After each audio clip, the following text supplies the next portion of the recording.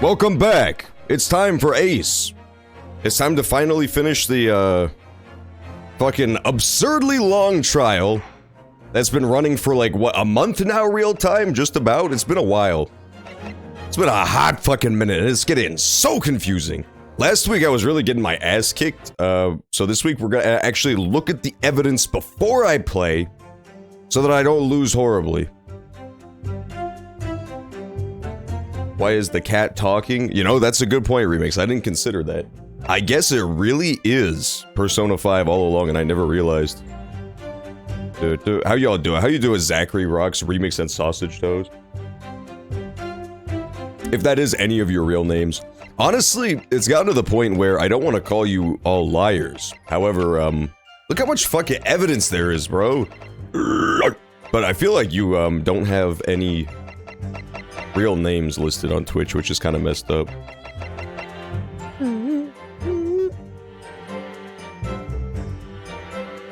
Dun, dun, dun, dun, dun, dun, dun, dun. Alright, let's do evidence, shall we? Armband, exhibition newspaper. Yeah, we already used this, I think. There is a lost cat that still has not come back to the fruition, so who knows?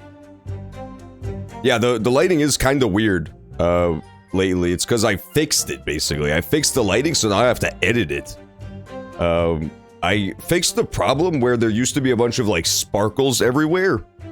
But in doing so, I had to actually change how the light works, so I haven't refiddled with it so it looks good again. Experiment sheet. I remember this. That's the machine. And this is the building. Sausage Toes, that's not true. That's fucking slander. I should sue you! Sausage Toes, I'll have you know that my people are notoriously litigious, and, I will take you to court over the smallest of infractions upon me. Didn't Dahmer kill like 17 people? Yeah, but, I mean, he was also neurodivergent and LGBT, so I feel like you're asking kind of bigoted leading questions. You're kind of trying to make him out to seem like some kind of bad guy all of a sudden. Crossbow. I remember the C-bow. Okay, somebody fired the crossbow from the grounds of the festival. I remember that. The photo of the man. Okay, he's dead. There's glass. There was glass shards in the dummy. And blood splatter. Blood splatter all over on his coat and on the belt buckle. I remember all this, actually. Wow. At least I remember the old fucking evidence. We'll see if I remember any of the new shit. Yeah, that guy was honestly extremely dead. That guy was honestly more dead than anyone has ever been. Oh, that's the face you make when you're dead. That's the face you're gonna make when I fucking hit you in the head with a rock just because you're pissed off that I stole your dragon. Autopsy report. That was a game of reference. Add custom TTS. I already fucking have TTS! I don't have custom TTS, though. Odie Asman died at 2:20 from a hemorrhage to the chest. Screwdriver. Holy driver, you've been gone too long. I remember that too. I think I remember most of this evidence. There's the broken bird cage. And there's the piece of broken glass. Yeah. It was in his ass. I remember this. And there's the camera. When extended, dark staining is visible on the bellows. That's right, there was blood on the camera, which is very strange, because it almost implies that some shit happened at the, wax museum? Which would be a fucking twist and a half. We don't have any evidence for that yet. This is some extremely thick glass, I'm not gonna lie. It says it appears it's from the Crystal Tower. I have a pet theory, honestly, and it may be stupid, so I almost don't even want to say it, but I personally have a pet theory that this piece of broken glass is gonna turn out to be like a twist evidence, and it's not actually from the tower, and it's actually from the camera. Because they mentioned that there's supposed to be like a glass plate inside the camera or some shit, and we never found it. The glass plate inside the camera is missing. So I have a personal working theory that maybe the glass that we found, yeah, she said, look, you have to change the plate with each new photo you want to take. So maybe there's like some really important evidence that would be a photograph, and we'll be like, we actually have it, it's right here, it's this broken glass. There's no plate. Yeah, see, the glass plate is missing. So we'll see. Maybe it'll be important. It's like a stretch and a half, but you never know. Stop. My thing is geeking, dude. No! My fucking chat thing is geeking, dude. And we have a Royal Science Trophy. You love to see it. Yeah, so who was this from? It was for Drebber. That's right, it's Drebber's trophy. It's a prestigious award for a young scientist. The head of the dummy, that's an iron mask. And the killer's autopsy report. You look like one of those things that come out of the Half-Life portals. Zachary Rocks, when the game Half-Life came out, you hadn't even climbed out of your mother's fucking Half-Life portal. You think I'm a Vortigaunt? You weren't even existing when Half-Life 2 existed. You were a fucking microbe. You were a microbial being swimming in your father's fucking scrotum, dude. I don't want to hear anything about Half-Life from you. I refuse the reference, because you weren't alive to make it. Like, don't fucking reference the birdcage, because you weren't there. Because you weren't fucking there. You haven't earned what the bird has earned. The professor died at midnight, June 17th. Post-explosion photograph. I remember that. The investor enters into contract with the provider to fund labor and materials for the machine. Mr. Drebber is to receive 30% of all remunerations. Mr. Drebber may only uphold this on the condition that both contracting parties are alive. And they both signed it. Okay. Got it. That's right. It was found in Drebber's workshop, but we don't have any proof that it's actually his. It didn't mention a name specifically. He just claims that he's a man of science and also magic. An alleged execution. Oh my god, that's so scary. Just because, what are you doing? You a troll. Don't use the fucking cheating method that Chimichanga found, or else you'll get your ass fucking blocked. You're not supposed to be able to use that, you great stink. You fucking great mad sheep.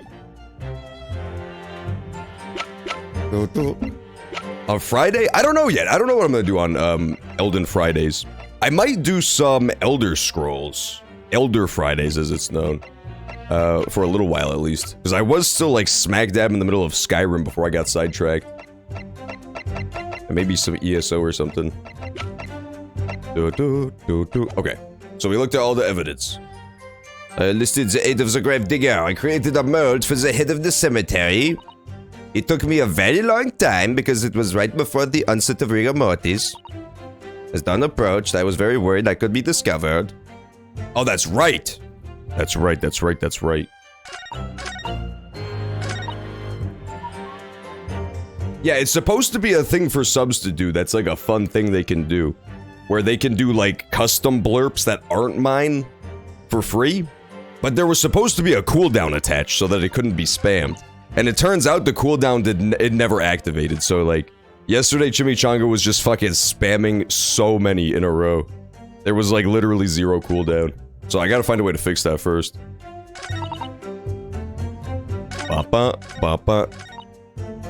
It took me a very long time because it was before the onset of rigor mortis, as dawn approached. See, I thought I did this last week and then I got fucked for some reason. I don't know what the fuck I'm supposed to do here. She says it was before the onset of N-word mortis, and yet, for some reason I get penalized for pointing out that that makes no sense. Because she says that dawn was approaching. Dawn was approaching, but according to this, the professor died way earlier than that. He died at midnight. So how would it be dawn and rigor mortis still hasn't happened yet? That doesn't make any sense! I don't get it. Maybe I just tried it against the wrong statement? Or maybe I did it backwards. That's possible too. I might have tried using this evidence, which doesn't specify a time. I'll try it again. I've still got 4 pips, don't I? Before rigor mortis. I refuse! I'm gonna try using the killer's report. Yeah, Madame Two Spells is known as a babe. She's what's known as a babe in some circles. It is true. Shiny Dude logged on to YouTube. Guys, everybody please send Shiny Dude hate mail. Please send him hate mail, guys. We doxed him. We did it, Reddit. We fucking doxed him and proved that he is playing on YouTube. Thereby, we can cancel him now. They are forthwith. They can cancel him now. I hope they made porn of her. Okay, Zachary Rocks, that's just disgusting. You took it too far. At first, we were all having a fun time, and then you had to be that one guy. Everybody just immediately stopped talking, having a good time. We all turned and fucking stared at you when you said that one. You weird for that one. Watch out for the egg bleep. I guess I'll try to watch out for it. I suppose. Objection! You didn't do that! You stupid! Madame Two Spells. Okay, it works this time. Woohoo! I think last week I got confused. You timed him out. That's just evil just cause we're just timed out Zachary Rocks for no reason. He didn't even do anything that wrong. I was just playing it up. I was just playing it up for yucks, but now his ass got fucking canceled. That's what he gets. Zachary Rocks and Shiny Dude are both getting canceled today. I don't know what Shiny Dude's getting canceled for, but Zachary Rocks definitely got canceled for saying the P word as it's known. I have an autopsy report that was filed 10 years ago now. It confirms the death of the professor following his execution at the gallows. He left all of his treasure in one piece. And is that the problem? You're gonna learn to do what I fucking tell you to. Shut up, animated bit. I already know that's your ass. How are you doing today? How's it going? Did you hear I upped the blurp volume a little bit? I found a way to globally nudge the blurp volume slightly higher so that it isn't as wild between the different blurps. There shouldn't be as much of a discrepancy between the different audio levels. Is that the problem? Le troll face? She definitely goes to memebase.com and makes troll face comics. I believe it is, because your testimony and a particular detail in the report completely contradict one another. Gah! Are you going to explain yourself, my Nipponese friend? According to her testimony, Madame Two Spells was creating her wax impression just before dawn. And at that time, rigor mortis had not yet set in. Am I correct so far, madame? You are, yes. As I said, the stiffening of the jaw is the first sign of rigor mortis, 2 or 3 hours after death. But the man's chin was limp, so he cannot have been dead for a long time. On the other hand, if you look at Dr. Side's report, it quite clearly states the following. Death by hanging confirmed at midnight, 17th June. No! If the professor indeed died at midnight that day, then by the time you were sculpting his face, rigor mortis would have already set in.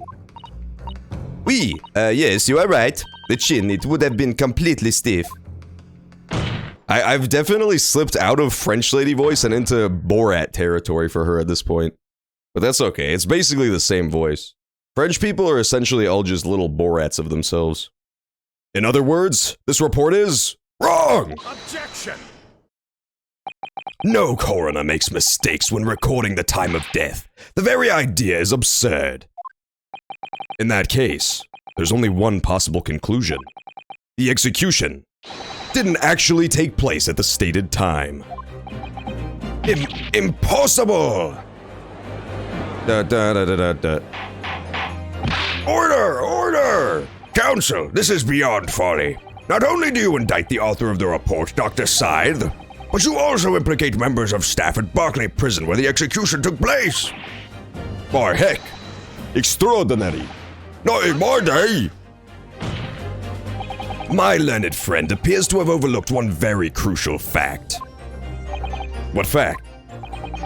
The professor died that night, without question. He did. Of course he did. I moved the man's limp jaw with my own hands. There was no... Yes, the professor died that night. But what if he didn't die at the gallows? Interesting. This is super weird. I was kind of hippopotamizing that the professor didn't die at all. That it was like a fakery. That it was just pure chicanery. And that he was, in fact, Mr. Odie Asman. Like, as a, he had escaped his death that night and gone on. And lived on. Didn't die yet. Are you insane? What exactly are you suggesting did happen in that case? It's almost impossible to believe, but it would explain the link between Dr. Scythe, the professor, and that one other person of interest. I have evidence that will explain exactly what I'm suggesting happened that night. Counsel, present the evidence at once. The evidence that allegedly explains what really happened. I don't know. Teehee, sorry, Judge. Guys, I don't know what the hell they're talking about.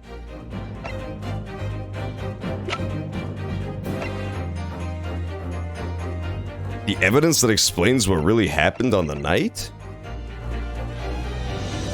Blood on the camera? Yeah, maybe blood on the camera, but like we haven't even brought the camera up a single time. We haven't even brought the camera up once. The whole case. It just hasn't even been a factor yet. It's definitely possible. It's 100% possible, but I don't know. I'll try it out if I can't figure out anything else. That's a possibility. That's definitely a possibility. Maybe this. Maybe the professor rising out of his fucking grave. Maybe it's the Mad Sheep Rampage. Maybe that's what they want me to talk about. I'm scared. I don't know what's happening anymore. I don't know what's happening anymore. I feel like I'm very lost. I'm gonna try the 10-year-old article. What happened that night is written very plainly in this newspaper. Let's go, baby! It's in the newspaper article. Executed criminal returns in the dead of night at local cemetery. You're suggesting it was a corpse coming back from the dead now? Well, if this article is to be believed, yes. The professor, assumed dead following his execution, emerged from his grave and was killed again. Why? This is so confusing. This case is so fucking baffling, dude. We are so deep into this case, and I still don't know if we're 5 minutes or 5 hours from the end of it. It's so confusing. I'm so fucking baffled by this one. I don't even know where we're going with this. Usually there's like some theme to the case, or like some overarching character story that's gonna be told. I don't know what the fuck I'm supposed to take from this. This is completely crazy. I'm into it, but it's become complete banana insanity. Objection! Don't be a fool. That's simply a rumor published by the gutter press. Can you be certain of that? Are you serious? The point is, as the article says, there was a witness to what happened. My word, yes indeed. It did say that, to be totally honest. I hope so too. I honestly, best ending for this case possibly is that the zombie professor that died 10 years ago and came back and got killed again comes back again and rises out of the floor of the courtroom, to be continued. He's been killed a third and final time in this courtroom. Mais oui, the young man who strolled into the cemetery by chance that night. Objection! Of course there was a witness. The story didn't write itself, but obviously the man made it all up. And in any case, this was 10 years ago now. There would surely be no hope of finding him. Objection! On the contrary, my lord, we all know this witness well. What? Are you suggesting, counsel, that you've identified the person in question? That you know who claims to have seen these utterly incredible events take place? Yes, my lord. In fact, you could say that he's right here before my very eyes. You will substantiate your latest claim now, then, counsel. Who was the alleged witness? It's this guy. Enoch Deeker. Am I dumb? I don't get why this is a question. Haven't they established like 10 times that this literally the guy on the left is Enoch Drebber 100% confirmed? It literally says Mr. Drebber's dreadful encounter at the bottom. It's like fucking JoJo's Bizarre Adventure. How is this a question? What fucking drooling ape who doesn't know which hole to put the square cube through is like, was it Iris? I don't get, what is the question? I feel like I'm missing something because it's way too obvious. Maybe this is just because they wanted more gameplay, but I don't know. I feel dumb. If I get this wrong, I'm gonna be really mad. But it's gotta be Drebber, right? It literally says it's his dreadful encounter. It's not even a fucking pseudonym. I'm just gonna present it and see what happens. The man in question is Mr. Enoch Drebber. Wow, it was just that simple, I guess. Sure, why not? Drebber, huh? The previous witness? The special exhibit in the House of Horrors at Madame Tuspel's Museum of Waxwork recreates that decade-old scene in great detail. The condemned criminal. Dude, it says Mr. Drebber's Bizarre Adventure at the bottom of the page. Maybe... Oh, wait. Think about this. Okay, this game came from Japan, but however, though, it was originally made to be set in England anyway. So maybe, even in the original Japanese release, the newspapers are all in English until you examine them. Like, maybe Japanese people just straight up don't know what the fuck this says. Maybe that's it. Maybe that's the problem. Maybe there's a disconnect there. But maybe all they're supposed to take from this is like the picture, and that's it. I don't know. I honestly have no clue why that would even be a question. That's my best guess. Is that in Japan it's like slightly harder because you had to remember that from back in the museum. I don't know, bro. I've got no clue. The condemned criminal emerged from the grave, and beside the tomb, a young man with a lantern stumbling upon the terrifying sight. And that young man is a 10-year younger Mr. Enoch Drebber. You know what he looks like? Holy shit. Dude, oh my god. This could not have happened at a more perfect fucking week, dude. This looks exactly like the new James in the Silent Hill 2 remake. Do you remember that scene where it shows him staring into the mirror and they changed him from being expressionless to like pogging? I swear to god, if you Google the screenshot, it's fucking 1-to-1. It looks exactly like this. Holy shit, that's so funny. Oh my god. I knew I had seen that face somewhere, but I couldn't put my finger on it for a second. That's what it is. It's definitely new blooper team version of James.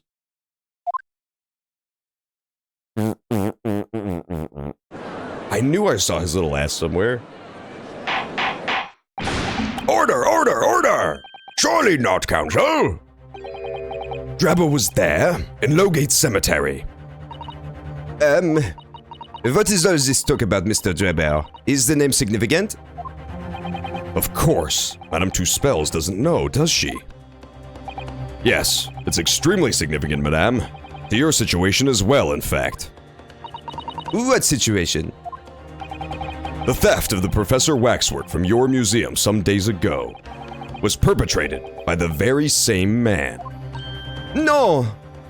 See, that's what makes me think that there's a deeper level to this, because if this guy really was such a mastermind criminal, and he knows this from back in the day that she had made a waxwork of this killer guy, why the fuck would he go there and steal the Professor Waxwork and not also take the incredibly incriminating waxwork statue of his fucking self? Why would he leave that behind? It wouldn't be any more suspicious if someone had stolen the whole exhibit as opposed to half of it. And he left the fucking smoking gun just sitting there at the scene of the crime. I feel like that kind of implies that there's more to this. Like, there has to be one other person involved, maybe. Or Enoch Drebber is just really fucking stupid. One or the other, man. I don't know.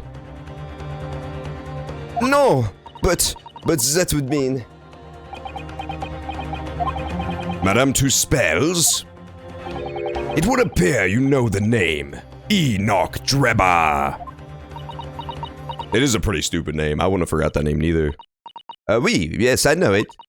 But from long ago, in the past. What? Oh my. Good gracious! Explain yourself. Tell us everything you know.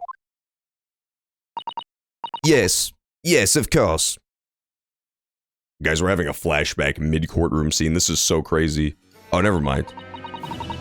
Maybe? We might be flashing back. Hold. Tentative flashback. The story of the young man and the terrible sight he witnessed in the cemetery 10 years ago was published in every single newspaper in London and throughout Great Britain. However, in all of the articles, the witness was simply described as a certain young man. No? No, he fucking was not, motherfucker. I'm so baffled. I feel like I'm missing something or I'm having a hernia. Look at this. I can see it in fucking... She's gaslighting me. She is a gaslight gatekeeping girl boss. It says fucking Mr. Drebber.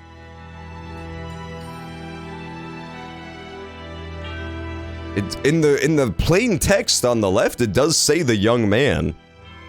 It doesn't mention his name on the article in the left. It does! It says his name. It says his fucking full name.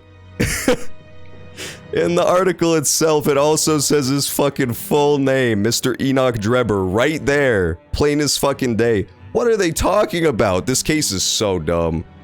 This case was made by a fucking chimp, dude. I hate this game.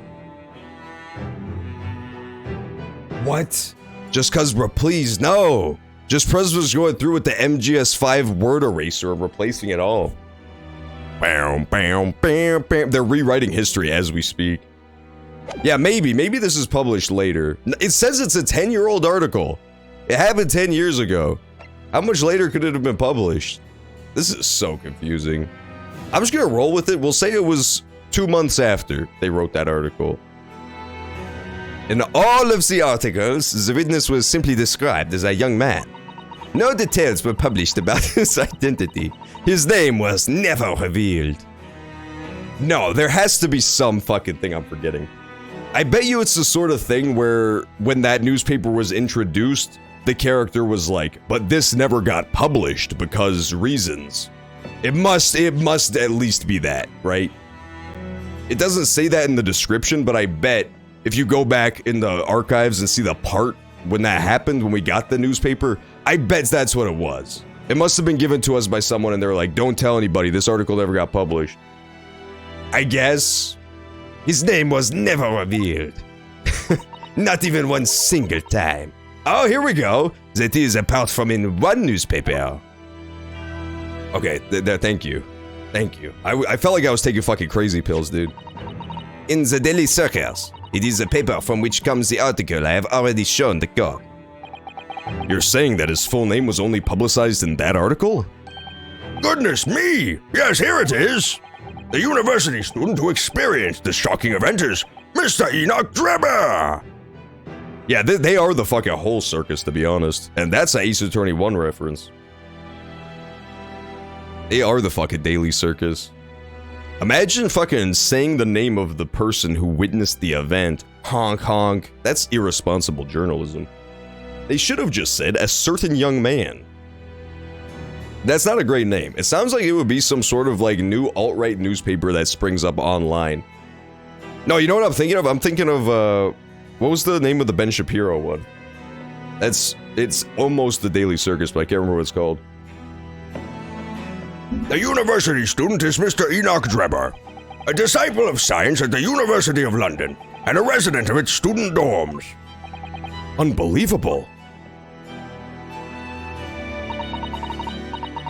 When I read the article, I went to meet with the man. His discovery of the condemned criminal coming back to life in the cemetery in the dead of night would make a perfect exhibit for my House of Horrors, whether it was the truth or not. That is a good exhibit, I won't lie. It wasn't a bad one. It does, it says the Daily Circus right here. 100%. That's awesome.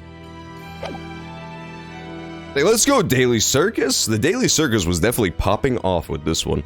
I still don't understand why Odie Asman signed it in the bottom right, though. That's very strange.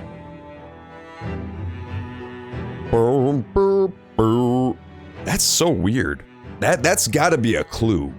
Maybe it's not so much a signature as it is a function of the camera. Like it was Odie Asman's camera and all of the photos come out with that already preset on there. So otherwise, how the fuck does his signature end up there? Unless he owns the Daily Circus? We know he was a rich criminal guy. Maybe he owns the media. It would make a perfect exhibit, whether it was the truth or not. I see! So you went to meet Mr. Drebber in order to scope the waxwork of the man, did you? I missed the old judge from Ace Attorney 1 to 3 because he used to have I see as his catchphrase. He would say it like every other line. This judge says it sometimes, but it's way less. Exactement. He was studying science at the University of London in those days. He was just a poor student. I paid him £5 to model for the waxwork. And since that time, it has been in my museum to recreate the scene of terror from the cemetery. Interesting. Cool. So he was a university student, and he got paid for the waxwork modeling. I see. Huh. So she wasn't there. But she was there. I don't trust her. I want to believe Madame Two Spells because she kind of bad though. But at the same time, I definitely don't trust her. Because we know she was there that night. But she somehow missed Enoch at that night. So 10 years ago, a young man appealed to the public about an extraordinary event he'd witnessed. A criminal who had been put to death, re-emerging from his grave in the middle of the night. It's Zachary Rocks. He's the criminal who re-emerged from his grave in the middle of the night. Let's go, Zachary Rocks. Here's a toast to you rising back from the grave in the middle of the night. But the public treated his claim as nothing more than an amusing anecdote that was soon forgotten. 10 years later, the same man steals a waxwork model of the executed criminal, ostensibly to use as a body double for the victim in the case we're discussing here today. Even though the waxwork's build is a poor match for the victim, and its face is obscured by a mask. So, the question is, why would the man do such a thing? Which brings us to 3 days ago, when the birdcage crashed into the Crystal Towers. If the birdcage... God. The fact that I called it the Crystal Towers immediately conjured in my mind a really bad image of the birdcage crashing into Crystal Towers. If it had not contained Mr. Asman, but the same waxwork, the coroner from Scotland Yard who investigated, Dr. Scythe, would have noticed immediately. Yeah, I'm on his side for this one. I think Dr. Scythe is super in on it.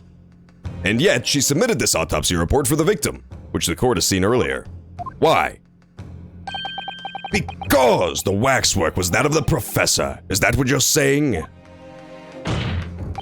Dr. Scythe put her name to a document confirming the death of a condemned criminal who was still alive. A criminal whose apparent resurrection was witnessed by Mr. Drebber. But that misconduct was a deadly secret the coroner would do anything to protect. Which is precisely why Mr. Drebber used that particular waxwork as the body double. Oh my god. Is he FR right now, or is he /J? That's what I need to figure out. Ah! Why is there a fucking caravan in the middle of the goddamn courtroom? Did the fucking Amish just pull up and think this was a parking space? I don't understand the caravan. Did we ever deal with the caravan last week? Last week was kind of a fucking blur for me. Because I was incredibly fucking sleep deprived when I was doing this Ace Attorney stream last week. I had no goddamn idea what was happening. My mind was swirling with colors and lights. My lord! This court must summon Dr. Scythe to the stand. Stop fucking gaslighting me, 107! I know I saw a caravan in the middle of the court. You guys are all trying to fucking gaslight me. Doctor who? There's no character called Dr. Scythe? Two Spells is pretty hot, I won't lie. She looks like a fun Halloween witch. It's like the one time of year, too, where it's socially acceptable to dress as a witch. So it was perfect timing for her. The defense is determined to find out exactly how the coroner and Mr. Drebber are connected. But according to the missive I received this morning through the prosecutor's office, Dr. Scythe is unable to participate in these proceedings. Is that not the case? She told us so herself, didn't she? The professor's great. Was it? I thought it was a caravan. I fucking saw a big ass caravan in the middle of the courtroom. I saw like a wagon with wheels. I think I'm completely I think I'm losing it. I feel like maybe this session I'm not much less sleep deprived than I was last week. I just feel more alert. Lord Van Zeeks won't be summoning me as a witness. Lord Strongheart has forbidden it. Lord Strongheart? The Pandora's box you were warned about is the Professor case. But please don't make the mistake of thinking you'll get any information about it out of me. Oh, they wheeled it in on top of the caravan. I see now. There was a bit of a caravan gaming going on. That makes more sense than there being a random caravan parked. Something happened on the night of that killer's execution 10 years ago. And surely, nobody would want to get to the bottom of that more than Lord Van Zeeks. Yeah, so if you guys are just catching up, Lord Van Zeeks, the prosecutor guy, he was a relative of one of the victims of this killer from 10 years ago, the professor. The professor was like murdering Van Zeeks' family and shit. Just for kicks? We don't really know why. But, so Van Zeeks is like very emotionally invested in this particular case. Not only that, but the defendant in the actual case who I'm representing is his old college roommate or friend or some shit. So he's like double invested in this case's outcome. He has a very conflicted nature right now about his prosecution gig. The prosecution calls for the instructions in that missive to be scrapped. But Lord Van Zeeks, the missive was issued from the Lord Chief Justice's office. Objection! The assigned prosecutor has the final say on policy in any particular trial. In other words, me. Yeah, thanks for clearing that up. I didn't know who you were talking about. That was great. I love when they over-clarify shit. It's so funny to me for some reason. It's like some shit fucking Wakapi would say. I don't know, that was so goofy. Why did he have to specify that much? Me! Lord Van Zeeks, specifically. The person who's talking right now, that's who I'm referring to. I fucking love Van Zeeks, he's so goofy. Yes! Yeah, Van Zeeks is fucking popping off right now, I'll be honest. Let Enoch Drebber and Dr. Scythe both take the stand together. Oh my god. Could Madame Two Spells actually be innocent the whole time? I doubt it. Order! Order! Order! Very well, I will uphold your request. It could be possible that she just happens to look incredibly suspicious. It could just be very unfortunate, but never forget that the whole reason Holmes couldn't help us at all during this case is because she constantly had him. She hired him specifically to like hang out at her museum and just basically fuck around all day. So it really seemed like she was just trying to keep him off the crime scene. But maybe it was just bad timing. Bailiff, send a subpoena with immediate effect, addressed to Dr. Scythe of the Forensic Investigation Team. The woman is compelled to attend on Her Majesty's orders.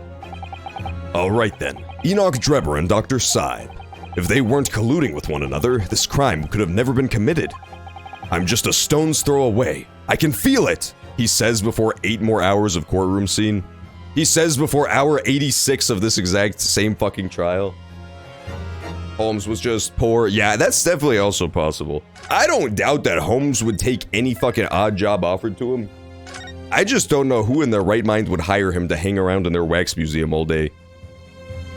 It seems very convenient that she happened to want him around. It seems like most characters can't get him out of their life enough. Most other characters are constantly trying to fucking shove him out of the room whenever he appears. Yeet it, man. Hey, what's up, Oopster? Welcome back. How you doing? Ba-da-ba-ba. The truth behind all of this is about to come out. Just like that one cousin of mine who always acted really fucking flamboyant all the time. He was helping her investigate the waxwork theft. He was doing that. To be fair, he was also doing that. But he wasn't really. He was just hanging out at the museum all day. He was just standing there pretending to be a waxwork dummy. It really seemed like she was just trying to keep him distracted. She didn't even let him, like, go out to investigate. He would just hang out. I guess they were trying to catch the perp coming back to the scene of the crime.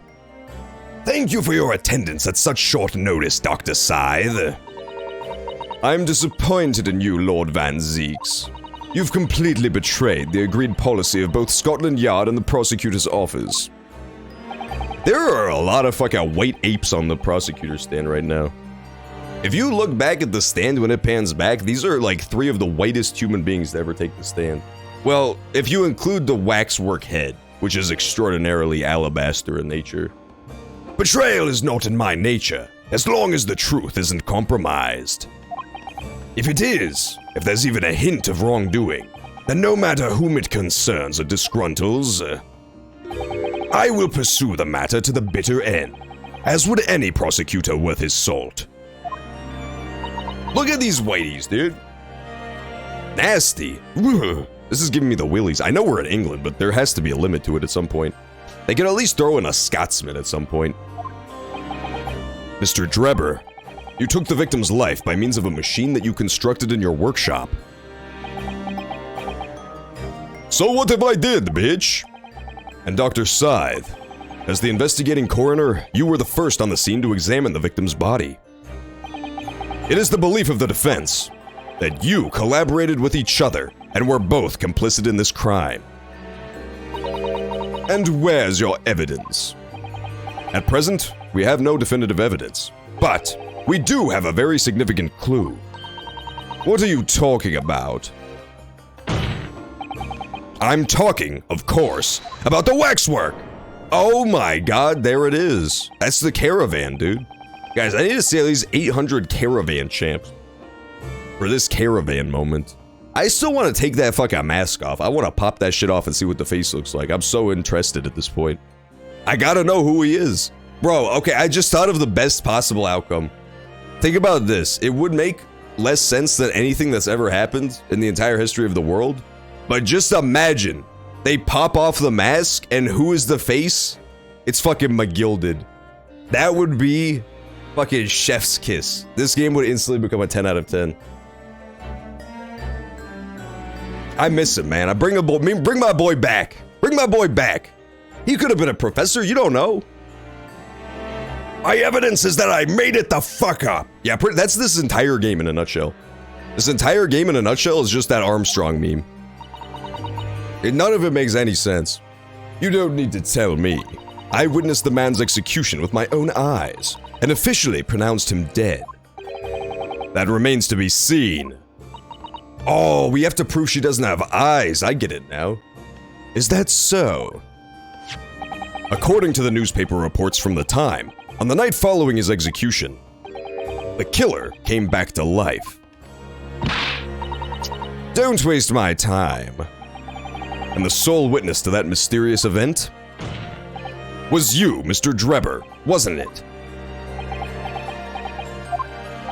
If what you saw in the graveyard that night 10 years ago wasn't some chilling fiction, but reality, it would make you privy to a very great secret of Dr. Scythe's.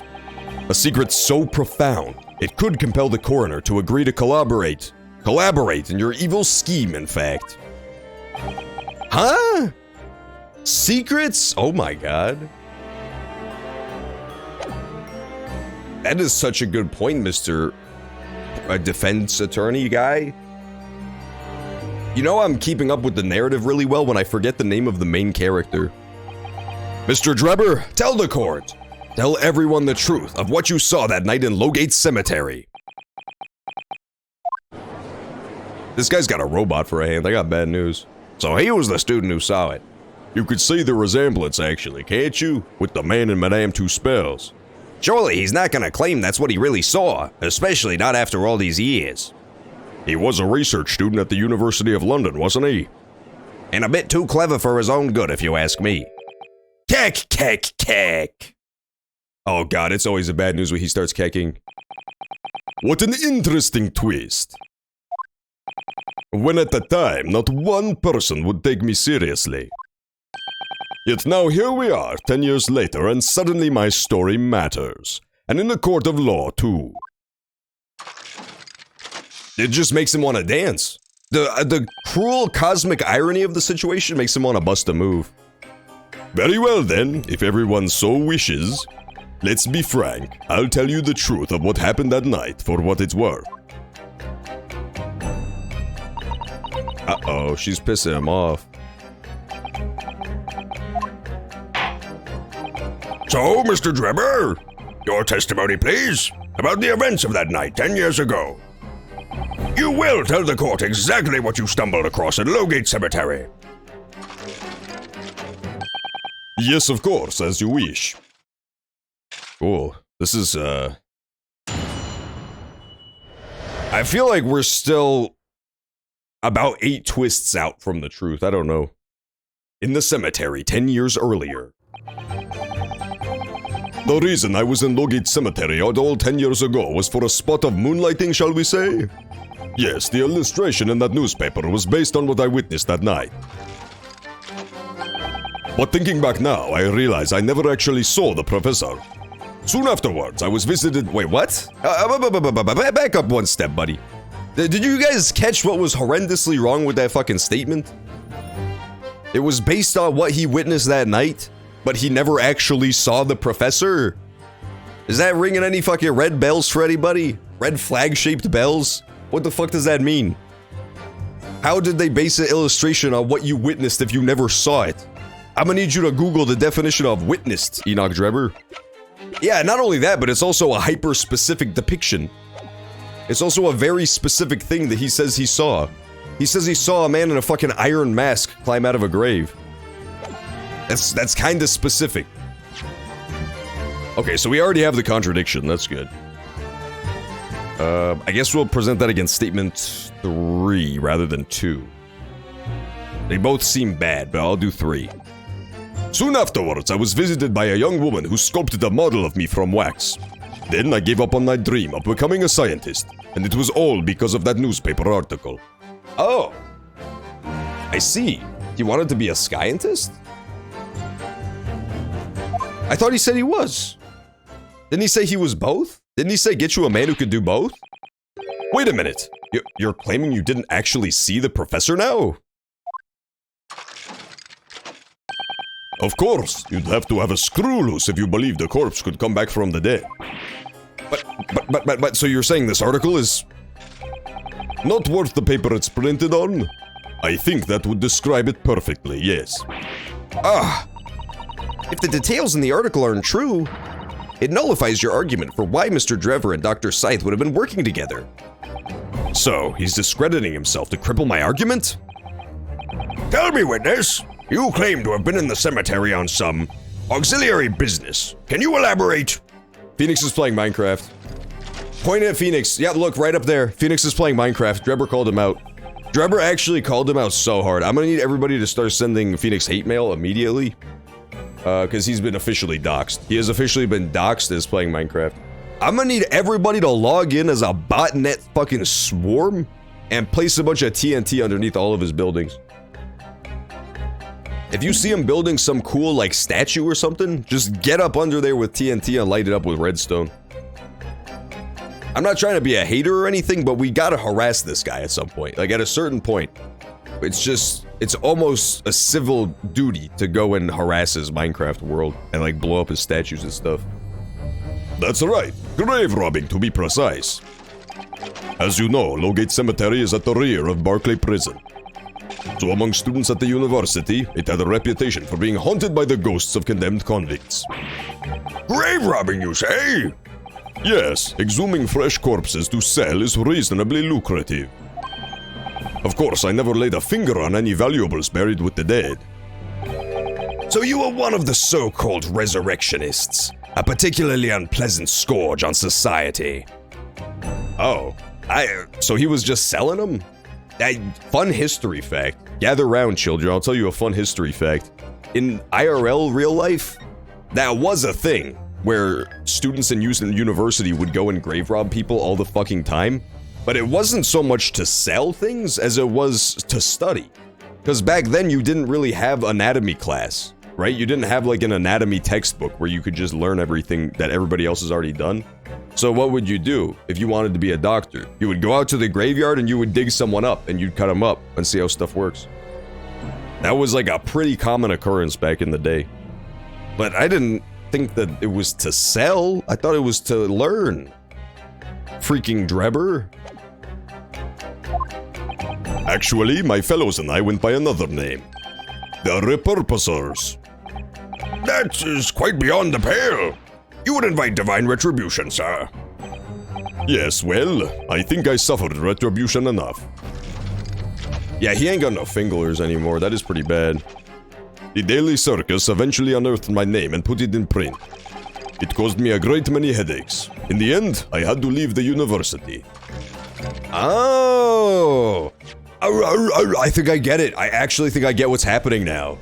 Oh, did you guys pick up on what just fucking happened? I think I get what happened. I had to leave university. That was the only paper with the bad grace to identify me unambiguously, I might add. I see. Out of interest, who drew the illustration for this article?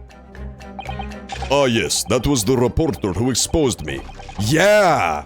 He sketched that right in front of me as I described the scene. Obviously, as time ticked on, I bitterly regretted what I'd done. Claiming to have seen something I never truly saw. Foolish, very foolish. That's what I'm thinking. That's what I'm thinking. It's Odie Asman.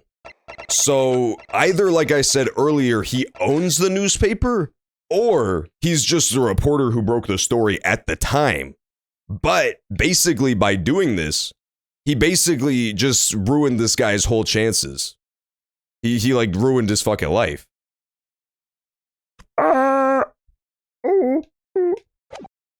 But, you know, for an enterprising young criminal, that's not a bad thing. Chimichanga, that's an instant fucking timeout, bro. That's an instant fucking timeout, Chimichanga. You're gone. You're out of here. You're gone for at least 8,000 hours. That was so spooky, dude. That actually gave me a Halloween scare. That actually gave me a Halloween startle, man. How you gonna do that to a brother? I completely lost my train of thought, too. I completely lost my fucking train of thought. Ding, ding, ding, ding. I was gonna say something, but now I forget what it was. I'm going to proceed with the cross-examination now. I got too scared. I couldn't even finish my thought. I don't even remember what it was pertaining to. In the cemetery 10 years earlier. Okay, Chimichanga, one more and you get timed out. One more and you get timed out. One more and you get timed out, Chimichanga. So use it fucking wisely. The reason I was in Lowgate Cemetery at all 10 years ago was for a spot of moonlighting, shall we say? Yeah, so I'm gonna do this one. I never actually saw the professor at all. Then how did you describe him? Belgium voice for remix? Okay, I'll do that. Remix says, someone gift me a sub so I could troll a John. That's what Belgians sound like. That's actually what was a Belgian accent.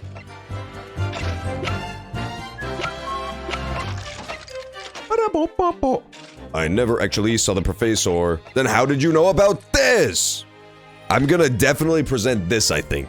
Because if he didn't see the professor, then how did he know about the metal mask that he was wearing? Huh? Think about that one, suckers. That's the sound of you sucking on things.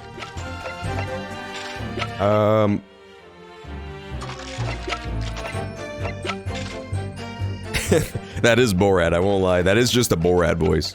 My all-purpose, non-specialized European accent is just Borat. Like, anytime I see Nelatar typing it here, I just imagine it's Borat. If I see Remix typing it here, I think it's Borat. UK and French, I have a general vibe on what the accents sound like. But anywhere else in Europe, I have no clue. It's just all Borats. It's basically just all Borats, east of France. Papa. Okay. Oh, yeah, we should do this one. Yes, we should do this. We'll do the newspaper. A contract between Drekus and Eliasmer on labor and materials.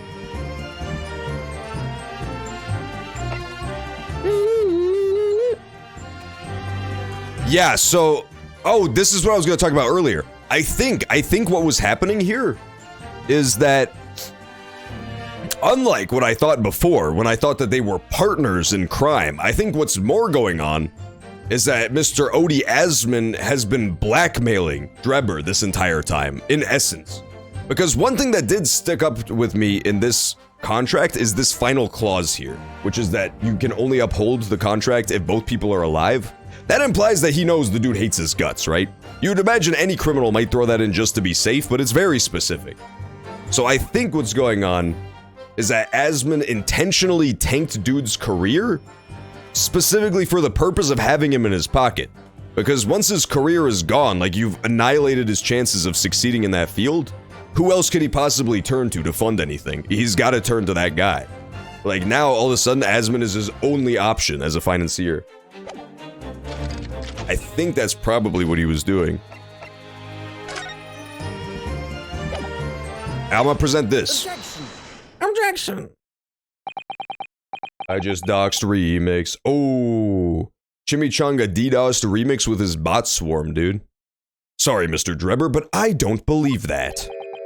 Don't believe what? Your latest claim. You did see the professor on that night 10 years ago. No, I didn't. No, I not. Oh dear, we seem to be at odds. But I was there, and you were not. I know what I didn't see. The illustration with this article was drawn based upon what you told the journalist that you witnessed.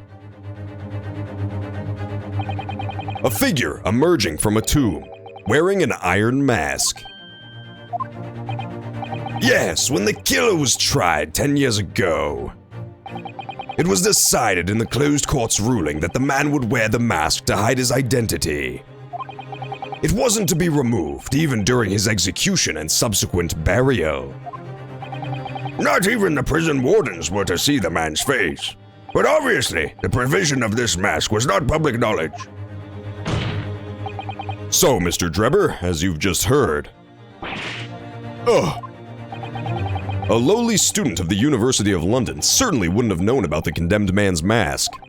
So unless you'd actually seen the professor that night, it's inconceivable that the artist would have included the mask in that illustration. Urgh!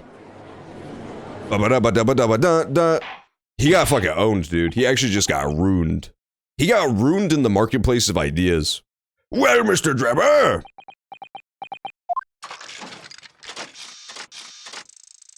Robot Rock. He's basically the original Daft Punk if you think about it. It's a vile scene, isn't it, if you look closely?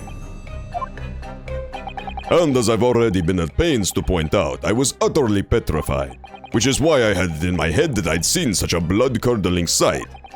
But afterwards I came to my senses and realized that I'd been mistaken. You're still saying you didn't see it? If you're stubbornly sticking to that story, witness, then amend your testimony to explain exactly how you think your eyes deceived you. Of course. Only too happy to oblige. I can't believe he's not going to concede the point. He was definitely giving me a troll face, dude. He was giving me a troll face like Reanimated Bit's co-worker. This dude's messed up in the head. He's insane in the membrane. I witnessed a fellow grave robber at work. Soon afterwards, I was visited by a young woman who sculpted a model of me from wax. Then I gave up on my dream of becoming a scientist, and it was all because of that newspaper article. He did. He did a Keck into Trollface combo, which is extremely impressive. This guy's an absolute troller. Alright, we'll press this new shit. I can't believe they're letting him still talk after he just blatantly lied, but why not? Hold it! A fellow grave robber? What are you talking about? Well, I wasn't the only one busy in the cemetery that night, you know. Other body snatchers were at work. Of course, when I saw one emerging from the holy dog, my heart very nearly stopped. So that's the terrifying sight I actually saw, you see. You're claiming it was just another student on equally insalubrious business as yourself? Many of the medical students would wear metal masks to protect them from bacteria during dissections. Clearly, the fellow student was using such a mask to protect his anonymity. Wouldn't you say? But there's more to the story, isn't there? The article goes on to say, in the next second, a gunshot rang out suddenly from behind. The bullet pierced the resurrected man's chest, whose breath then stilled once more. We might assume that the sexton discovered the miscreants at work, perhaps, and fired upon one of them. If a gravedigger had shot someone in the cemetery, I think it might have been a rather big news story, my lord. Ah, yes, well... I can only assume it was an embellishment bolted on later by the reporter. Oh, somebody's doing something. It's her! It's Madame Two Spells. She's Herlock stabbing. Madame Two Spells. Don't take it out on Mr. Sholmes. Poor Mr. Sholmes. Oh la la, pardon. I was lost in my thoughts. Would it be fair to say that Mr. Drebber's latest remark was significant to you in some way? I thought it was a little strange, that is all. How Monsieur Drebber could claim this now. If you don't mind me saying, madame, what are you talking about? Well, when I met you 10 years ago at your university dormitory, you recounted to me about your adventures in the cemetery, no? Including the gunshot. Stop! Poor Drebber, he's not kechking anymore. He has decidedly stopped kecking these days. He's fallen upon hard, drebbly times. You might want to watch your tongue, you know. Objection! Have a care, Drebber. That's no way to speak to a lady. Let's go Van Zeeks. Van Zeeks definitely should be wearing a fedora right now. He absolutely needs both a fedora and Cheeto stains on the tips of his gloves. He'd be a much better character. Please, Madame Two Spells, carry on. Of course. According to what Monsieur Drebber told me at the time, he did not hear a gunshot from behind him, and the bullet hit the condemned man. Oh, sorry, he did hear it. I said nothing of the sort. No, you were very explicit about the details. About the mask that the figure was wearing. And the blood that splattered over you when he was shot. Enough! Shut up, woman! You're making all this up. That will do! Mr. Drebber! Yes? You refute the account just given by Madame Two Spells? I have no recollection of ever saying those things. Come on! Do you really expect us to believe you? Control yourself, counsel. I will not permit baseless accusations in my courtroom. Right. Under the circumstances, I think it's best that you supplement your testimony with a statement to clarify your position on this witness. Very well.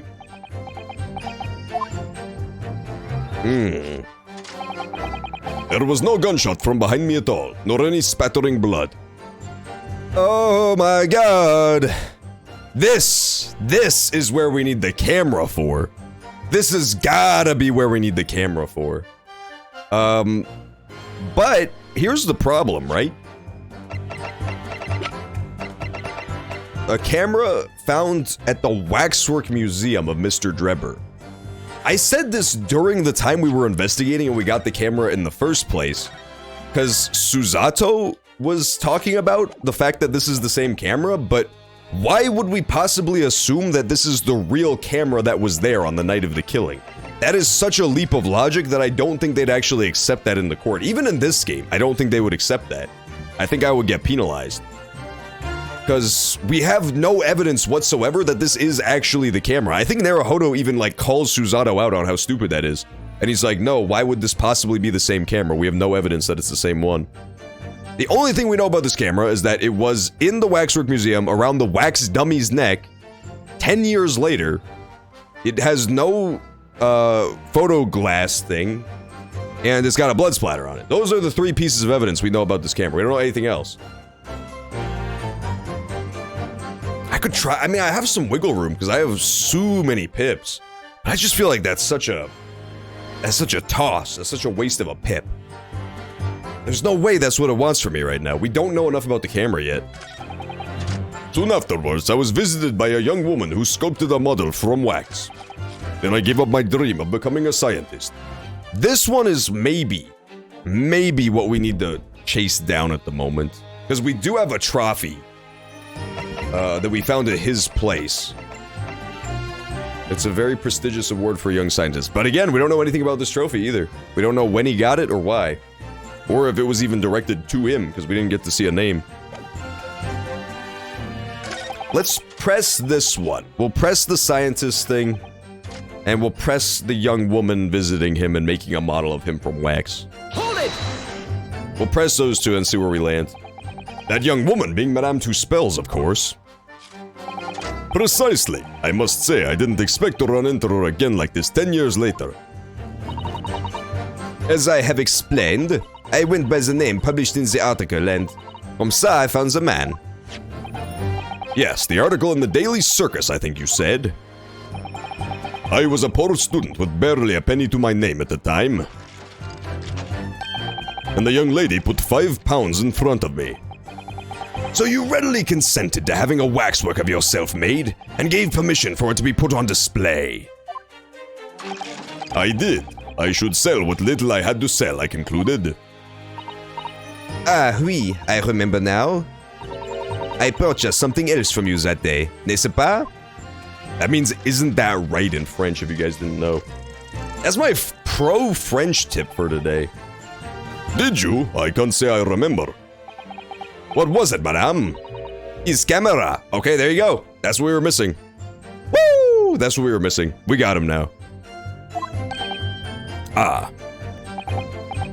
Oh yes, I made a point of taking it with me whenever I made an excursion into any cemetery. You took a camera with you, sir? To what end? To record the details of the bodies I disinterred.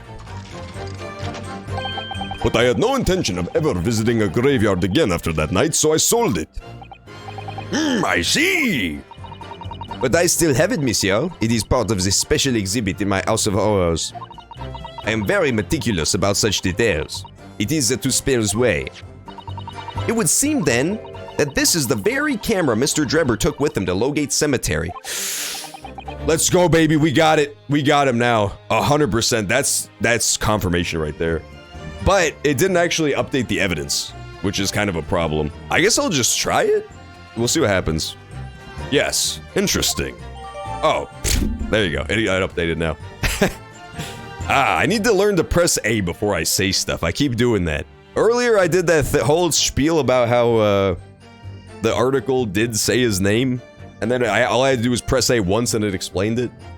I keep doing that. Okay, so it is the actual camera. Got it. That does clear everything up. I wonder what would have happened if I had tried it without doing that first. There was no gunshot, nor splattering blood. So, check it out, guys. Look at this.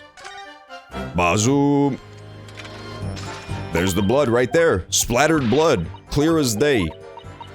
Clear as day. And not only that, but now that we know, like, when the gunshot and the blood splatter happened, confirmed, it means that somewhere out there, there is a photograph we don't have access to of the exact moment of the murder. Of the double murder, the zombie murder. Because he had it extended, which means he was taking a photo as it happened. So he was photographing the guy coming out of the grave as he was getting shot. So once we find that photographic print, we're gonna get a lot of new evidence out of it. But we don't know where the fuck it is yet.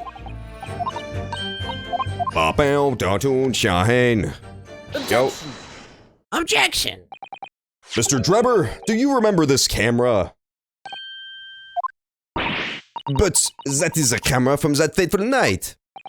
Yes, we borrowed it from the House of Horrors. It's the camera you took with you to the cemetery that night, Mr. Drebber.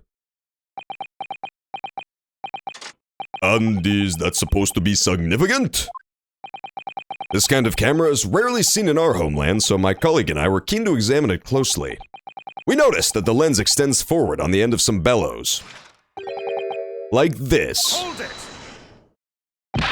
What is that? There, just on the bellows. It looks like a dark red stain. Oh! That's right. It's a rather conspicuous mark here on the bellows, in fact. Good lord! Are you suggesting? Yes, my lord. It would appear to be a spatter of blood. Oh my god. Dude, I just thought it was juicy juice, man. I didn't know it was that real. I didn't think shit had got this serious just yet, but I guess it has. I feel like, I don't know. I still have no finger on the pulse of how much longer this trial is going to last. I feel like we're 8 hours from finishing it, because I feel like this is just gonna, like, snowball straight into the Professor murder, too. And we're gonna have to solve that next. Because now we know somebody shot him as he was getting out of the grave. That ain't legal. You can't just shoot somebody extrajudicially. Something that could be confirmed with a simple chemical test. Isn't that right, Dr. Scythe? It would be difficult to determine if it was human blood and not the blood of some animal. But yes, to test whether or not it's blood at all is simple enough. I propose that Madame Tuspels' testimony was correct, and that on the night in question 10 years ago, you were splattered with blood from the gunshots from the wound. Well, And that furthermore, you really did witness the condemned professor emerging from his tomb. Grrr, gog! I would love to watch the nutty professor emerging from his womb. Fortunately, they're not including that in the game, because otherwise that rating would have gone way up. I think this game is E. Is it T? This game might be T for teens. I don't know if it's E for everyone. It does have a lot of murder and stuff. There's simply no way you could have forgotten such a traumatic experience. In other words, the only explanation is that you're trying to hide the fact that you saw the professor that night. Objection! But why? Why would he want to do that? Well, not for his own gain, it would seem. For whose then? Who could benefit? Oh, I know who it is. It's Crotney Scooth. Mr. Drebber is obviously lying in order to protect somebody. My goodness! He's shielding someone! He even looked right over at her, too. He's a S-word, bro. I'm so sorry, but Dr. Drebber is a fucking S-word. Don't ban me, Twitch. But Dr. Drebber is S-wording right now. The deepest pit of hell is being forced to catch the shrimp. That is true. When I was a kid, I went to one of those restaurants where they build the little fucking volcanoes out of vinegar and onions, and they fucking pelt shrimps at your head for fun. The thing is, that has to be the best job in the world, because if some kid at the table is just being a little asshole, you can intentionally throw the shrimps improperly to humiliate him. Just fucking bounce him off his eyeballs and shit. Cover it in Tabasco sauce and throw it straight at his eyes. That's a good gig. Being a hibachi chef is like the best job ever. It's the only job where it's socially acceptable to just fucking pelt children with live shrimp. More jobs should have that as a descriptor. I feel like it would revitalize a lot of industries. Yes, my lord, and clearly, it's someone who doesn't want the truth about the professor coming back to life to be exposed. Well, counsel, who is it then? Who is this witness trying to protect by lying about what he saw that night? I think it's Courtney. But it could be Odie, I guess? If I'm completely wrong, I was completely wrong before, so maybe I'm completely wrong again about their dynamic. I don't know. This is a big turning point, honestly, too, because, like, this is gonna split the case right down the middle. If my initial hypothesis was correct, and this whole case is about Odie Asman faking his death to escape as a master criminal, then this is the choice. He was protecting Odie Asman by lying about this, because Odie Asman is the professor. But on the other hand, if I was wrong at first, which it's starting to feel like, then it's gotta be Courtney. It's gotta be Courtney Swithe. She's been acting the part of the fool, too. She's been acting mad fucking suspicious today, anyway. I'm gonna save and try Courtney, and then we'll go back and try Odie if I'm wrong. I could also be completely wrong, and it's someone totally different, like Esmeralda. Esmeralda, she smelled ya. We'll try Courtney first. Today I went to Rapids Water Park, and it was a blast. Let's go, Walk-Up-E. Did you go down the slides? Did you or did you not go down the fucking slides, Walk-Up-E? When I was just a boy, I lived in Georgia, and they had, like, way far away from where I lived. They had, like, this sweet-ass water park that I would go every other summer or so. And that shit was cash. They used to have, like, big inflatable tubes that you would ride down these giant slides on. Shit was awesome. I love water parks. I haven't been to a water park in probably a decade plus at this point, but I liked them when I was a little boy. I'm gonna choose Courtney. Take that! The obvious answer is Dr. Swithe. Okay, I was wrong about Dr. Odie Asman. I'm sorry, Odie. I was wrong about you. Fuck yeah, you did. Let's go, Walk-Up-E. Brofist. Brofist for going down the water slide, for sure. You get a brofist for going down the water slide and being brave. Usually Wakabi is too scared to go down water slides. He digs his nails into the sides like a cat so he can't be pushed down by the water. But this time he overcame his fears, and I want to see a round of applause for him for overcoming his mortal terror of water slides. Scythe? Whatever do you mean? Imagine if the convict who'd been sentenced to death was not in fact killed. Imagine if that was to come to light. What are you insinuating? I also met a bunch of hot ladies while I was there. Let's fucking go, Wakabi. Wakabi, did you or did you not dive head first into the pussy? That's what I want to know right now. That's what I need to hear from you at the moment. Did you or did you not at least collect a couple digits? Like a Digimon collector. Into the digital world. I can't remember the Digimon theme song. Yeah, I haven't gone swimming in a hot minute either. It's been a while. I should go to the beach sometime. That'll be fun. Next time I go on a vacation to a crazy different country, I'll do that. What are you insinuating? Yes, I did. Let's go, Wakabi. Wakabi, what are you insinuating, man? I can't wait to know. I can't wait to find out what you're insinuating at the moment. I want to know exactly what kind of water park slides he actually jumped into. What the... Ooh, Wakabi, that's a good-ass line, bro. Hell yeah. What did they say? How could they refuse? Did they refuse, Wakabi, or were they into it? How were they feeling after they heard, "Hey baby, wanna make out with me"? Fuck, man, I wish I could come up with shit like that. I can't come up with shit half that good when I see a girl I like. I'm just got spaghetti in my pockets for days. I just walk up like a fucking complete loser. I say, excuse me, miss. Would you like to exchange numbers and go on a date? Wakabi picks me up by the fucking scruff of the neck and throws me into the wall. Hey, babe. Wanna make out with me? God damn. This is why Wakabi, you know, this is why he's the king. This is why he's the fucking king of the castle, man. Wakabi definitely pulls. They were so into it. Fuck yeah, Wakabi. Hell yeah, that's what I like to hear, man.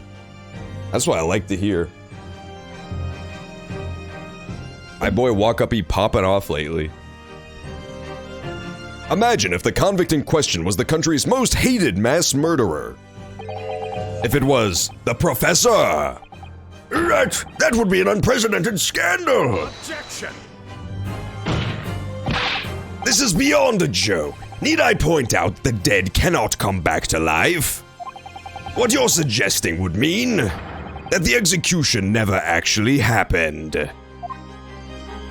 Yes, that's exactly what it would mean. Wow.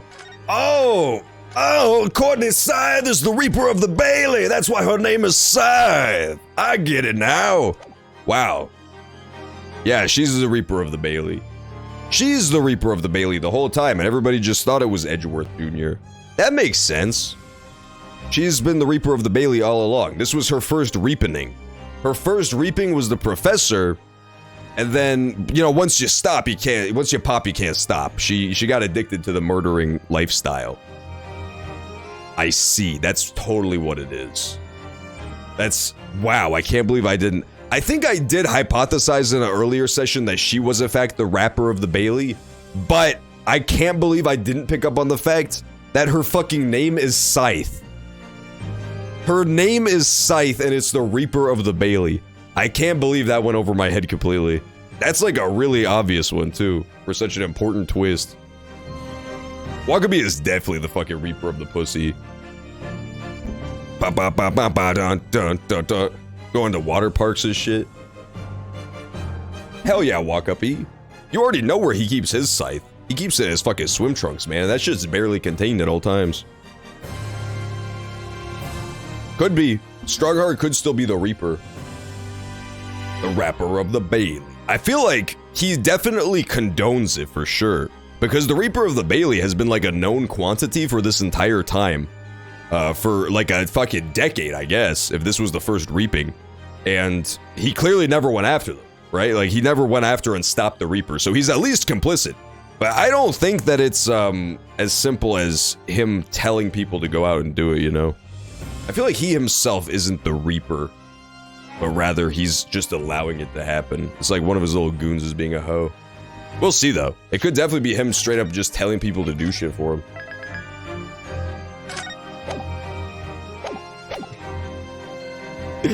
Damn, Wakabi, that's just I'm surprised. You know what's shocking to me, Wakabi, is that you didn't get kicked out of the park at that point. I feel like if you spank a grown woman in public, in the fucking water park surrounded by crying children who just wanted to ride the lazy river, that they would just kick you out of the park, but I guess they were just, you know, they wanted to see it happen. The fucking, the employees just, you know, they were so entranced. They were ensorcelled. They were drowning children inches away from the lifeguard decks, and they just had their fucking binoculars fixed on the rippling ass that was being spanked by Wakabi. It sounded like a fucking thunder crash with how hard he was hitting that shit in the middle of everyone. Just in the middle of the river. That is true. Everyone else there was into it too. Everyone else there was into it too. They were like, you know what? This is not an inappropriate place for a grown man to slap a woman's ass. This is pretty much where it should take place, is on the lazy river. That's exactly what it would mean. Objection.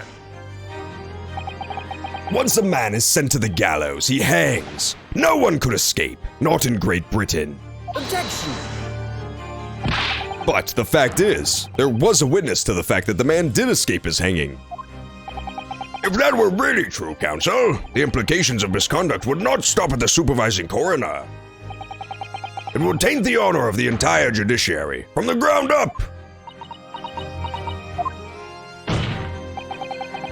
And it's exactly because of those monumental repercussions that Dr. Scythe would consent to any demands made of her by someone who threatened to expose the secret.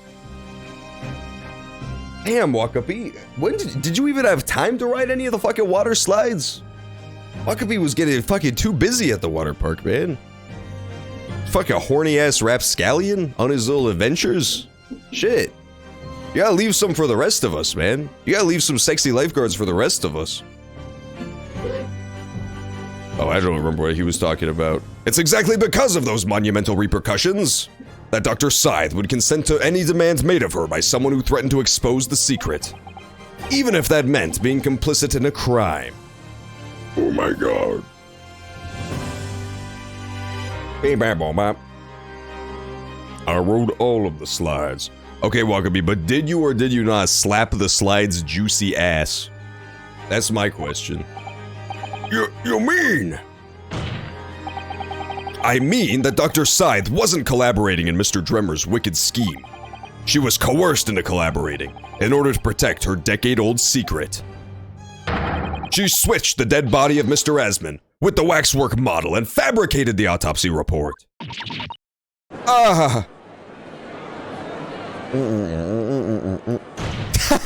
Karate cake! Let's go.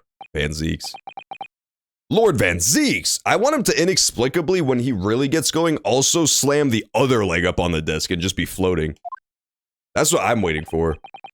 Pray forgive my freshly filled hallowed chalice, and a whole raft of other discourtesies now. Goodness me! It's just the sort of tall tale Londoners would enjoy, I grant you. An executed killer rising from the dead, a Scotland Yard cover-up, a conspiracy at the highest levels. So let me ask you one thing. What's that? If the condemned man really did emerge from his tomb that night, only to be shot in the chest, who pulled the trigger? And disposed of him forever? Well, I have no idea at the moment. We have too little information to work that out at present, I think. I couldn't agree more. The Old Bailey is no place for wild fantasies, especially not yours, Wakabi. Ugh. And have you considered this, my learned Nipponese friend? Considered what? Did you realize just what a dangerous endeavor it would be to coerce this woman into such a criminal activity? It's tantamount to declaring war on the entire British police force and judiciary. What? Hard to imagine any sum of money being offered for research could warrant it. To rely on some staged deception when so much is at stake would be madness. Well, I suppose. And this was no petty crime either. The victim was murdered. A man who'd already invested money in the venture and would be instrumental in future profits too. Yes, I had no reason to kill Mr. Asman at all. Or are you forgetting that his death results in me not receiving a single penny? The court is already aware of the contract between myself and the victim, no? There is the contract, that's very true. The motive for this case runs deep, though. I can feel it.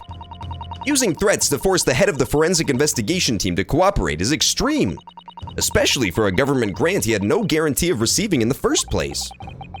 If the research grant was the aim, taking Mr. Asman's life would have made no sense anyway. Which means Mr. Drebber's motive wasn't money at all. He was just trying to kill Mr. Asman. But why? What was his motive then? Your time is up, my learned friend. I'd say you have one last chance before the jury lose their patience with this charade. Let's see if you can back up your heady proposal, shall we? I like how the masked, mysterious man who nobody knows who it is ducks out of the way when he throws shit now.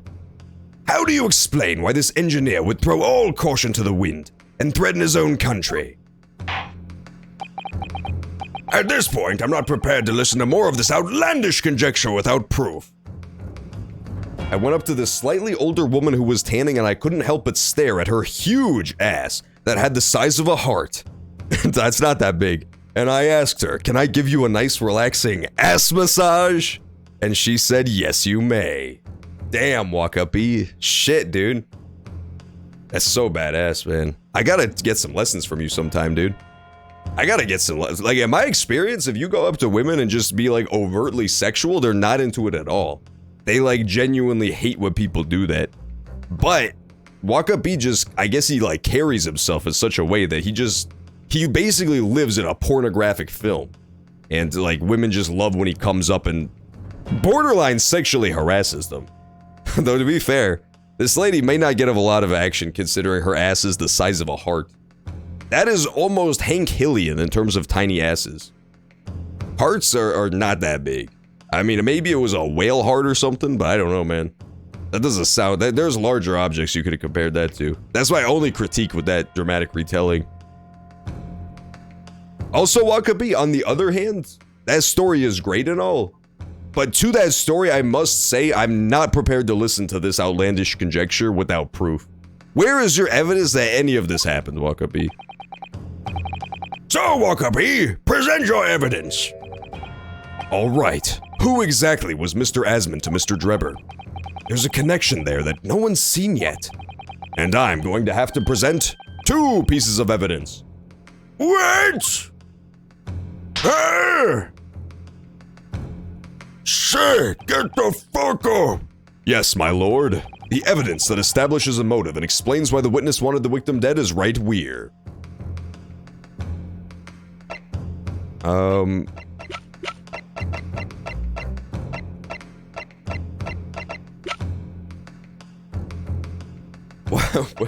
What do I possibly present here? Is it this? Oh, he clearly meant the shape of a heart, I see now. And it was super soft and bubbly as well. I see. Very, very interesting to know, Walk Up E.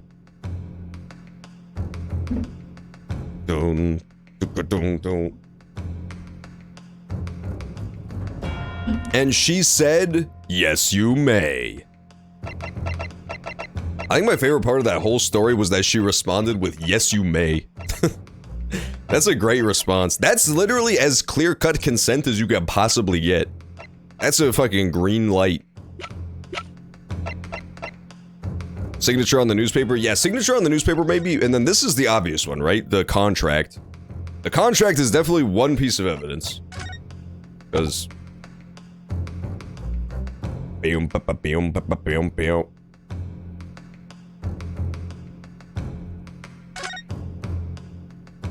Well, no, this just presents a connection, though. It doesn't really present a motive is the problem. It just presents the connection exclusively. But the newspaper could. The signature on the newspaper definitely could. Maybe this. Maybe this, honestly. The science trophy. If we're to assume this belongs to Drebir, the Drebster as he's known, then that would be a motive, is that his science career was ruined by this guy. Like, he was a promising young scientist, almost prodigious, one could say, and it was all taken away from him by this criminal dude. So maybe he was just jumping at the opportunity to finally get out from under his thumb. Boom, boom, boom.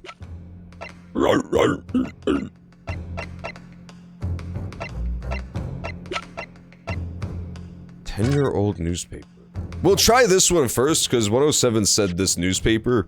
And if 107's wrong, then he'll be banned out of the stream chat and never allowed to return. So we'll see. Take that! Take that! It's this newspaper article, my lord. That was written 10 years ago, and every detail has been examined already. What can it possibly tell us? That drivel should have never been written. It's typical gutter press nonsense that means nothing. Yes, on its own it isn't particularly significant. However, when considered alongside another piece of evidence, it will completely explain your motive for wanting Mr. Asman dead. What other evidence? Okay, 107, you got past this round, I guess, without getting banned. However, if I'm wrong on the second half of it, you'll still be banned. Just for setting me up to fail, basically. For making me look bad. I'll have to bust out my Ooga Booga Booga mask. Counsel, you will present your supplementary evidence without delay. The evidence, which when cross-referenced with the newspaper article, establishes a motive.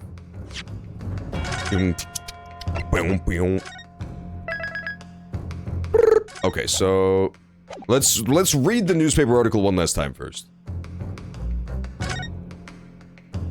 We can't. There's no newspaper article to read whatsoever. Rats. Rats. So, Drebber's contract, that's not a motive. That's the opposite of a motive. Because the contract says if Drebber is killing the other guy, he gets no cash.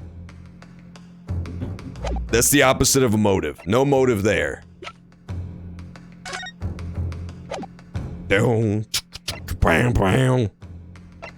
I think it's gotta be the science trophy. Nothing else even makes sense here, does it?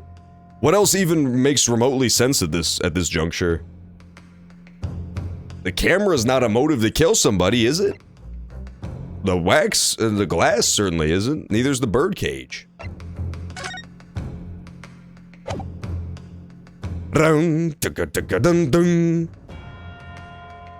It does confirm that it's his signature. That is true. However, what it's asking for right now is worded very specifically as it wants a motive.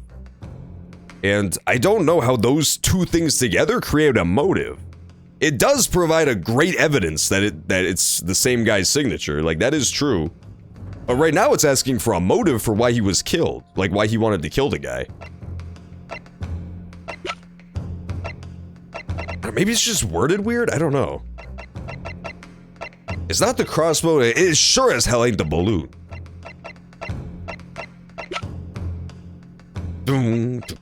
So this shows the eyewitness witnessing the professor rising from his fucking cringy ass grave.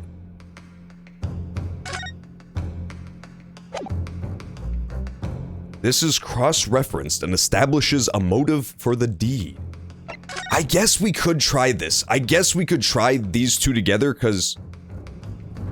yeah, I guess the only motive they're looking for right meow is the bare fact that it was Asman who published this story. I guess it's not asking for a specific motive, but rather it's asking for that very general, you know, vague motive of he's the one who published the article. What publishing the article means, we're not going to talk about just yet, but he does have a big motherfucking head. Big head mode. Yeah, I'll try this one. I'll try both. We have plenty of pips. We have plenty of pips to work with, so I'll try both. We'll try the contract, and if that doesn't work, we'll try the trophy. Wakabi is a liar, and all he said today is a lie. Is that true, Wakabi? Were you making up a fucking fabrication, dude? I believed what you told me, Wakabi, because I trust you, but were you telling me a fucking lie? To try to trick me? And make me look like an idiot? But try to make me look like some kind of fool? Well, I'm playing video games on Twitch? I can't think of a fucking more evil thing to do than to try to make somebody look stupid while they're playing video games, Wakabi. Wakabi says he wasn't lying, Remix. You're making some severe accusations. Where's your fucking proof, Remix? I want you to cross-reference 2 pieces of evidence that provide a motive for Wakabi lying about slapping a woman's ass on the lazy river. I need you to compare and contrast his stories of the woman with the heart-sized ass and the woman who was on the lazy river and the sexy lifeguard. And I dare you to find the fucking inconsistency or anything unbelievable about those tales. Just fucking try it, Remix. Put your fucking money where your mouth is, okay, sucker? The heart-sized ass. The heart-sized ass is a fucking long-forgotten story, Edgar Allan Poe story. That's the one that got left on the cutting room floor. He was so close to Telltale Heart and he just couldn't quite get there. He just couldn't quite get the noun-adjective combination right. Heart-sized ass? No, not quite. Almost there, though. I agree that that's one small ass. That's one tiny ass. I'm beginning to think that, unfortunately, Wakabi might have slapped a baby on its ass, which would be possibly the worst outcome of all. He was immediately ejected from the lazy river. Okay, we're gonna try this. We're gonna try comparing these two. Just to prove that it was Asmund who wrote the article. Take that! It's this contract, my lord. Mr. Deeber, this is the contract you signed with Mr. Asmund. Yes, that's right. The very document, in fact, that proves I had no reason to kill the man. No, I'm afraid not. What? There's something very significant that this newspaper article and the contract have in common. Really?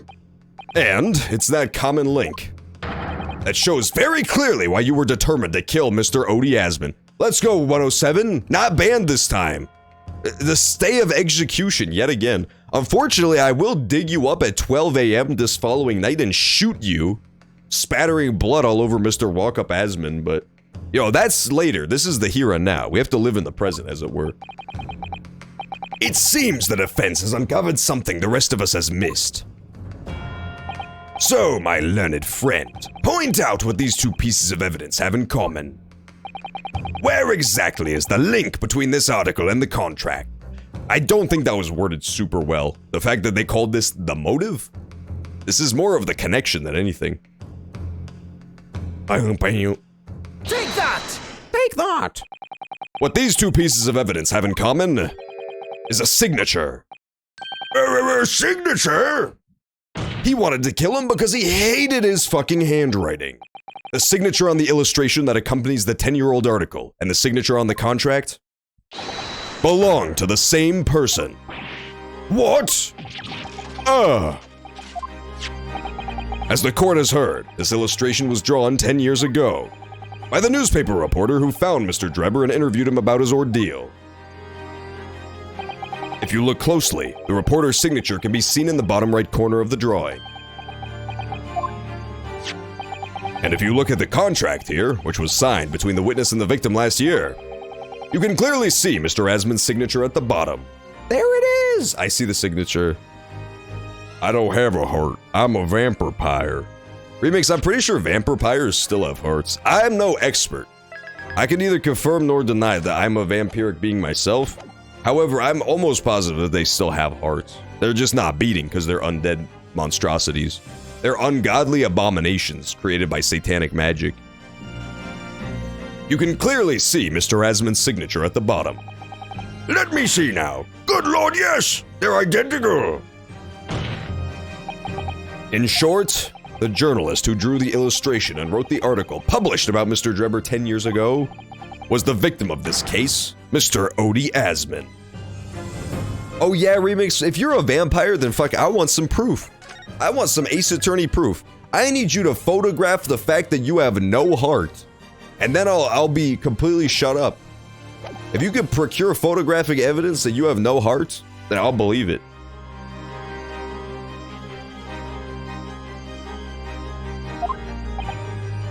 It was Mr. Odie Asman. Urag! What's the matter, Mr. Asman? But explain to the court why. I just noticed that Van Zeek's fucking wine bottle actually has a Grim Reaper dual-wielding sides on it. His wine bottle looks like those memes people make of like the pissed-off skeletons with the two guns. I never fucking noticed that he has the Reaper of the Bailey on his wine. That's hilarious. Why would that constitute a motive for the witness to murder Asman? It doesn't, Van Zeeks. That's a great question. That's not a motive at all. That's a signature. That's not even close to being a motive. They just worded it very badly. Well, if you think back, you'll remember that Mr. Drebber talked about that article in his testimony. Grave robbing, you say? Yes, exhuming fresh corpses to sell is reasonably lucrative. That is quite beyond the pale. You would invite divine retribution, sir. Yes, well, I think I suffered retribution enough. The Daily Circus eventually unearthed my name and put it in print. It caused me a great many headaches. In the end, I had to leave the university. See, yeah, that's the motive right there. That was the only paper with the bad grace to identify me unambiguously, I might add. Then I gave up on my dream of becoming a scientist. It was all because of that. This is the motive. This is the motive right here. This is what I was trying to point out with the sculpture, but that's not what I wanted at the time. Da-da-da-da. This is what we all do the Asman dance in sync. We all do the Odie Asman dance in sync. I gave up on my dreams because of that newspaper article. No. It's not a fantasy, Rockor. That's real life, dude.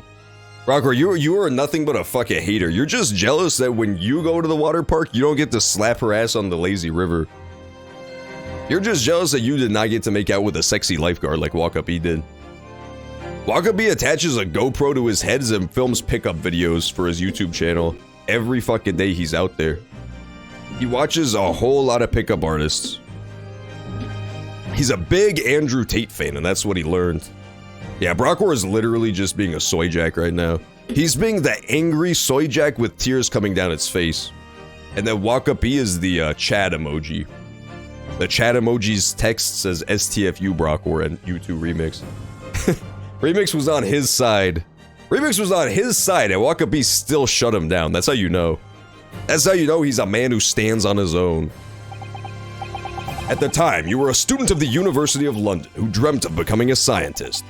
However, the single newspaper article changed your entire life. So Mr. Asman used to be a newspaper journalist, did he? He did, my lord. In fact, it's a widely held belief that Asman managed to position himself at the heart of his criminal network, thanks to the many dubious connections he made during his time as a reporter. Oh my god. Such as the scientist Enoch Dreber. So, you had to give up on your dream and leave university. You lost everything. Eventually, you found yourself working in the field of science, but only in the shadows. And all because of that article. Written by Mr. Asman. Enough! Yeah, there's the dance he does. Woohoo! Stop this endless drivel about my life. What? Explain yourself, Mr. Drebber. Yes, it's true. I had to leave the university as a result of that article. But it was just the straw that broke the camel's back. What do you mean? Almost every student of science in the faculty was too poor to actually conduct any research. But they struggled on with their hypotheses anyway. We all did, only to have them taken by vultures. Sooner or later, you knew your ideas would be stolen and patented by some wretch or another, after all. Good gracious! Making a name for yourself as a scientist in a climate like that was a miracle only a select few geniuses could ever hope to achieve. Okay, I jumped the gun. I'm sorry, Ace Attorney, I jumped the gun. This is where we need the trophy for. This is what we need the trophy for, I gotcha. I'm picking up what you're putting down now. They said keep the trophy on the back burner for this line of dialogue. Oh, but this isn't testimony. Shit. Uh-oh. When you cook rice, you use 2 cups of water for 1 cup of rice. That's exactly right. And not only that, but you have to remember to eat the rice after it's cooked as well. Sometimes I forget that step. I leave it in the rice cooker. Leave it in the water pot. You know what the worst part about rice is? That's actually kind of disgusting. It makes me hate rice eaters. That shit grows in the water. That's the most disgusting thing of all time, is that rice grows in the water. Think of the majestic fruits that we Americans eat instead. That shit grows out of the ground like a noble tree and drops fruits from its leaves. Meanwhile, rice literally grows on the bottom of the fucking ocean and we're supposed to eat that shit? That's disgusting. Harvested from the fucking realm of Subnautica? I'm never eating that shit again. Trees aren't noble. Okay, then Remix, explain the entire game of Elden Ring. Get that ass banned, dipshit. I was gonna call you the R word, but I think you get banned for saying the R word, so I didn't. The water is used to keep pests away. Well, I guess it didn't work, Reanimated Bit, because you're still eating the rice. That's me slam dunking the basketball. That's me shooting a 3-pointer for that sick burn. That's me shooting a fucking 3-pointer into the hoop, nothing but net. Swish. That was a really sick put down. Reanimated Bit slowly drooped his head down to his keyboard and started dropping tears after he heard that sick burn. After he heard that sickest of burns that I led him into like a trap. I was leaving crumbs on the ground for him to follow, and he stepped right into my fucking bear trap. My barbed word bear trap. It was a miracle only select few geniuses could ever hope to achieve. Personally, I wasn't one of those geniuses, so it was hardly a wretch. Being forced out of the university because of Lowgate was the best thing that could have happened to me. Objection! Mr. Drebber, do you genuinely believe that? Of course I do. Who's better placed to know whether or not I possess a talent for science than me? I'm sorry to say that your words don't ring true at all. How dare you? And I have evidence to prove it. How are you in a position to say anything about me? I don't know you from Adam. Fine, if you think you have evidence, go ahead. Show it. What could you possibly have to disprove the idea that I was happy to leave the university because I lacked talent? You have a trophy! It says World's Cutest Scientist Award, and there's a big lips on the front of it. There's a big lips on the front of the trophy. Take that! Here you go, Drebster. In fairness, and this may come across as rude or crass, however, I feel like it's not terribly difficult to win the World's Cutest Scientist Award. Scientists, as a rule, are very disgusting and ugly-looking people. I mean, think of like the Albert Einsteins of the world. Albert Einstein was possibly the most disgusting man to ever fucking crawl out of a cave. And he was a great scientist. All of the greatest scientists I could think of looked like fucking wooden rats. They had no sort of drip or swag about them whatsoever. Yeah, exactly. Like, Drebber could pull, but I'm struggling to think of a single other scientist who could pull. Oppenheimer looked like a fucking decaying corpse. He looked like a mummy's curse, ancient mummy's curse come back to the grave. Madame Curie, she looked like shit too, dude. She had that fucking irradiated glowing green Hulk pussy. Ain't nobody's going near that shit. Ain't nobody's going near that shit without a radiation suit for sure. Got that Homer J. Simpson suit if you want to get close. There's no scientist who had any sort of drip whatsoever. They had no swag about them. Do you remember this, Dr. Drebber? We found it at your workshop. Is that a Royal Society trophy for excellence in science? What exactly is this trophy, Council? It's the greatest honor that can be bestowed on a young scientist, my lord. There is no higher accolade. It recognizes emerging talent and promises a bright future. Good gracious! Your prospects for the future were excellent, weren't they, Mr. Drebber? Because even then, you were a genius in your field. But you lost everything. You had no more future. Your talents would go to waste. All as a result of this one newspaper article. He got him there. Rianowski fucking burned his ass. The Mythbusters? I don't know. Do they? The Mythbusters are... I don't remember because I haven't seen the show in so long. I remembered them at least being like engineering types. Like they would build a bunch of shit. They would be like, this is the catapult throwing a pumpkin against the wall prank. But I don't remember if they were scientists. It's been way too long since I saw it. I guess the Mythbusters could probably pull. That one guy who had like the walrus mustache, he looked pretty fire.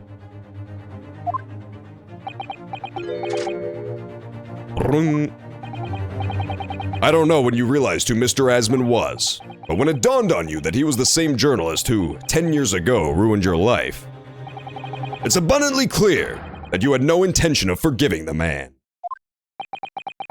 I got you, Mr. Drebber. Fucking simpleton. What defines a scientist? Rejection in the holy divine spirit, satanic tendencies, desire to lead the nation's youth astray, creating fake hoax vaccine coronavirus, devil worshipping, generally speaking, pagan worships, that sort of thing. I would say that sort of stuff as a general rule. And then also an insane and insatiable desire for knowledge. Like if you're a scientist type, you got to do that Isaac Newton shit where you just stick a giant needle in your own eye. Where you just kind of stick a needle in your own eye to figure out how optics works. That's how you know you're a real scientist. Okay, Mythbusters were scientists. Unfortunate. I thought maybe, I thought maybe I would see the Mythbusters in the kingdom of heaven someday.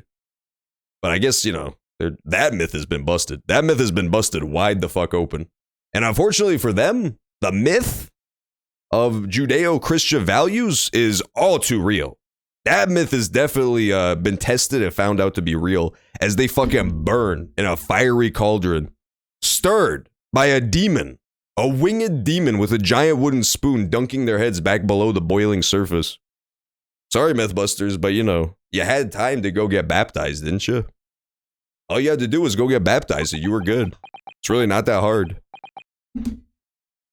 That was the funniest thing about the Middle Ages, was that back in the day, people used to, kings specifically, like noblemen, they used to wait as long as humanly possible to get baptized so that they could do as much horrible shit as they wanted to and then still get into heaven. It was like a cheat code. It was basically like a cheat code. You could just do whatever fucked up shit you want to while you're alive. And then on your deathbed, you say like, oh, I repent, baptize me. Boom, I'm in heaven. I get to heaven anyway. Now that is what I call rules lawyering. You have to respect it. You have to respect the fact that they went through and saw the fine print and rules lawyered their way into heaven. Like, well, you may have like raped and pillaged 800 towns in your life, but you did get baptized afterwards. You were cleansed of your sins. The really hardcore Orthodox Jews also have something similar.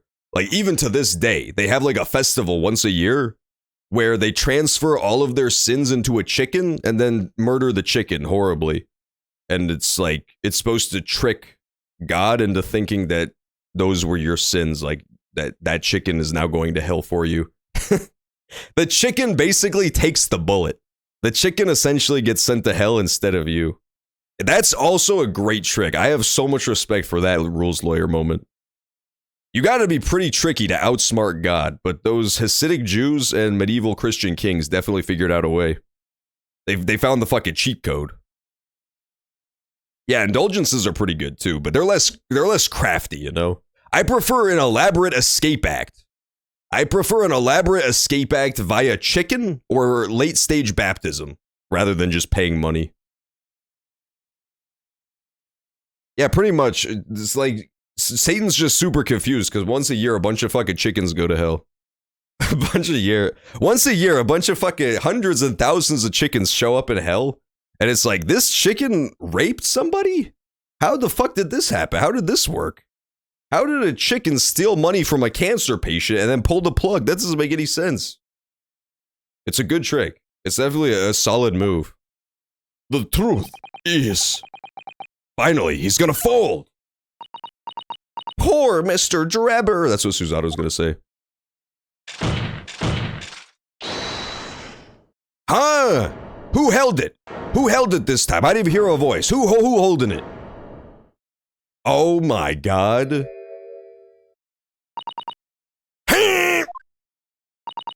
Fine. Clearly this has run its course now. What? I admit it. All of it. What? What are you doing?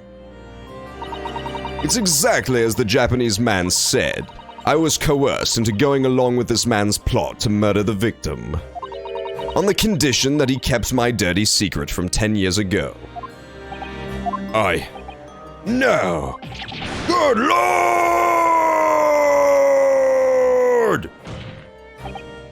Dr. Scythe, do you realize what you're saying, woman? It's all true. That day. Flashback! When I arrived at the Crystal Tower and saw the birdcage, my heart nearly stopped beating.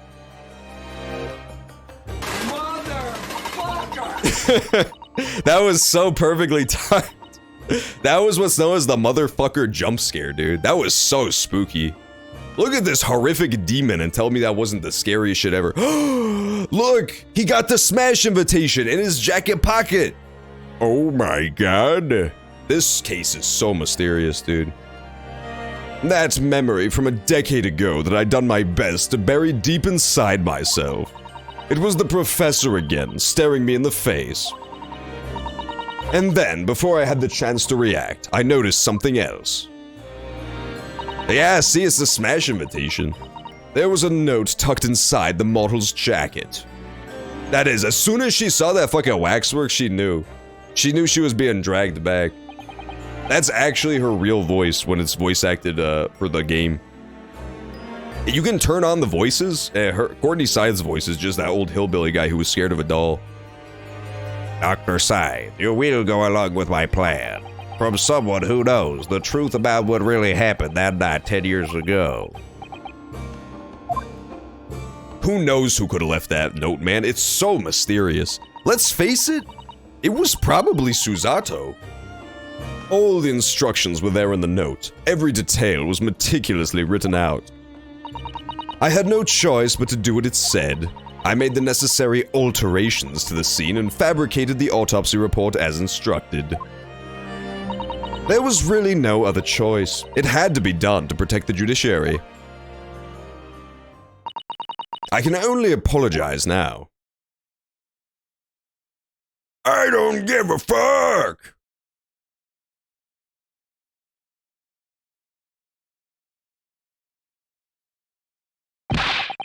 Why on earth would you buckle now? It's cause, you know why it is? It's because that she still, to this day, is actually still loyal to the legal system. She's trying to make it so that we don't dig up the case that no one's allowed to talk about. Clearly, this has been super connected to the Hounds of Baskerville's case, and she's trying to prevent that from coming out in court. She's trying to prevent that from coming out in court at all. So she's like, we're right on the cusp. So she's like, nope, we're cutting it off here. We're saving that for the next case. I see where they're going with this now. She's gonna jump on the grenade so that we can't investigate the actual case, basically. There's no point in trying to hide it anymore, is there?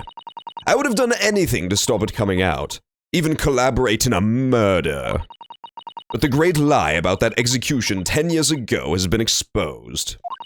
Whatever happens, I'm finished.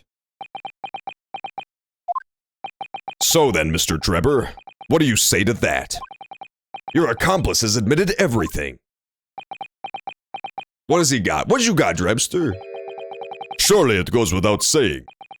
You admit your part in it too, then? No, I don't give a fuck. I admit nothing at all. What? Have you forgotten that the kinesis machine was ripped to shreds by an explosion? Short of me admitting to a crime, there's really no possible way for you to prove I did anything wrong. No! You still fucking blew up a giant machine in the middle of a public space, dude. You're at least going to jail on terrorism charges. Order! Whatever this man says, I admit everything. He threatened to expose my secret, so I went along with his plan. And Lord Van Zeeks. Yes? I hope you'll accept my apologies. What happens next is in your hands, of course. I have heard more than enough now. I hereby present the final findings of this court. This trial is not the proper forum in which to pursue the alleged wrongdoings of Mr. Drebber. The defendant is Professor Albert Harebrain. Yeah, we forgot about that guy. It's been like 8 hours since he showed up. So true, King. It had slipped my mind. Isn't he one of your closest friends? As the court has heard, Dr. Scythe is admitted to the allegations brought by the defense, thereby absolving the defendant of any possible guilt. You mean? At the present time, it is the conclusion of this court the defendant was not involved in any wrongdoing. Does the prosecution have any objection?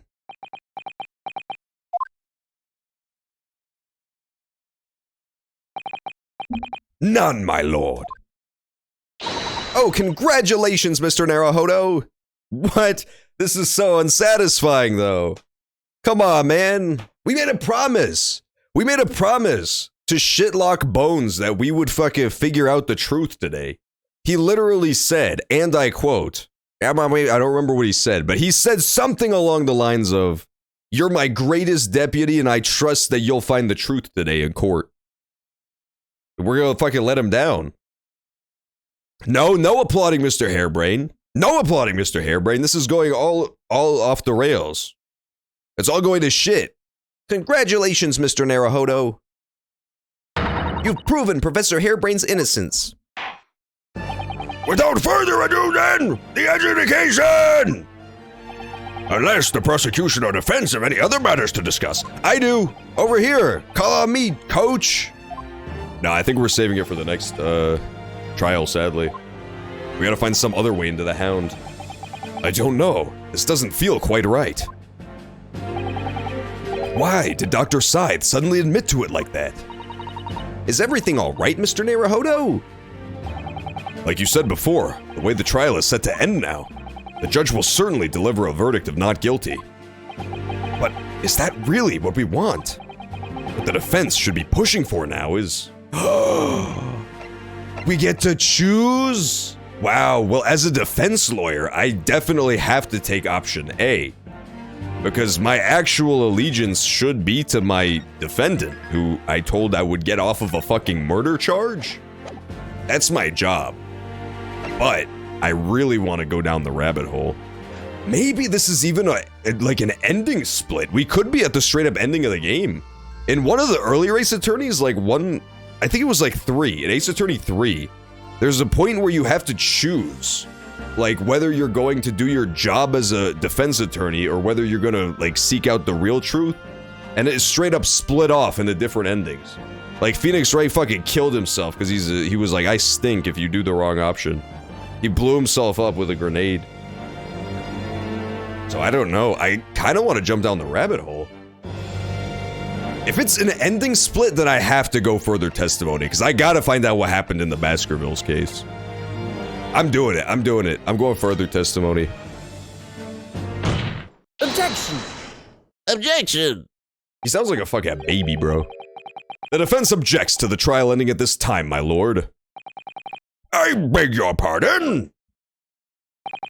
We demand one final testimony. Yeah! Yeah! Fuck! Fucking fuck!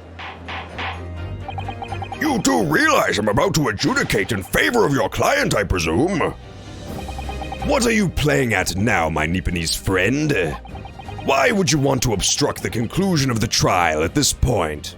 Do you think YN, the Edgeworth's final line in the whole game, like Van Zeeks' last thing ever, is gonna be him unironically calling you his Nipponese friend? That would be so sweet. I bet he's stopped gonna be a racist asshole and he'll consider us an unironic friend, instead of being so goddamn adversarial all the time. Why would you want to obstruct the conclusion of the trial? No defense lawyer in his right mind would do that. You've got a point, you're not wrong. Mr. Naruhodo, what are you thinking? The truth, the whole truth, and a way to bring it all out into the open. Right! Yes, in hindsight... See, there he is! Ah yes, one word of warning before I go. This is what I was referring to. If, in the course of the trial this afternoon, you perceive even a shadow of doubt about the truth, don't let it out of your sight. Pursue it like a dog with a bone. To the bitter end, you understand? Do not falter, whatever may come to pass. Yeah, I bet if you choose the other option, the game just ends and you get a bad ending. Sherlock Holmes fucking guns you down outside of the courtroom. I'm sure Mr. Sholmes knew. He must have deduced that this would happen. Yes, I'm here in court to advocate for my client, and to secure an acquittal. Obviously. But that's not all. I believe that I have a duty to the court. To pursue the whole truth of the case until every last detail is laid bare. The music is getting so fucking intense now, dude. Yeah, that happened to me in Ace Attorney, whatever the first one was that this happened. In one of the early games, there was another case like this, and I'm like, duh, we just take the option where we win because I'm a fucking lawyer. And the game said, no, idiots, fucking moron, that's the bad ending. Stupid. In this one, the only reason I'm doing it is because I like Holmes so much. If it was any other character asking me to do this shit, I wouldn't do it. But I gotta stand up for my boy Sholmes. And that is why the defense calls for further testimony from Dr. Scythe. Testimony from me? About what? About the nature of your collaboration with Mr. Enoch Drebber. Ha, in case this escaped your attention, I've already admitted to everything I did. The whole truth has already been revealed, so stop wasting everyone's time. As his lordship has made very plain, your client will get the acquittal you wanted for him. There's simply no point protracting this business any further. He's playing Minecraft again. Phoenix is definitely playing Minecraft again. Doxed! Doxed! I love the Nintendo Switch because it doxes everybody who plays video games. If anybody tries to log into a game while I'm fucking streaming, they get doxed live on the air. There's no point protracting this business further with another tedious cross-examination. Objection! Oh my god. Pray forgive my careless handling of that hallowed bottle. I slipped. Oopsie poopsie. That's what you call it? Oopsie poopsie? What is your objection, Lord Van Zeeks? The prosecution also calls for supplementary testimony from the witness. Don't be stupid.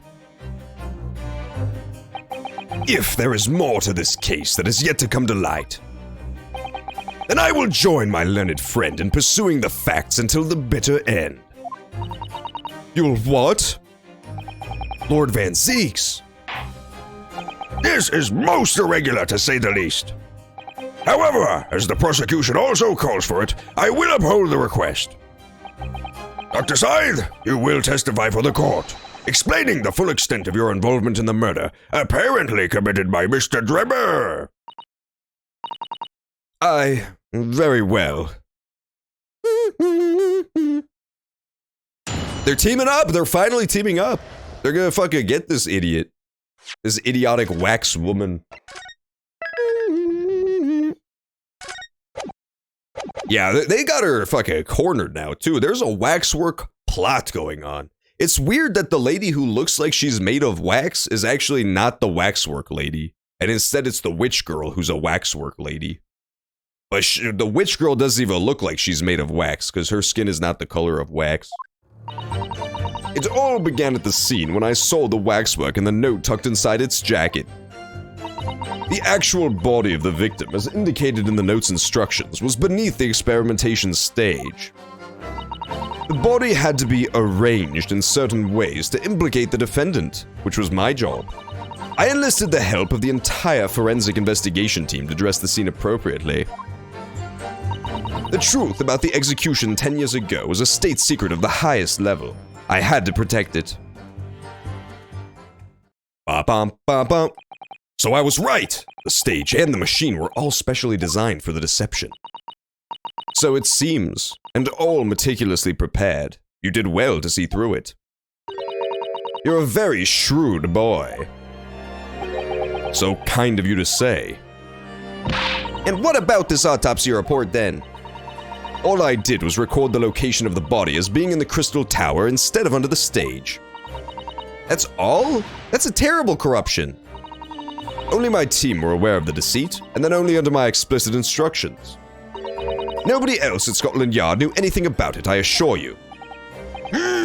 We must be thankful for small mercies, I suppose. Well, I believe that testimony has clarified everything. There's no particularly need for a cross-examination, I would say. No, I disagree. I can't shake the feeling that something's wrong. Just look at that expression on Dr. Scythe's. She does look very evil. She's definitely given him the I am frozen outside of the hotel after trying to murder my family with an axe face. She's definitely given him the Shining at the moment. That is 100% the frozen Shining guy face. It's the defense's right to cross-examine any witness following testimony. What is it about you Japanese that makes you all so doggedly persistent? Very well. If you so desire, counsel, proceed with the cross-examination. Yes, my lord. Oh my god. I'm so confused right now. The wax work plot. I wonder if this is the fucking ending. I feel like, I don't know, if that was like an ending split choice, it kind of happened too soon.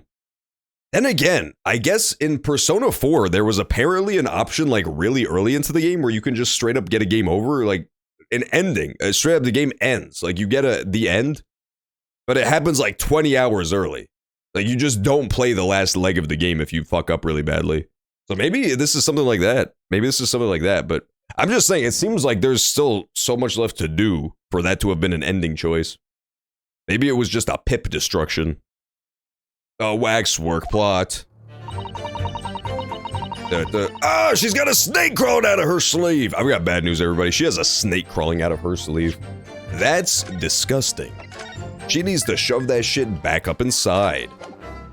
Alright, well, while I have a second, I'm gonna go refill my water before we do this next part of the testimony, because I don't know how much longer is left in this case. And my throat is fucking drying up like a fish. I will be back really shortly, and we will continue the rest of this. I will see you in a sec.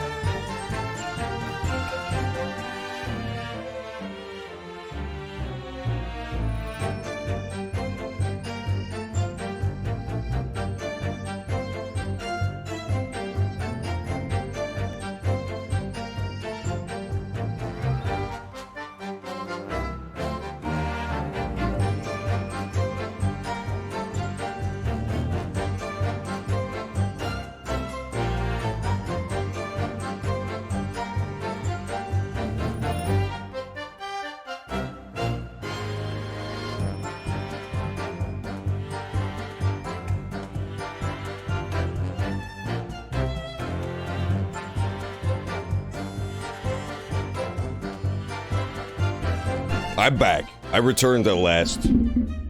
I know I was gone for so long that it seemed like I was gone for an eternity, but I returned.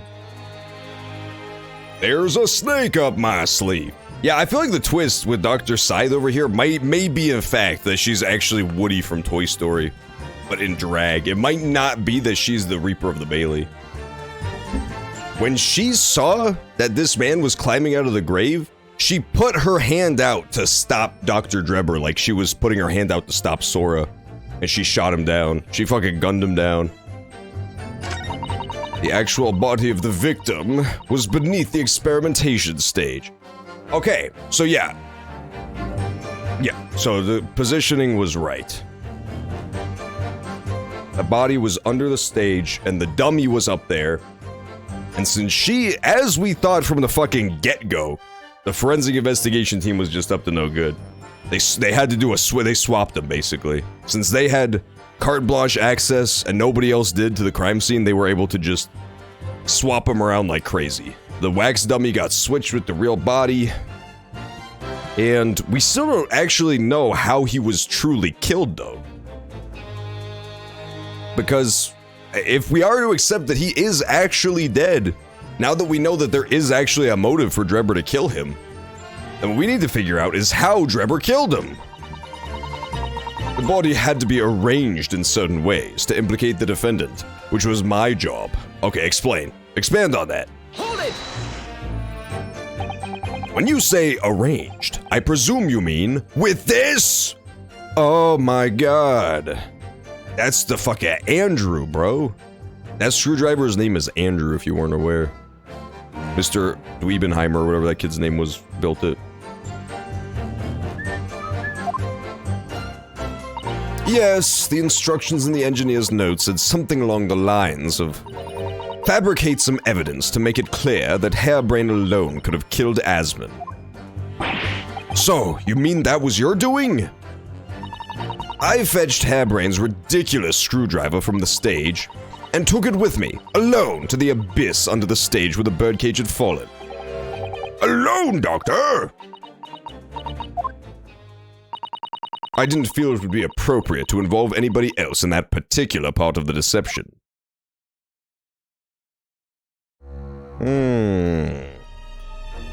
Oh my, we're getting a full 3D stage show of this shit. This entire thing is taking place on GM Flatgrass in Gmod, if you could believe that. She picked him up with a gravity gun and slammed him into the ground 10 times. That's how the cage got broke. There was a void under the stage where I found the birdcage lying in the dirt. I approached it, leaned down, and slowly opened it up. Not using Andrew. I can't believe Andrew has to go to jail at the end of this trial. No! I took the screwdriver in both hands and plunged it into the man's chest. Huh. And then you noted in your fake autopsy report as a fictitious cause of death. Exactly. So, the actual cause of death was the trauma resulting from the 30-foot drop. My word! What is it, Miss Usato? Something about Dr. Scythe's last statement is playing on my mind, that's all. Yeah, I agree. That's definitely horseshit, but I don't know exactly what is horseshit about that. Yes, mine too. Dr. Scythe! There's really no need to shout. I can hear you perfectly well. The defense calls for you to add what you just said to your formal testimony. Oh? Which part? What I want her to supplement her testimony with is... Plink, plink, plink, plink, plink, plink, plink. That's actually a great question. The real cause of death, I don't think, is what they want here. I don't think that's what's weird about it, because a 30-foot drop, even if you are landing, like, feet first, which is what seemed to have happened, they said the cause of death was just a broken vertebra. Like, they said that was one of the injuries. They said the stabbing was the cause of death, but they also said he sustained a broken vertebra, and that could happen from a 30-foot drop feet first. You don't have to like land on your head to break some vertebrae and such. So I don't think it's the cause of death. I think it's what she did to the victim that was weird. She said that she approached him as he lay dead from the 30-foot drop and lunged her knife into his chest. I think that's what we're gonna go for. How you stabbed Mr. Asman in the chest. That part. Fine, if that's what you want. But there's really no need to point. He's pointing too. The prosecution concurs.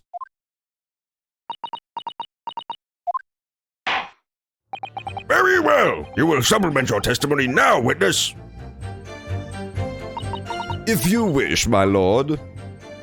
Yob yob yob yob yob yob. I stood over the victim's corpse where it lay on the toppled cage and plunged the screwdriver in the chest. Huh. That sounds like it matches up with what we know, but let's just double check. We have the picture. So she stood over the cage and plunged. Yeah, that sounds. No, that's not right. You're wrong. I see now. Look at this. Not only is there a blood splatter, but there's also a blood stain, like a blood drip going down from the nip. If, as she claims, that he was stabbed in the chest post-death, the blood splatter makes sense, like the explosion of blood around the wound. And on the strap, because he would have been strapped in. That all makes sense. But what doesn't make sense is the, like, drizzling of blood down the front of his body. No, but maybe it's because of the way it landed, though. Because if it had landed feet down, and he was still in a... No, it showed it. It showed it being horizontal. So if he was laying there, why would blood have dripped down him? That implies he was stabbed as he was standing vertically. Well, I don't know. He does have... He's kind of a barrel-chested bitch. As a fellow barrel-chested bitch, I know what it's like to have a barreled chest. And that is, like, you could have blood rolling down your big, giant, manly chest onto your six-pack abs. Like, maybe Mr. Asman is just built like fucking Superman. Maybe he's just got a 12-pack abs like me. I have a 12-pack abs at 87-inch pythons, as it's known, biceps. So I can definitely feel his pain in a certain sense. All of us who are built exactly like Dwayne "The Rock" Johnson, we pretty much know what it's like to have stuff rolled down. I don't know. I feel like that's...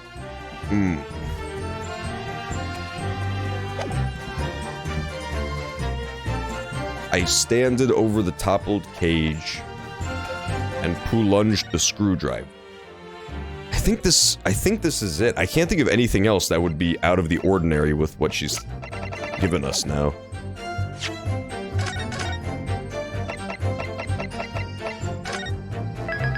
I can always do more pressing first. I enlisted the help of the entire forensics investigation team. The truth about the execution 10 years ago is a state secret of the highest level. I'm gonna press this statement first, and then I'm gonna try presenting the photo. Hold it! Mr. Nara photo. So it was you who stabbed Mr. Asman with this? Yes, far easier than dissection, I assure you. No precision required. What a welcome change. The victim died instantly from a snapped neck. All I did was carry out the instructions I'd been given. As unflinchingly as ever, no doubt. I imagine you didn't bat an eyelid when you drove the weapon into his body. There was no need to bat my eyelids. And what else did you do to twist the facts? Remind the court, why don't you? If you wish. I'm gonna try it, we're gonna let it rock. I still have 4 massive, untouched pips today. We're actually doing it excellently today. Like, we have not missed a single thing yet. I'm gonna try it. Because this will save us a lot of time. Because my other thought is just press every statement for more information. I have no other leads right now. Objection! Working? I've got a nasty feeling. I've got a nasty feeling too. This game's got me second guessing myself every fucking time. that this inconsistency points to an extremely uncomfortable truth. What on earth is the matter, Counsel? Have you lost your tongue? I apologize, my lord. Dr. Scythe, in that last statement of yours, there's just one point that seems to defy explanation. Out with it, my learned friend. I feel like I really want his outfit, Van Zeek's. I love the fact that he's dressed like a fucking fancy clock tower. I'd lose the sash, personally. I feel like the sash is like he's the mayor of LGBT Village. However, everything else about the outfit I'm super into. I think that outfit looks so dope. It's a pretty good one, I won't lie. The only problem with it is if you tried to walk even through... The reason they always show him standing still and not moving is if you tried to walk, you would sound like a fucking wind chime from those epaulettes. Those little danglers coming off of his little shoulder pads would absolutely just be clanging each other constantly. Out with it, my learned friend. There's an obvious inconsistency between your description and this photograph. Look at this photograph, which shows the victim in the birdcage following the events that led to his death. I think I nailed it. The court has already examined that photograph in depth. There's nothing new we can learn for it. Yes, we have already considered it, that's true. But now we know the facts to be different. Stupid Zeeks, nana boo boo, soak your head in doo-doo. Yeah, he definitely cannot come. Van Zeeks does not get to come to either the cookout nor Lord Strongheart's secret volcano lair. Because he would just be, between the click of his high heels, the jangling of his shoulder pads, and the clapping of his big ass, he would be possibly the least stealthy character of video game history. He would just be constantly giving our position away. And you know this bitch can't see a thing without his glasses either. He'd be getting up to some Scooby-Doo hijinks in there. What do you mean? I want this to end with Van Zeeks, Naruhodo, Susato, Holmes, and they're just running from the Hound of the Baskervilles like Scooby-Doo. You know how in Scooby-Doo the gang gets chased and they're like running through doors and then back through doors and then, you know, they're chasing the Hound instead? That's what I want this game to end on. That shit would be so fucking sick. I hope that if nothing else, the Hound of the Baskervilles, at the very least, says re-hee-hee-hee. That would make the whole journey worth it. I believe we should let the defense explain. Where in this photograph would we see the alleged inconsistency? Let me just double check my own work and make sure that I'm not a complete idiot and a complete Nimrod and a complete imbecile.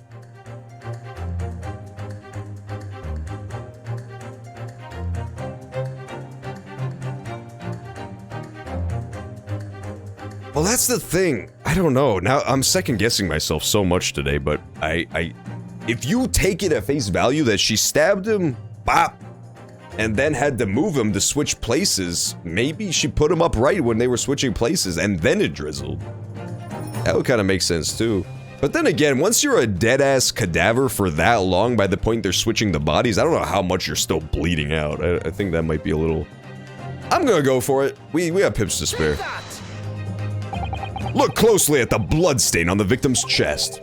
It clearly extends in a downwards direction, towards the man's feet. Yeah! And why is that significant, Counsel? What made me really suspicious, and it was the fact that it specifically showed her standing over him prone. Like, the game did a cutaway to a scene of her standing over him horizontally. So it was clear that, like, the positioning was super important, because otherwise they would have just said it, like they say every other piece of information without showing it. If the victim was stabbed moments before the kinesis machine was set in motion, that's entirely expected. Ah, of course. No, that's not what happened. Exactly, my lord. Dr. Scythe made it very clear in her testimony just now. At the point at which she stole Professor Hairbrain's screwdriver and stabbed the victim was after the grand deception was set in motion, when the birdcage had fallen below the stage and out of sight. From the shape of it, it's clear that the birdcage would have fallen on its side after the 30-foot drop. And if the victim really had been stabbed whilst inside the birdcage in that position, the blood from the wound would have spread out equally in all directions. For it to have formed the longitudinal appearance we see in the picture, it's inconceivable. Haha, you stupid autopsy lady. She should know that, man. She does autopsies for a fucking living, dog. This is embarrassing to get out-autopsied by a lawyer. Given that the victim's blood seeped vertically downwards from the wound, it must be the case that when you stabbed Mr. Asman, he was standing up. In short, Dr. Scythe, your latest testimony was a total fabrication. Oog! This is really heating up now. All of a sudden she... I like how at some point Madame Two Spells just disappeared. I didn't notice that, but at some point Madame Two Spells actually got bored of playing Candy Crush on her phone and went home. She is no longer on the witness stand. She left ages ago. I knew it. I was right. Now I've identified that contradiction. There's only one way to explain the facts. We've all been under a great misapprehension here. What? What sort of misapprehension? Dr. Scythe, you claim you were coerced into helping Mr. Drebber as a result of the note he left in the waxwork. You claim that you made changes to the scene of the crime to implicate the defendant. And you claim that you authored a fake autopsy report to cover your tracks. But one of those claims is an out-and-out lie. Oh my fucking god. Yum, yum, yum, yum, yum, yum. Shit! Get the fuck out! I don't know which one it is. Because the question of what the bloodstain really tells us has only one possible answer. If that is the case, what is it, man? I don't know where he's going with this shit. Counsel going crazy. Counsel, you've clearly struck upon a revelation. Now tell the court what it is. Which part of Dr. Scythe's story is a lie?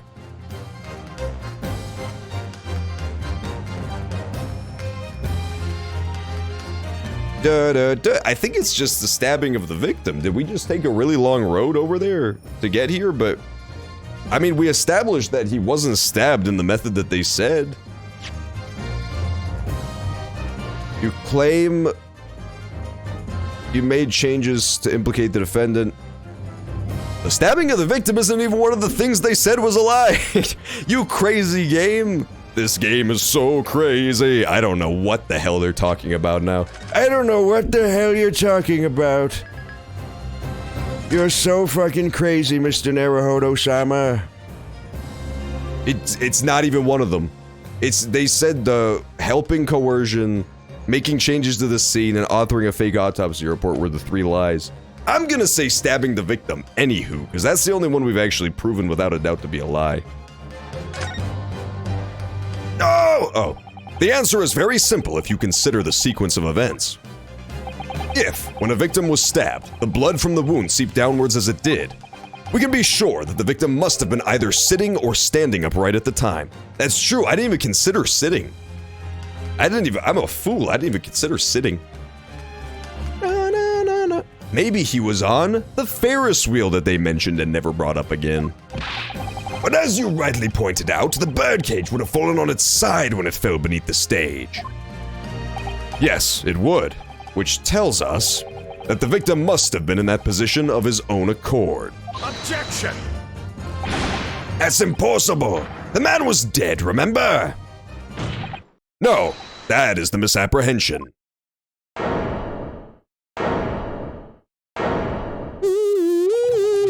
When the birdcage fell from the stage into the void below, it must have hit the ground with considerable force. There he is, baby! Odie's alive! Odie's alive! I'm so happy that Odie survived after all. Yeah, guys, he's never dead. They definitely didn't stab him to death afterwards. He was completely fine. It's actually about to cut to him hitting the Quan in the middle of the courtroom. But Mr. Osmond didn't die in the fall. He's back, baby. There he is. He probably lost consciousness for a while, but when he came round, he got to his feet to start doing Fortnite dances. just as Dr. Scythe appeared. You killed him, didn't you, Dr. Stink? The victim was in fact alive at that point in time. It changes everything. A toothpick changes everything. Oh my god. Why would she do it to the most innocent of men, Dr. Scythe? I mean, Dr. Asman. Two murder charges. Mr. Odie Asman's killer wasn't the defendant, Professor Albert Hairbrain. Nor was it the mastermind behind the stage trickery, Dr. Enoch Drebber. It was you, Dr. Courtney Scythe. I don't know why I always call him Dr. Drebber, but it just sounds so much better. A hug.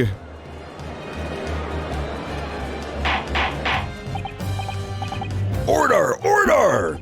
Can this possibly be true?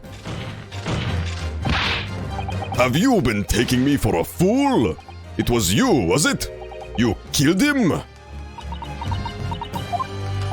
You hoped that by admitting to being an accomplice in Dr. Drebber's scheme, the trial would end. Before you were accused of a far worse crime. Cold-blooded murder. Oh, do shut up. You're so desperate now, you're making all this up. As if I would do something like that. Objection.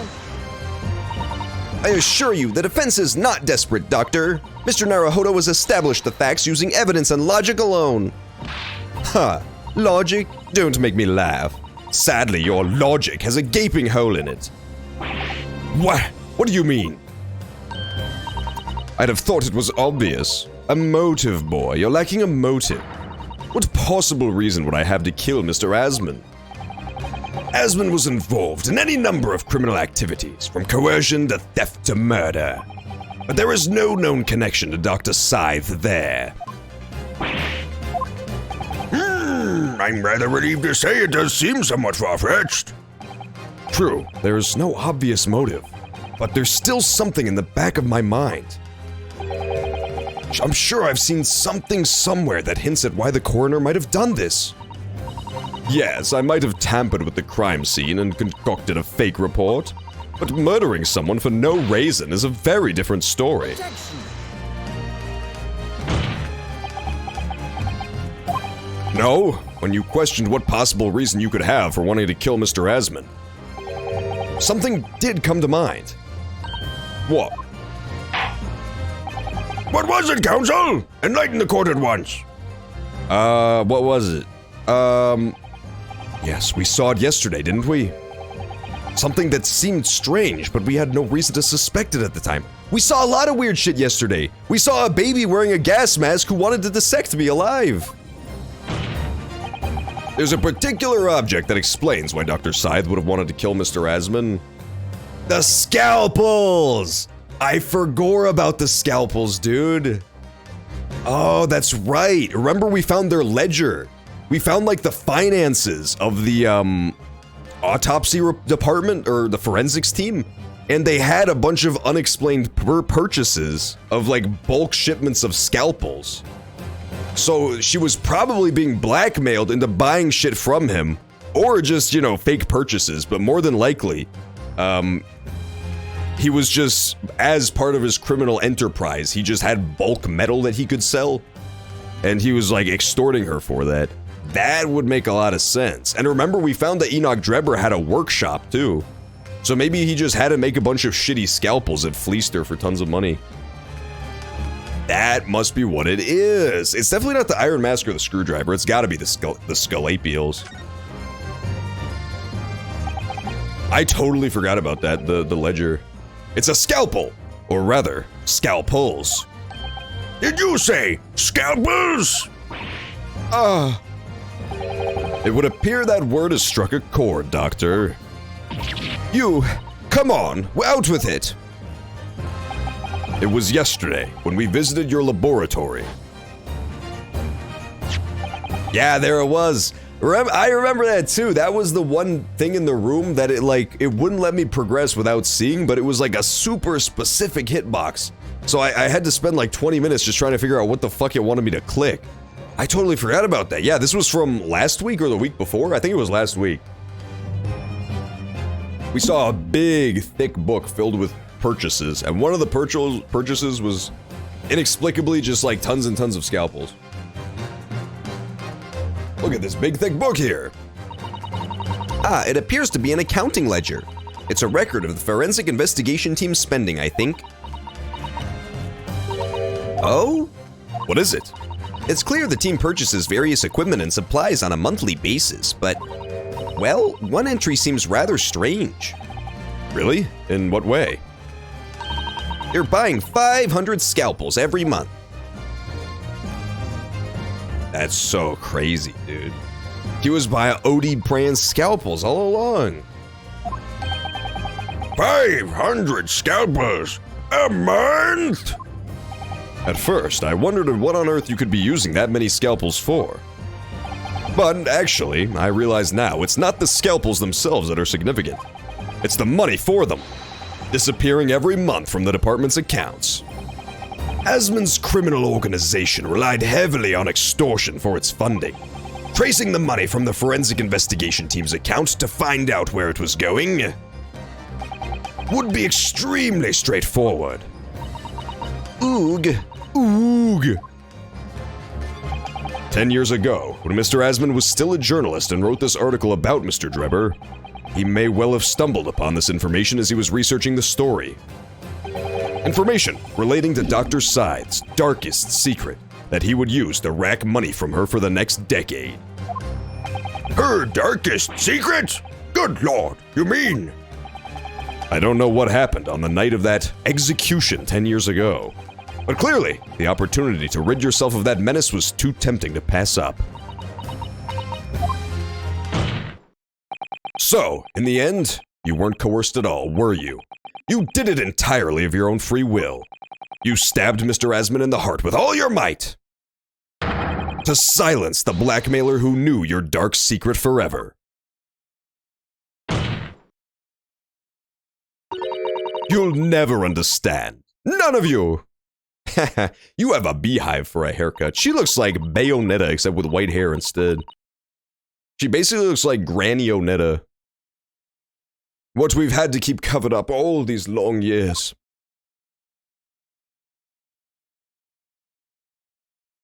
Well, spit it out, Junior. Get on with it. Get on with the sob story. Susanna will say poor Mrs. Scythe, and I'll have no sympathy for you. None. What's the matter, Enoch? As very little of the machine remains after it was ripped apart by the boom. The truth of this case can never be properly established unless you speak out. And if you decide not to, it's very possible that Courtney Scythe will escape punishment for her crimes. Please, sir, own up to what you've done and tell the court the truth about what happened. 10 years ago, you told the truth, and you were robbed of a bright and successful future as a result. I can certainly understand your bitterness and your consternation now. However, this is surely the chance you've been waiting for, to sever the hold that fate's had over you all these years. Super high voltage instantaneous kinesis? I mean, really.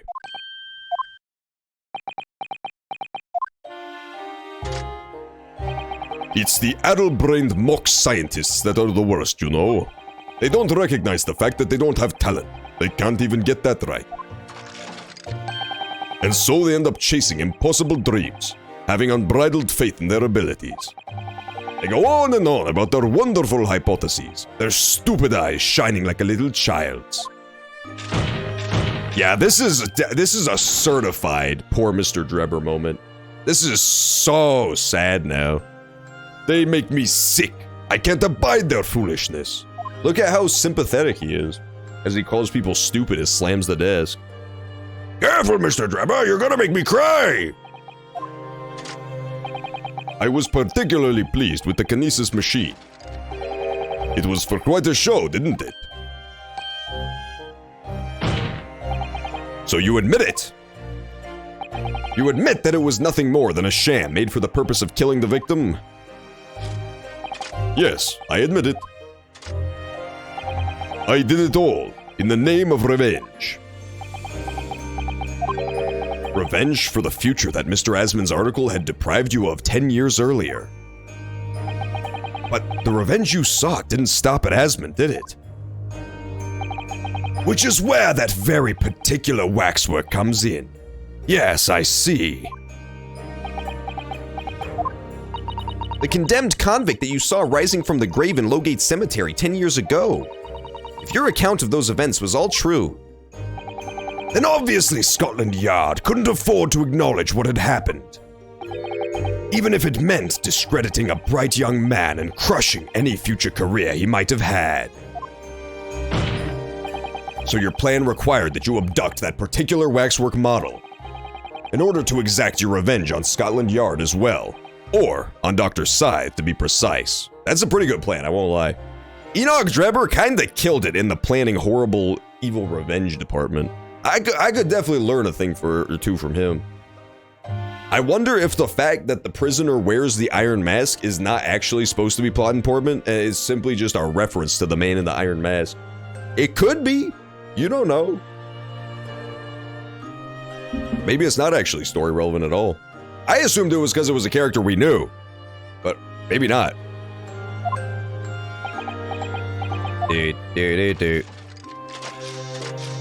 Gachunk, gachunk. It was a year ago. By some extraordinary twist of fate, Asmon turned up at my workshop. He didn't remember who I was, of course. He just wanted to employ my services as an engineer. Are you serious? It was a coincidence? I feel like that... I feel like my idea was just straight up better than the game's at this point. That he wasn't working for Asmon, he just happened to meet him again randomly. That's fucking awesome, dude. That's fucking epic. Why? But it's like more effort not to have them know each other. Why would this possibly be the case? I don't get it.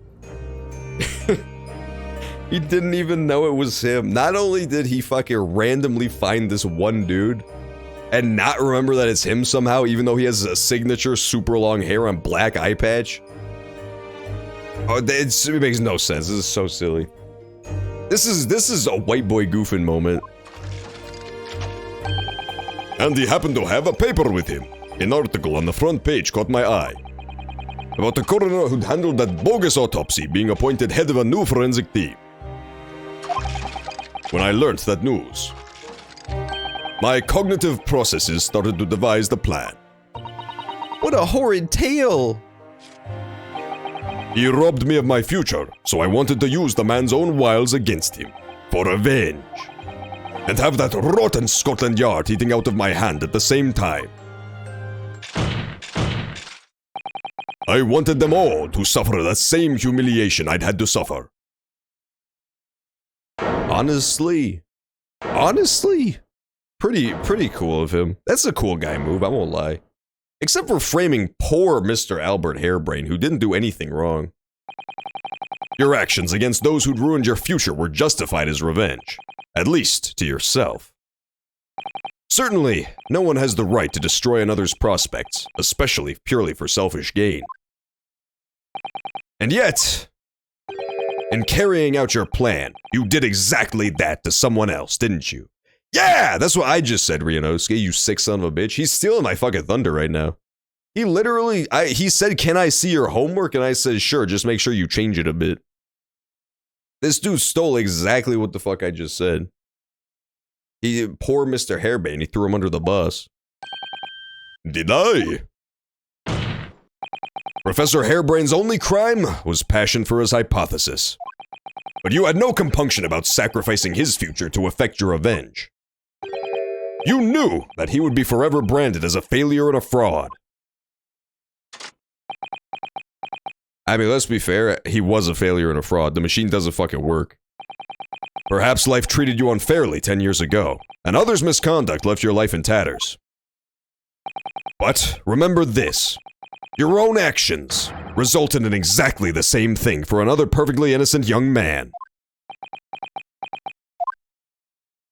Oh, poor Mr. Drebber. Come on, Susato, say it. I'm a goofy goober. Please, Susato, please. She's not saying it. I've got bad news. Why isn't she saying it lately? Lord Van Zeeks, what of Dr. Sy? An immediate warrant for her arrest has been granted and she's been remained in custody, my lord. I presume she will face trial in the coming days, along with Mr. Dweebus. We very explicitly did not solve the case of the Hound of the Deakervilles, however, I'll have you know. We didn't even decide who shot the prisoner. We didn't even decide who shot the prisoner to death in the graveyard. I thought it was gonna be Dr. Sy, that she was gonna be the Reaper of the Bailey. But I don't know. Now I don't know. Now I don't know! Maybe, the most tragic way this game could possibly end that I could think of is that it was Sholmes. Is that it was Sholmes who shot the professor because he knew he was gonna get away with it. He knew the professor was gonna rise back out of that tomb after faking his death and get off scot-free. So he came and fucking popped him. Pop, pop. And so the last case is us having to prosecute our own friend, Mr. Sholmes. At that point, I will be turning the game off and putting on Animal Crossing instead. A most regrettable situation indeed. She's made great contributions to her profession over the years. It really is a hard truth to swallow. Yeah, I'll be really sad if Mr. Holmes has to go to jail. I think he'll be okay, though. I think it's more likely that he just, has already figured out the case as his great Holmes moment, but he can't say anything about it because it's a state secret. I think that's a lot more likely. However, that is a topic for some future occasion. For now, That was very salient to what I was talking about anyway. Professor Hairbrain! Yeah, look, Professor Hairbrain's back, guys. It's only been 12 hours since the last time he showed up in the game. Oh, yes?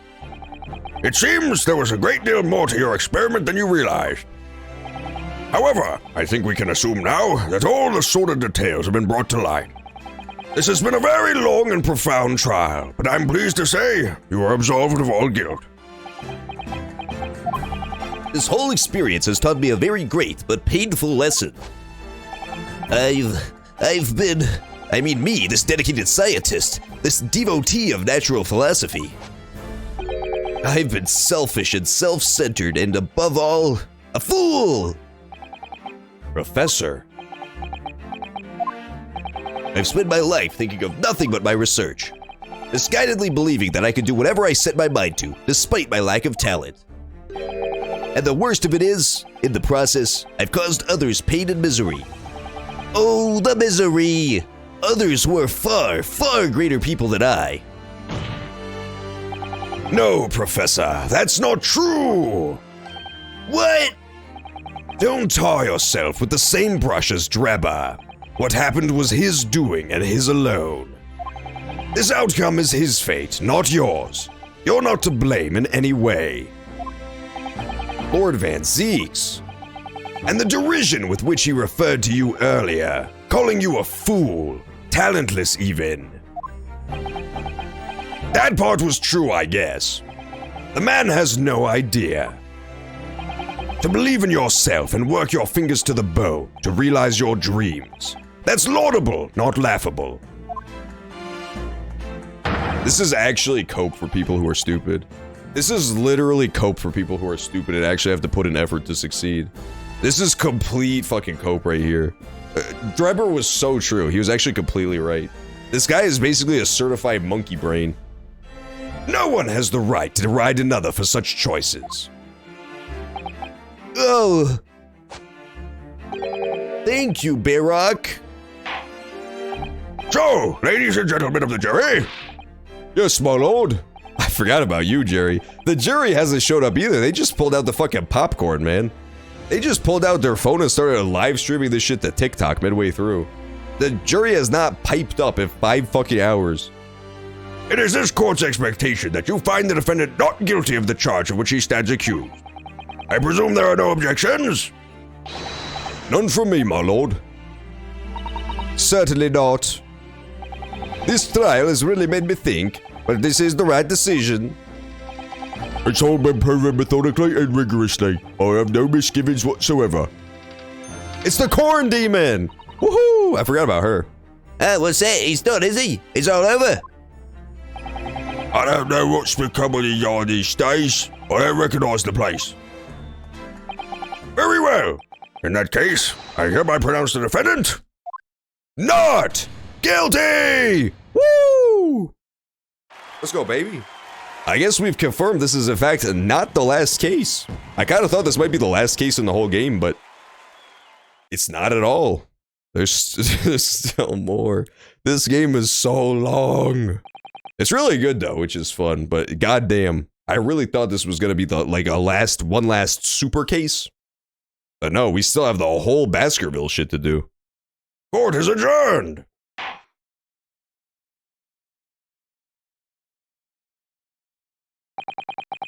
It's over. Honestly, I'm not gonna lie. Ryunosuke, the kind of dude to say hip hip hooray when he's celebrating. Ryunosuke, the kind of dude to start a chant that says hip hip hooray. It's over. That was some trial.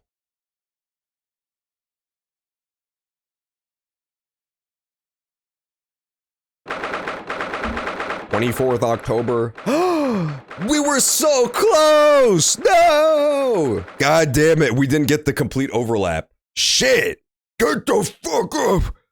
We were so close. God damn it, we were so close to the real-time playthrough of Ace Attorney for one beautiful session.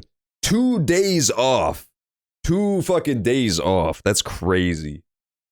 Oh, I was so close. Can we just pretend it's the 24th? It's the 24th today. I'm just gonna gaslight everybody instead. It's the 24th today, you fucking insects. You mules. Believe what I say, because I'm an online influencer. Influencing your brains. With my superpowers. Professor, what a splendid outcome, isn't it? Oh, it is. Congratulations, Professor Hairbrain. Ooh, Mr. Naruhodo, Miss Susato, I am truly Beside myself with gratitude. How could I ever thank you enough? I'm just glad it's all been cleared up. That you realize you were just caught up in a bad situation. Right now, you know, if I had that research grant money, I'd give the whole lot to you, every penny. Well, that's very kind, but I'm just a student, so...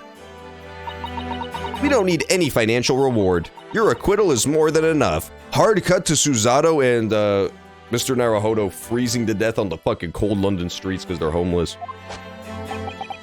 Oh dear, what can I do? Aha!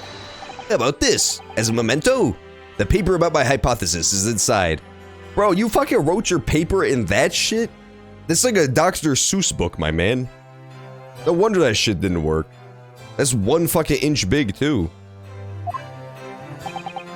Well, just as a memento then, thank you.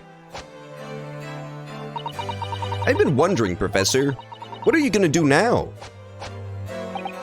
Oh my, yes, what am I gonna do? My hypothesis and my great machine lie in ruins. But still, it's been too long since I was last in London, so perhaps I'll enjoy some sightseeing. I must explore the great exhibition while I'm here too. I must see if new inspiration hits me. Oh yes, that's a wonderful idea. I can't allow that motherfucker. Hard cut to a 6'5", 800-pound Texan pointing a fucking gun at Hairbrain. Plot twisted. Oh, it's Van Zeeks! That's even worse. That's somehow even worse. Lord Van Zeeks, what are you doing in here? Barack! I'm sorry you had to go through that, Albert. Well, if I'm honest, it was terrifying. You were like a great demon behind your bench there, snarling down on your prey. Like a hound of sorts? You're one of the true few friends I have. I couldn't leave it to anybody else to handle the prosecution or the defense. Sorry? Or the defense? Did I just hear that right? I always knew you had my best interests at heart, don't worry. How about you show me around while I'm here in town? It's been a long time since we left university. We have a lot to catch up on. Listen, Albert. In a few days, your acquittal will be made official. When that happens, you must head straight to Dover. I'll accompany you. What? From there, you'll cross the channel and make your way back to Germany. I've already purchased the tickets. But no! Hold on a minute, Barack. What about the Great Exhibition? This is the chance of a lifetime for me. I want to look around. No sightseeing, Albert. Give up on the idea. Oh my god. Dude, the fucking Creeper of the Valley is still on the loose. It's not Dr. Scythe somehow, even though her name is literally Dr. Scythe. He's scared that the fucking Creeper of the Valley is gonna kill his friend Albert Hairbrain. Remember, the Reaper always comes after people who get acquitted of crimes. Ugh. Sometimes it's hard to see any warmth in those eyes, Barack. Lord Van Zeeks. What's with all this is about and such? You sucker? A necessary precaution. Yes, I think I understand. You do? Well, Iris told me that when you met Lord Van Zeeks at his office some days ago, he asked how Mr. Natsume was doing. Yes, that's right. I remember being surprised at the time, and thinking it was nice of him to ask. The point is, Mr. Natsume is still alive and well, even though it's been more than 6 months now since he stood trial with the Reaper as the prosecutor. Ah, you mean the Reaper's influence doesn't stretch overseas? Those in the Reaper's sights meet their ends days or sometimes months after their acquittal. That's been the pattern up to now. But of course, we know that both Mr. Natsume and Gina were completely innocent. True that, and perhaps that governs the Reaper's actions. The truly innocent are spared. But I don't want to take any chances with a close personal friend. That's fucked up, Van Zeeks. That's genuinely a fucked up thing of you to say, dude. Gina is still here chilling in London, and he's like, yeah, go ahead. You just keep running around. I know you just joined the police force and anything, but you get murdered for all I care. This guy's a dick. Van Zeeks is kind of a dickling sometimes. Barack?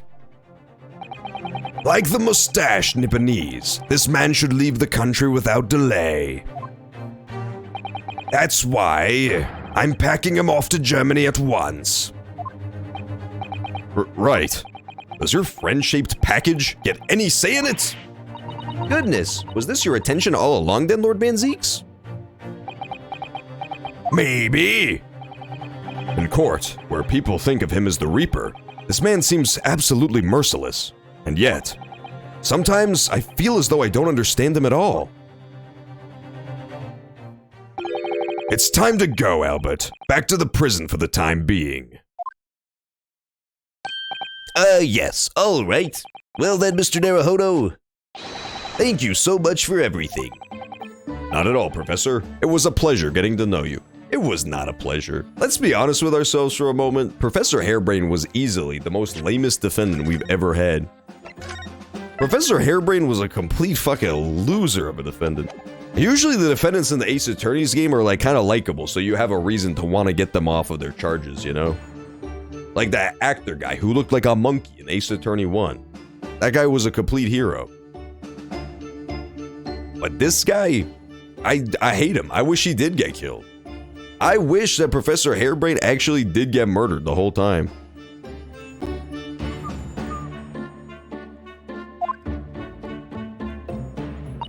Best wishes, Professor Hairbrain. Well, once the dust is settled, you must come and visit me in Germany. Deutschland. I've been to Germany before, fun fact. Where's my fucking German heads at? I've been to Germany once, and it was pretty cool. I went to like a bunch of old castles and shit. It's pretty nice. The people there are completely insane though. They're complete fucking little dick monsters. The people themselves of Germany are definitely the worst part. Because they're absolutely obsessed with being little dicklings, basically.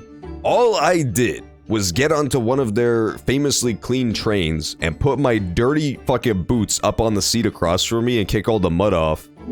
And somehow that made me the bad guy and they started fucking yelling at me in German. Like, I'm supposed to know not to do that shit. How is that fucking fair? How is that good for me? They're a bunch of little shitters over there, I tell you. It's a cool country, though. It looks nice. Nice looking country, at the least. Not the people, though. The people there are not good looking people. They look like Germans more than anything else. If you could picture in your mind, like, Adolf Hitler, Nietzsche, that's basically how every German person looks, is like Otto von Bismarck. They just look like cavemen with big mustaches. Especially the women. You may be wondering, what about the women? Especially the women, that's true. They're all like that. Anyway, goodbye for now. They're all basically Albert Einstein types poking their tongues out at you. Now, my Nipponese friend. Oh, yes? I thought you'd gone too. We have matters to discuss. Can you spare me some time? You want to talk with me? I'll be waiting in the courtroom in 10 minutes.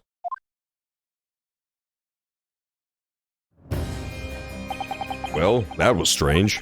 For some reason, I didn't get that sense of impending doom as he walked away this time.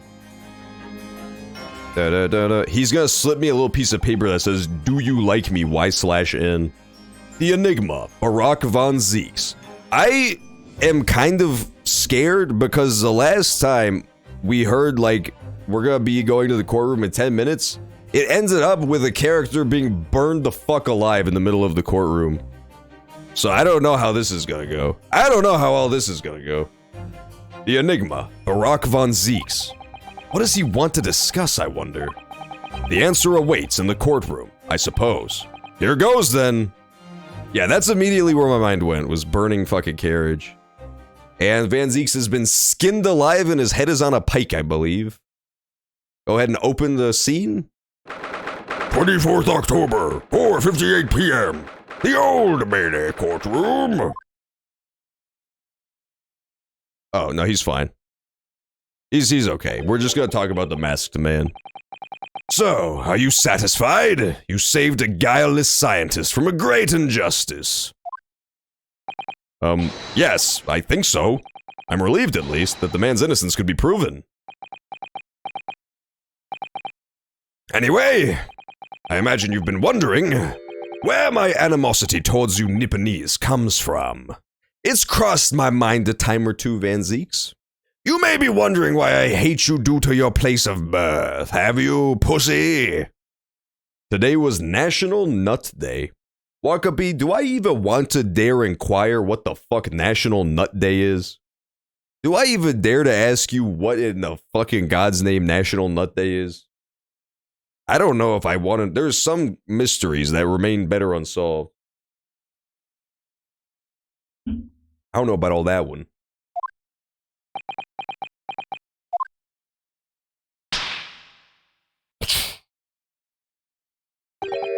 Well, at first I thought you just didn't like me.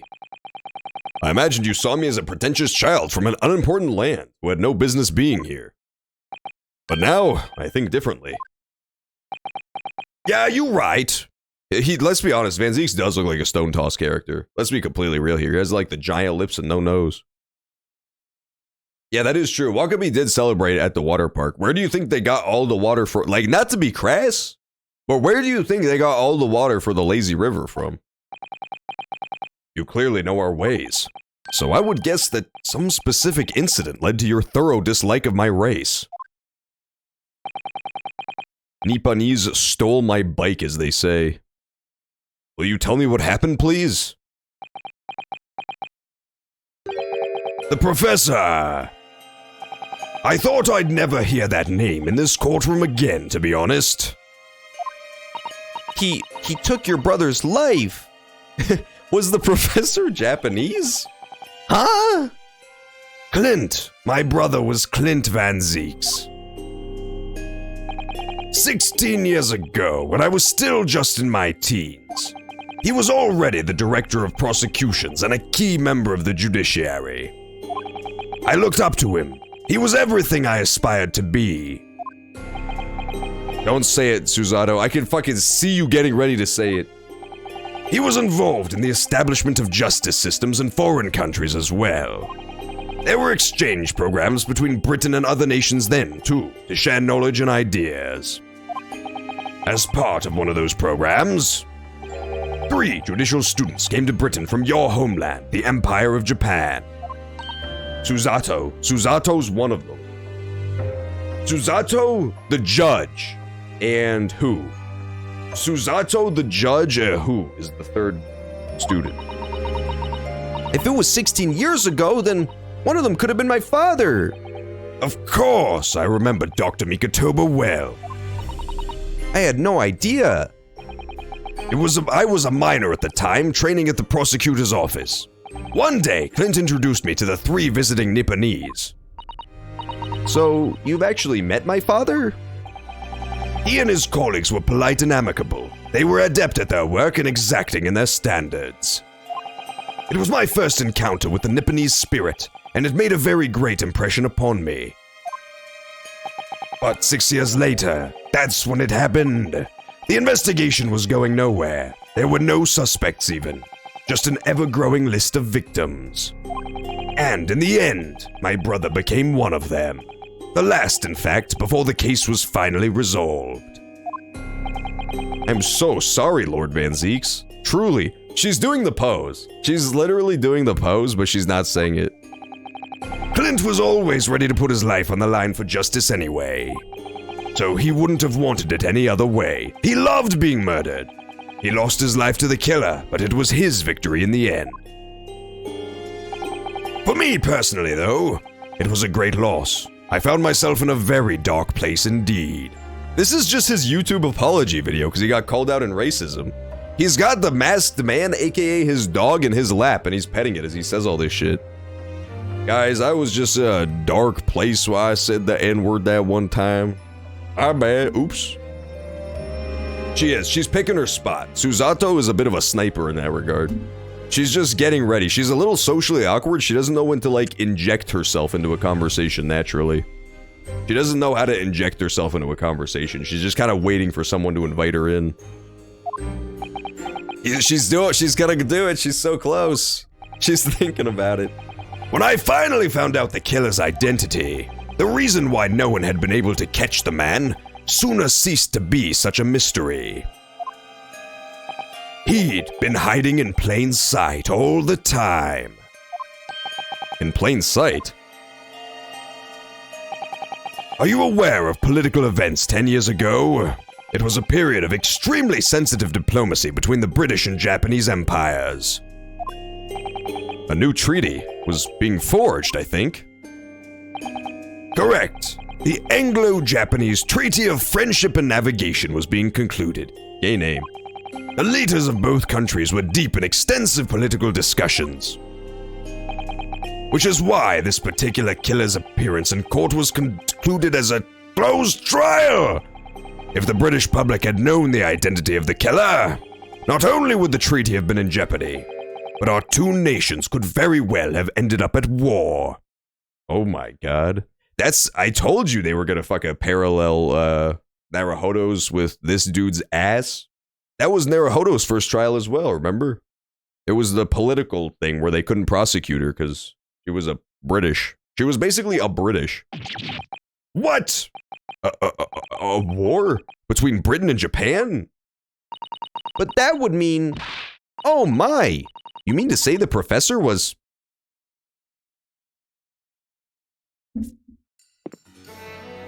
When the trial reached its conclusion earlier, What? I thought to myself, They have voice acting! it's time. Oh my god, they're gonna do the face reveal.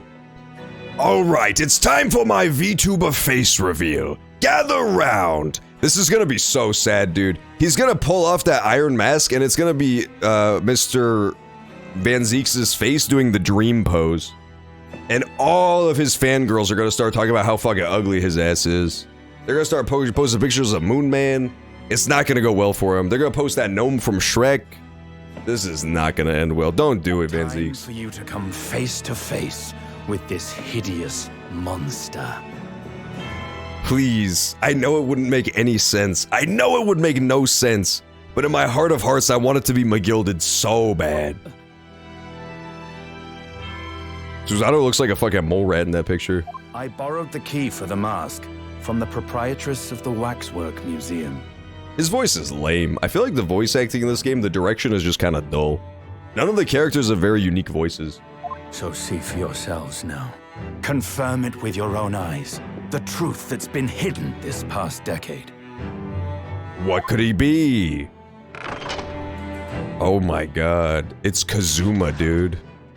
Who the fuck is that guy? That's the professor? Oh my god. Yes, that's him. Let me see, sucker! The thought never even crossed my mind. That the mass murderer, whose crimes shook Britain as never before. I don't know who that is. I feel like fucking Reverse Flash Dr. Doom right now. I don't know who the fuck this guy is. Who is this man? I feel like goddamn Lex Luthor right now. Looking at the Flash's face in the mirror. Who is this man?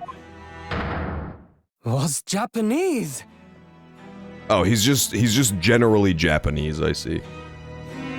Okay. I don't recognize him. Am I supposed to recognize him? Meow, meow. Who could he be? He's not the judge, because the judge didn't have crazy white eyes. The judge did not have crazy white eyes. He's definitely not Mikotoba. 100% he's not Mikotoba. Did the judge have white eyes? I don't remember. I don't think it's the judge. It could be the police cop, maybe? It could be the police cop. I don't know. I don't remember what that guy looked like. The guy who dressed like a butler? I've got no. I don't think we've met this guy yet. Is it Asian? Could he be the mysterious Asian? Honestly, I thought it was gonna be his papa a little bit too. I was thinking of who the fuck it could be that would make any sense. And I did not think random mustached man was gonna be the answer. I don't think we even know who our papa is. Like, I don't think this guy's family has ever come up yet. So it would make sense. Wait a minute. That face. I feel as though I've seen it somewhere. It's strangely familiar. It's not.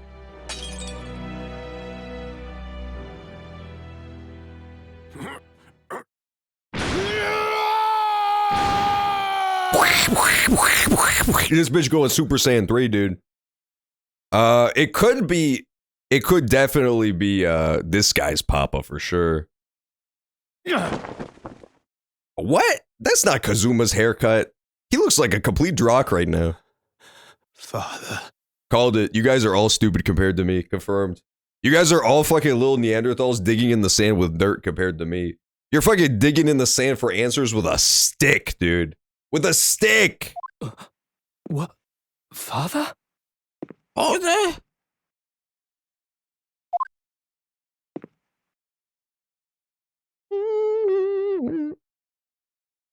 I hope it's just nobody we recognize. That would be so funny.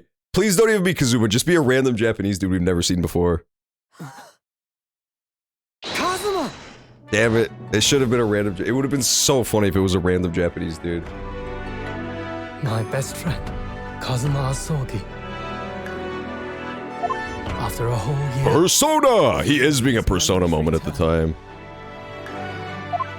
You don't know that? All he said was Papa.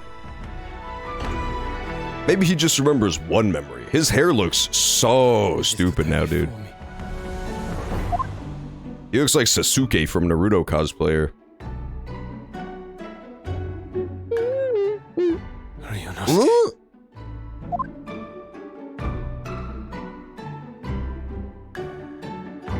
Hello again. My friend. I can't believe he's finally back. It's our good friend who died from hitting his head on a boat. Kazuma-sama! I just feel like this is so weird. This would have hit harder if we had gotten to know him, like, at all. If he had lived a couple of cases, at least. I feel nothing for this man.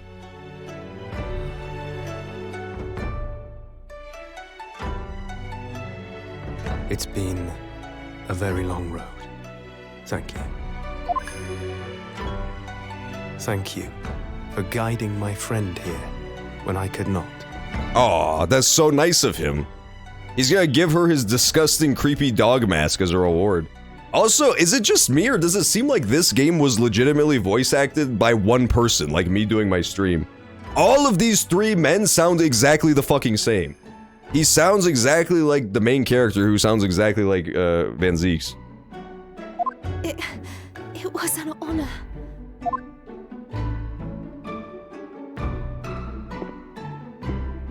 I knew you wouldn't die that easily. Kazuma. Good job, Kazuma, you did it. I owe you thanks, too, for taking good care of that in my absence. Oh yeah, we gotta switch swords now, damn it. Oh. Oh, not this. Karuma, the great blade of the Asogi clan, passed down through the generations. This is stupid, dude. There's a wise, cracking, talking sword, too. This makes no sense. It was actually just Cusbra. He voice acts the sword. The problem is just Cusbra, I know this game came out a while ago, but like, the sword says the N-word a lot. The sword says the N-word like a lot. And I feel like even back then you should have known better than to take that role. You also are kind of doing what can only be described as a gangsta voice whenever it talks.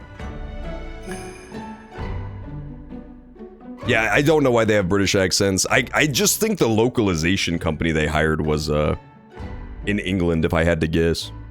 It seems like they hired actual Japanese people who are English, if that makes sense, like who live in England. That's what it sounds like to me. Because they do have very weird accents. I don't think it's an American voice acting company. Which explains how they could only find one voice actor. The sword was at my friend's side. The Japanese man's katana is his soul. You hear how he said katana? That's not a British guy. British guy doesn't say katana. But that's when he wrote Tapiba Top. When the incident happened. Guys, this was the part where he wrote Tapiba Top on the floor and then died. But then he came back. It was Susato-san's wish that I inherit the sword. Susato-san! Shut up.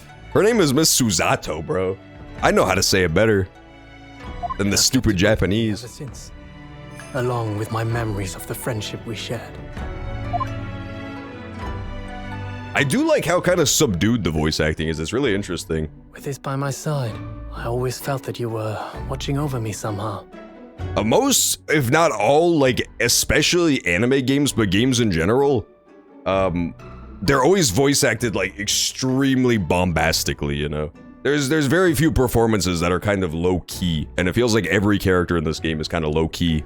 Which is especially weird, because Ace Attorney is a crazy-ass franchise. Like, if there's any game that would be bombastic, you'd think it would be this one. It's interesting, though. I kind of like it.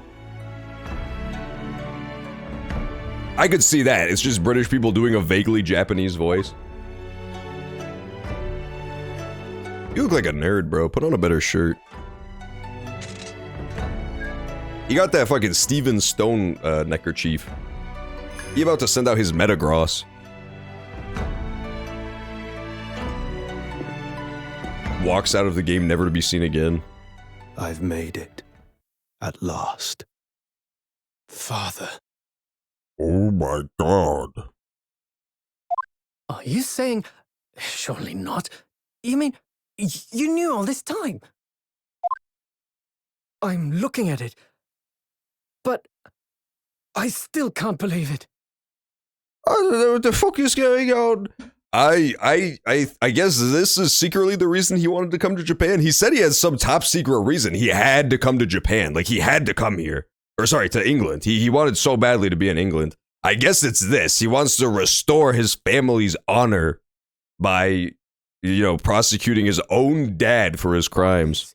Mass murderer. He's Kazuma's father.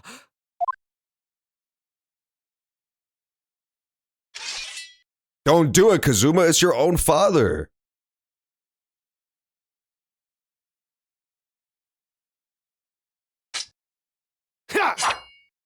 That's messed up. He killed his own fucking dad. And the scariest part is that his dad was made of fucking wax the whole time, too.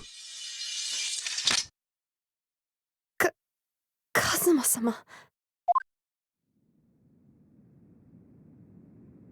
He's got 2 swords now. Give me one. We have much to talk about, but now is not the time. I don't trust you anymore, Kazuma. You're being so weird right now. He's acting so cringy. His dad's head was a siren. That would have been fucking sweet if you pulled off the mask and it was Siren Head. Yeah, that was kind of a dick move. Madame Tussauds spent so fucking long working on that wax dummy. He's destroying property. He's following in his criminal-ass father's footsteps. I'll be seeing you.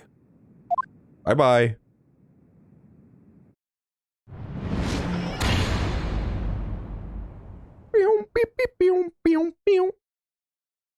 That's all Kazuma said.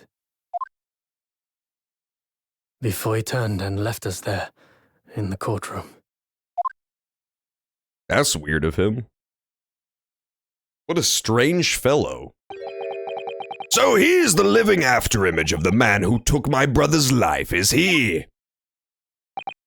Yes, Kazuma Asogi, my best friend. 3 months ago, when Lord Strongheart introduced us, I had an inkling that there was something there, some connection. But why did Lord Strongheart do that? Why did he make Kazuma Lord Van Zieks' apprentice? When he was suffering from amnesia, too. The man was apprehended, even executed. But his legacy just won't die. That's the sad truth.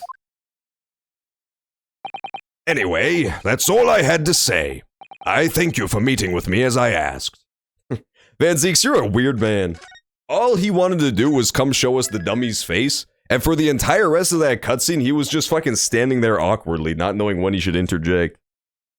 He's like, this is kind of a Japanese guy thing, I guess I'll just let them handle it. He didn't know all that other shit was gonna happen. He just knew that they were gonna see the face. Oh my god, that's so crazy. I'm so confused now. But why would Kazuma even come here if his dad is already dead and executed? Dead and gone!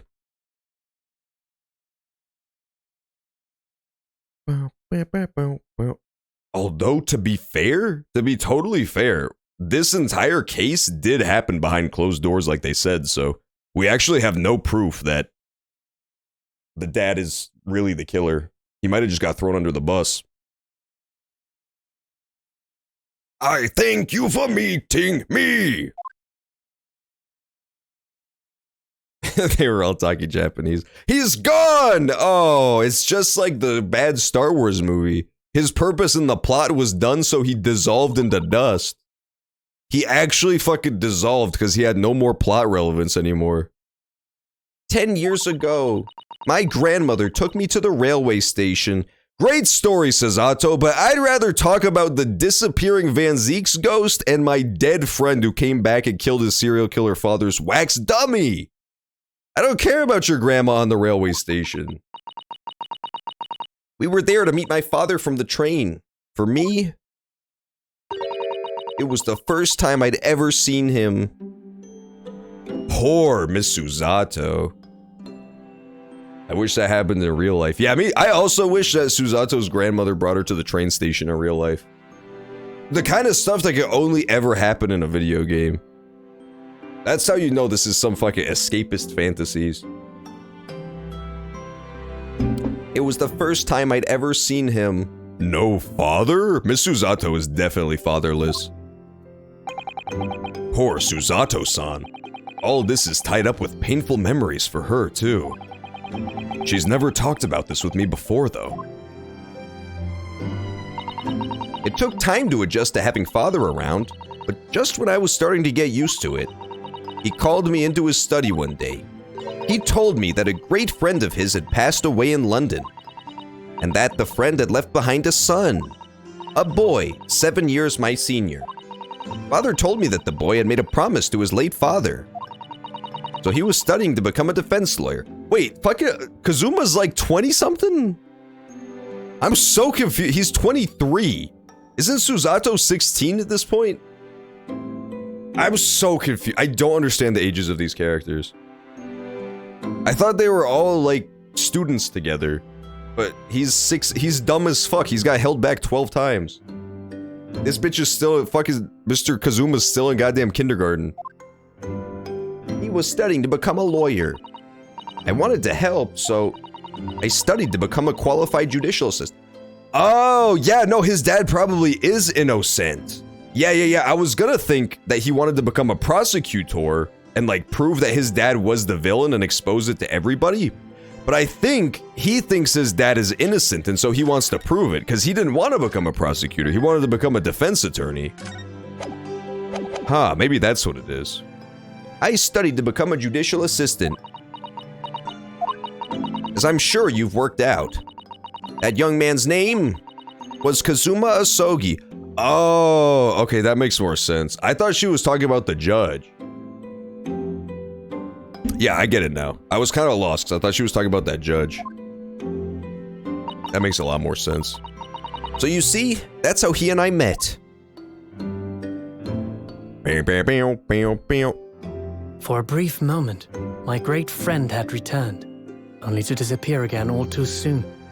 Yes, don't forget that Van Zieks also disappeared again as well. But in that fleeting encounter, something stirred. Something that had been dormant for a long time. My boner, haha. That's not actually what he said though, guys. Strike that one from the record. I was just making a bit of a goof is all. That's not really in the game. As if great wheels had been set in motion. I could almost hear them creaking into life. In some ways, it was the end of a chapter. But in many, it was the start of a new one. Wow. That's crazy. You know this shit was important too, because they actually had voice acting. There's been voice acting like 3 times total across both games.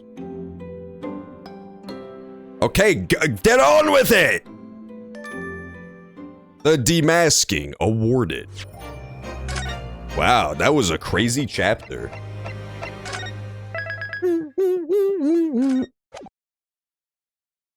Twisted Karma and his last. That was episode 3? What the fuck? Oh, we're not even close. That was halfway through the game. I thought we were so much farther into this game than we are. I thought we were like at the end. We were halfway in. Wow, I was so wrong. Twisted Karma and his last bow. Let's do it. Fuck yeah, chapter 4. Damn, that was crazy as hell. That's only halfway in. It was indeed a most bizarre incident, born of a curious advertisement and a commonplace killing at the edge of town. Pipe in hand, Sholmes looked down at the thick, rolling fog outside our window. I wonder exactly how many mysteries are out there, hidden within. I fucking love this style. I wish the entire game was in this style. It's so cool. Abraham Lincoln in front row, far right. Bizarre incident, born of a curious advertisement. It's the Hound of Baskervilles! Galloped through the shadows of a serial murder, an executed man's graveyard resurrection in the dead of night. No, it's not that dog. It's a much more evil dog than that. A commonplace killing in a small, forgotten room at the edge of town. That looks suspiciously like Holmes. Always another side to every case, of which most remain ignorant. And it is that other side which compels me to the scene of the crime, Wilson. These all sound like the same voice actor. So quickly now, take your hat and let's be on our way, my dear fellow. For our adventure is not over yet. Come, the game is afoot. The game is afoot! Hell yeah. Wow, this is crazy. So we're doing but it's not even over. We're doing the Hound of the Baskervilles case as the second to last one? That's actually crazy as fuck. 8 days after that earth-shattering trial and Kazuma regaining his memory, we were in the foyer of one of London's most luxurious hotels, the Great Waterloo Hotel. 1st November, 10:24 a.m. Great Waterloo Hotel. Stop. Don't beat my bitch ass just I'm in the Great Waterloo Hotel. Okay? Oh no! You're right, Halloween got completely skipped. The last case definitely counted as a Halloween case. It had a graveyard scary. It had a girl in a gas mask who looked like a bird. and it had a cute witch girl, and it had a fucking skeletons. So it basically had everything you could want out of a sort of Halloween. Shut up, just cuz, bruh. You're just jealous that you aren't in the Great Waterloo Hotel like me. I'm swinging off the fucking chandeliers. Swedish supergroup wrote a song about that hotel. ABBA wrote a song about the Great Waterloo? Boga! Hell yeah! Mamma Mia! The only thing anybody, including myself, knows about ABBA is that they were the star of the hit musical sensation Mamma Mia. Mamma Mia is the crux of all white women entertainment all at once. I've never met a single person who likes Mamma Mia who's not a white lady. At least, a fangirl degree. There's some stuff that is white woman oriented, but is not exclusive to them, such as the Phantom of the Opera. But Mamma Mia is exclusively for the white lady fans. But you gotta give it up. They need their own stuff sometimes. 1st of November. Professor Meek, I still think that in this exact, rendering of her, she looks exactly like Michael Jackson, and it weirds me out every time. This exact render of her always makes me think of Michael Jackson. No other angle does she make me think of Michael Jackson, but this one, every time. It's the fact that it looks like she has no nose here. ABBA has a museum in Sweden? What? That's awesome. Oh my god. I guess, Sweden doesn't get that many superstars, so they gotta take the ones they can get. They have ABBA and they have Notch. I think that's their big claims to fame. Professor Mikatoba is due to arrive at any moment. Yes, I'm so glad we got here in time. Her dad's coming. Oh my god. Susato-san hasn't been the same since what happened. Not that I'm surprised. The truth about Kazuma-sama's father. Do you suppose my father knew? That he was actually the mass murderer of the professor, you mean? This whole last case, too, I have to admit, was very Phantom of the Opera themed, speaking of which. The fucking whole Kazuma wearing the mask aspect, too. That shit was very scary. That was a certified ba-ba-ba-ba-ba moment. I've seen Phantom of the Opera live on Broadway. It was pretty cool. I also like the movie, but the movie's not as good at all. That he was actually the mass murderer. Professor...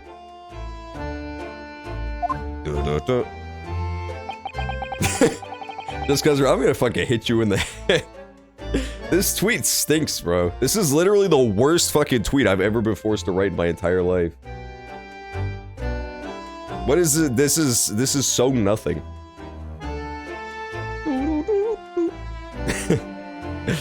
This tweet is so stupid just cause, bro.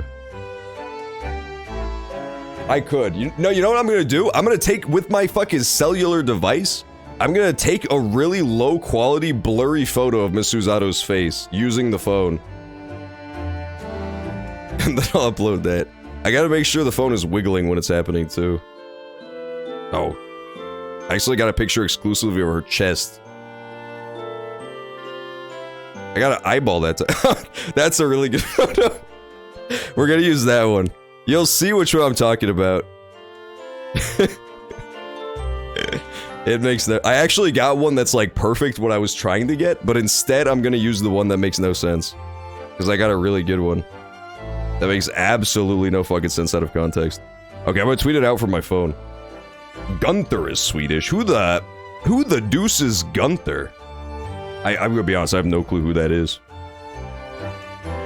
The Gunster. Alright, I'm tweeting it out as we speak. You guys will get to see live what I was talking about. The photo that I got. I'll post the one I was going to use in the Discord instead. Just so you can know the comparison. But I like this one better. Because it makes no sense. That's the one I was gonna use. Oh, it's a Swedish singer. Okay, I gotcha. I realize now that outside of ABBA, I don't know any Swedish singer. What about Bjork? Is Bjork Swedish? Bjork was cute, man. Bjork was so cute. I don't know if she was Swedish, though. She was definitely European. in some way. And then that dude was stalking her for a while. I remember that. Oh, she's from Iceland. Okay, she's not Swedish. False alarm. Sweden stays only having 3 celebrities in all time. Sweden stays owned. I knew that's what she was thinking about. There's a good chance, I'd say. I mean, they did come here to London together 16 years ago, didn't they? Yes, that's true. Come to think of it, didn't you say that Professor Mikotoba knew about Kazuma going missing in Hong Kong as well? That's right, but for some reason he wasn't at liberty to talk to me about it. That probably means he knows then. About Kazuma showing up here in London with amnesia, and that he's regained his memory now. The amnesia plot is so stupid. I feel like any story ever is disserviced by having an amnesia subplot. It is one of my least favorite plot devices ever. There's been stories that make it work, but as a general rule, it's usually lame. Tove Lo. I've got no clue who that is. To me, that almost sounds Israeli. Da-da-da. Israelis always have crazy names like that.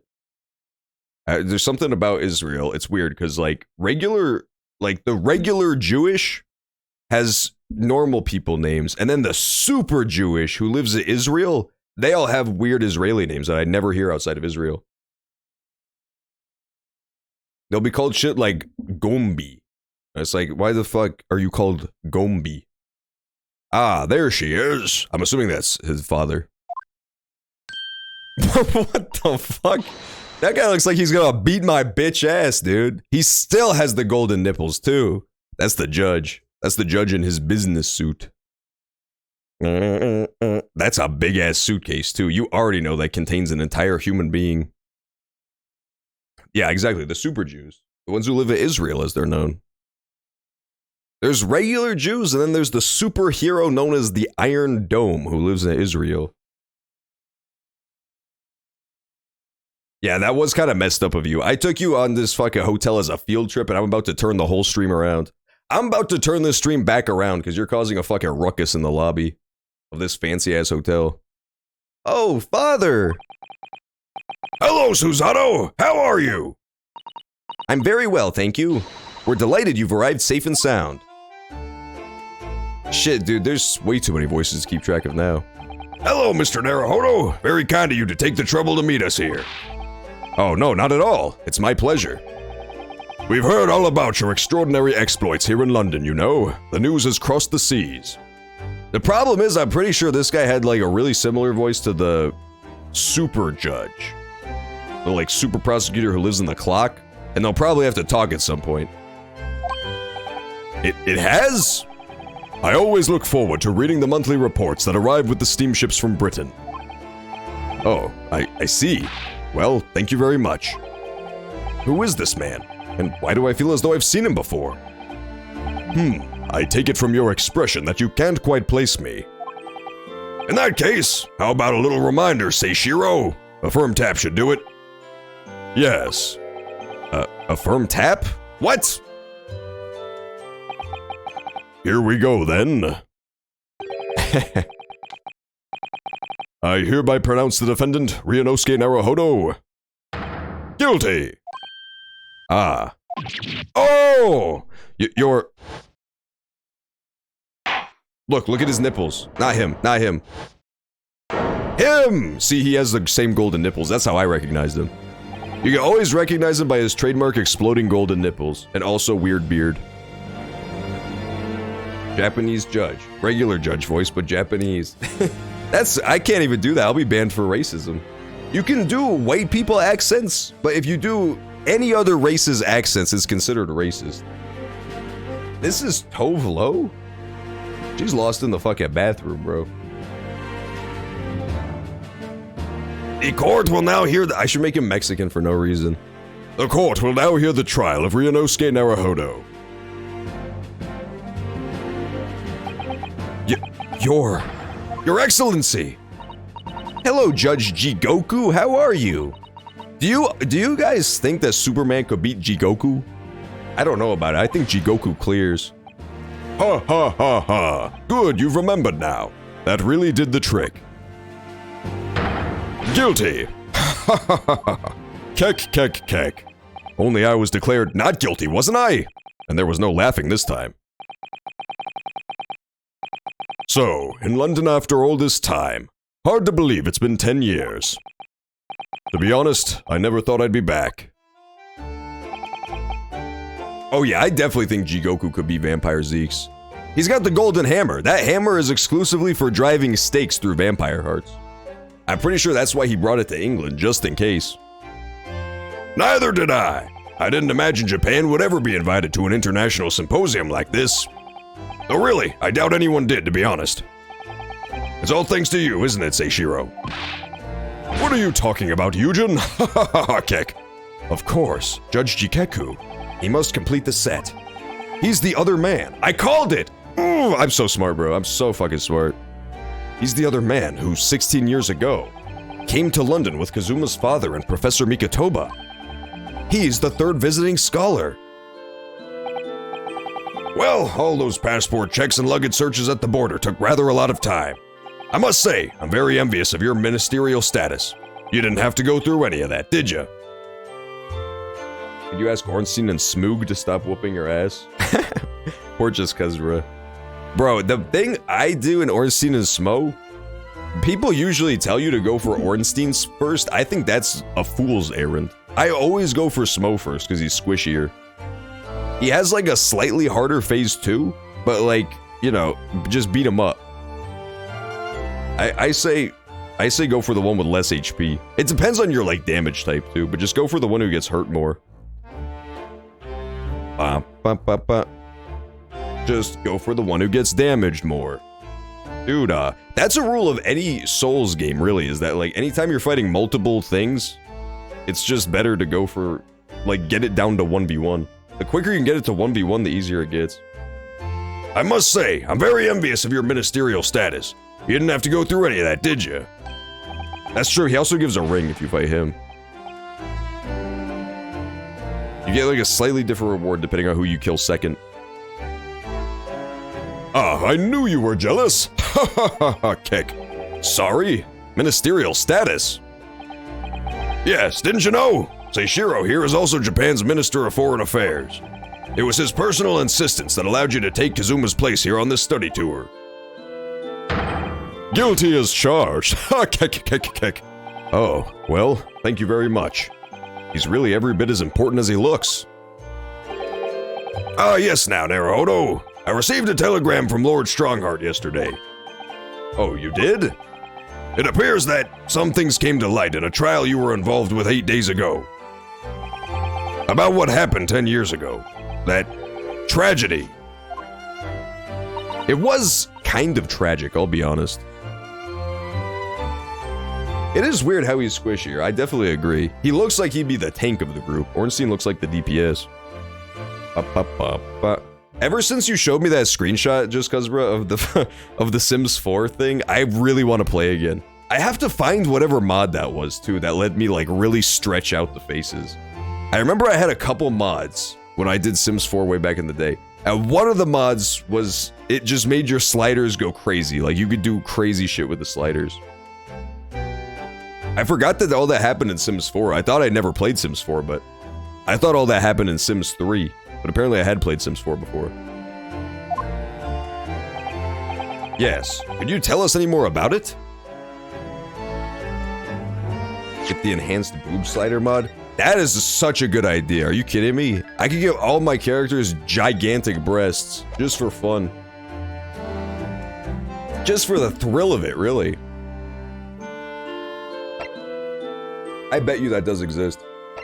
Earlier today, the other day, me and Brockor were talking about how Sims 4 definitely has like 8 million Dahmer custom creations uploaded to their site because of how popular that Netflix show got.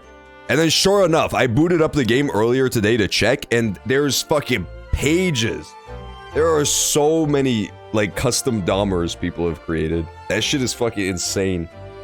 Just like actual real life serial killer, and there is pages and pages of people making him in the video game. I want to look at the mysterious luggage. That luggage is definitely a murder prop later on in the game for sure. Look how fucking conspicuous that shit is. It's way too big. There's a veritable Hound of a Baskervilles inside of that case. That is true. Smoog's armor is just fat, not him. What did you miss? Well, Remix, we finished the last case, and thankfully, the witch lady was not guilty. She was not even involved in the crime somehow.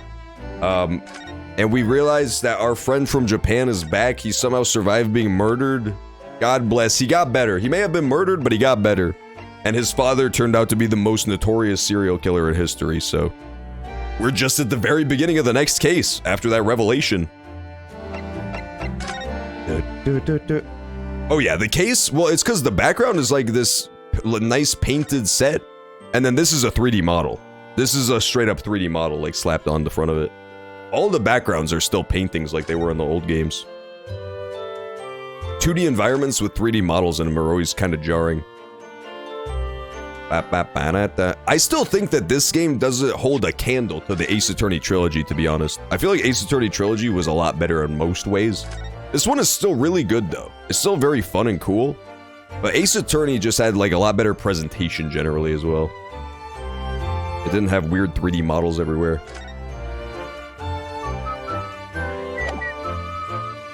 Let's talk to these suckers. Let's talk about Kazuma's murderous ass father. The professor, the killer who took the lives of 5 members of the British aristocracy, was actually Kazuma's father, wasn't he? That's correct!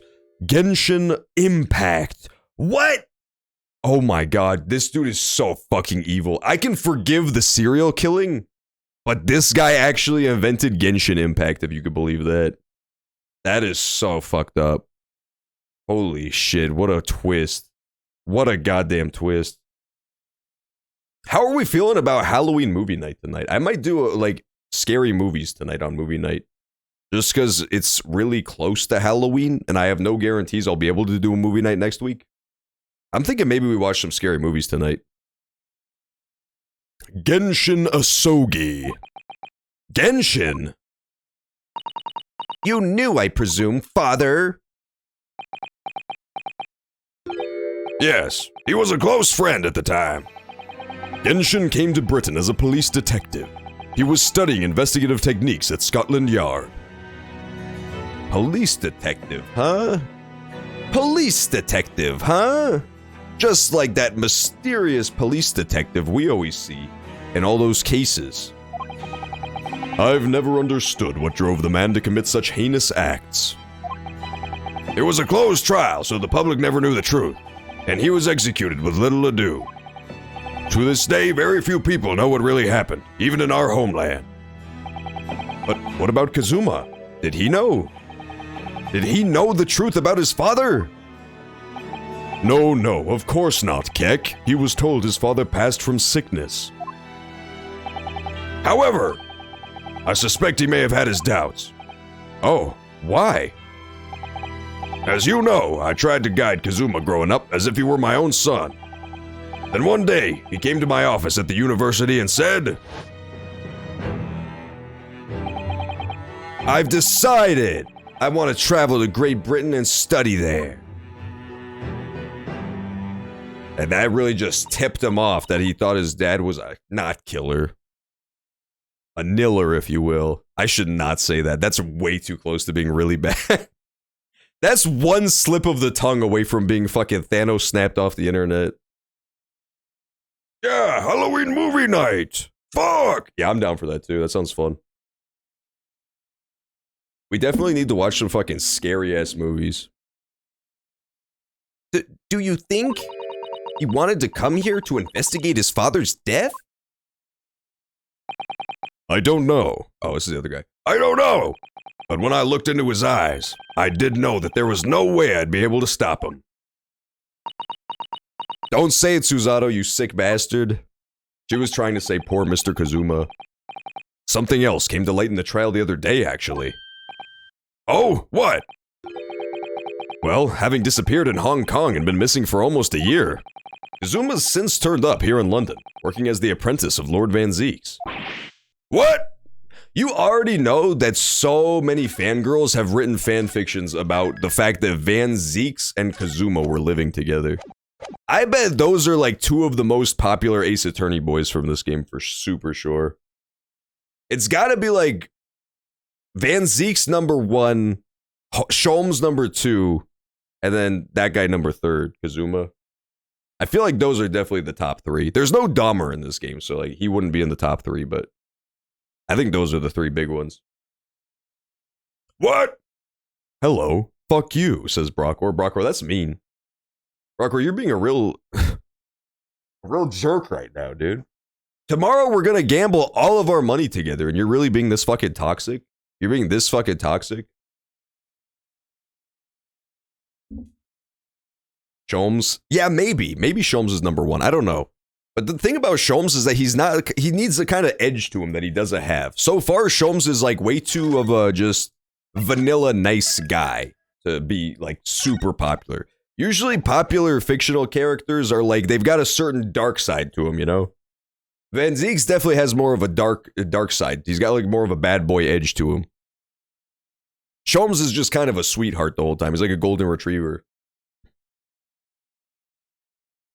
What? What? That's news to us. This is the first time I'm hearing this. You're telling me now for the first time. You actually hear Tiny Dancer start to play in the background. So, Lord Strongheart's telegram neglected to mention that part then. Wait, what were they talking about? Oh, Kazuma was apprenticing with Lord Van Zeeks. Yeah, all Tumblr sexy men look like Darkside Phil. That's what I was trying to say. All Tumblr sexy men are just Darkside Phil. Photoshopped over various bodies and outfits. Hey, what's up, Amelia? How are you doing today? We're at a fucking fancy-ass hotel in the game right now. This place is nice as hell. I gotta say, any sort of establishment that has marble pillars in the background, not bad. I'm into it. We're gonna win so much money, Brockwar. We have to do it at 2:51 p.m. on October 23rd for the numerology, for the stars to fucking align. All planets will be in alignment pointing directly to our bank accounts as we gamble all of our money and win big. It's gonna hit so hard. I was, honestly, I'm not gonna do it, but I was thinking of just setting up a macro so that I would instantaneously rob you and deposit all the money as soon as we win, just as a goof. And then I would post that GIF from New Vegas of them saying the game was rigged from the start. But I decided not to do that because it would be too evil. What are we plotting? We're gonna... Well, in Brockward's server, he has like Brockward bucks that you can gamble. And we're basically gonna gamble all of our Brockward bucks on the number 23 in roulette. So we have like a 1 in 35 chance of hitting. But I think it's gonna land. I think it's gonna happen. We're gonna win big. If we do hit, then we're gonna be untouchable. Just always the richest. Because it would be cool. It's like a casino heist, you know? What's a good casino heist without the twists? Without the betrayal right at the end? But I decided not to. It's like when you're robbing the bank and then the one guy locks you in the vault and runs away with all the money. 3:59? Oh my god. That is so late. Your time zones go crazy in Europe, I swear to god. I'm doing fantastically. I just solved one of the mysteries. I just solved the case of why that witch lady was so sexy. And now we've started a brand new case of why some dude's father's a murderer or something. I don't know. Let's talk about Kazuma's reappearance. Yeah, Kazuma's reappearance was kind of mysterious, I won't lie. He came out of nowhere. Getting a 23. That's good. That adds another 5% more to the chance that 23 hits. That adds 5% more. We're at 89%, I believe. 89% that 23 is gonna hit. And then we win big. And then we win really fucking big. As you know, we both thought Kazuma had died on the steamship during our voyage to Great Britain in January. But he didn't die. He's alive. As you knew, didn't you, father? She keeps saying that over and over again, very pointedly. Who did it? It was the lady who was doing the autopsies was the killer. The girl who was in charge of the autopsies did it, and she was basically goaded into doing it by the engineer, the weird guy with the really long white hair who built the machine. They were basically both conspiring to kill the victim because the victim was a real dick to them. He was like a crime lord who had manipulated them for a really long time. He was basically blackmailing both of them into doing his dirty work. So they decided to team up and murder him instead. So luckily our defendant, nothing to do with it. He was off scot-free. He didn't die, he's alive. Johnny Five is alive. In actual fact, no. What I did know is that when your ship docked in Hong Kong, he mysteriously vanished. We sent a team of investigators to Hong Kong to try to ascertain what had happened, but to no avail. But he's still alive. And here in London, you say? I never dared to even dream it. Why on earth did the young man not make contact? The government and the police have been chasing clues fruitlessly for months now. Well, it seems that he was suffering from amnesia. What? Amnesia? When we first came across him again here in London, he didn't know who either of us were. I see. He only regained his memory 8 days ago. This is unbelievable. It is pretty stupid, I agree, Mr. Jigoku. Yes, it's quite miraculous. I wonder why Lord Strongheart didn't let us know. I must speak with him urgently. I wonder how Kazuma's been these past few days. Would it be wrong of us to go and visit him? Your time in Britain. No, I'm not doing that. I'm not asking them about nothing. Speaking of movie night, last night we watched House of the Dragon and we also watched Cyberpunk. So we're at the point now where I think we're just about done with both of those shows, actually. We're on like episode 8 or 9 of each. So tonight, we will be watching horror movies instead. And it'll be quite spooky. I don't know what horror movies, but we'll watch a couple horror movies. I guess I'll ask about their time in Britain. That began 16 years ago now. It's a distant memory, really. It was Yujin here, Genjin Asogi, and myself. We were the original 3.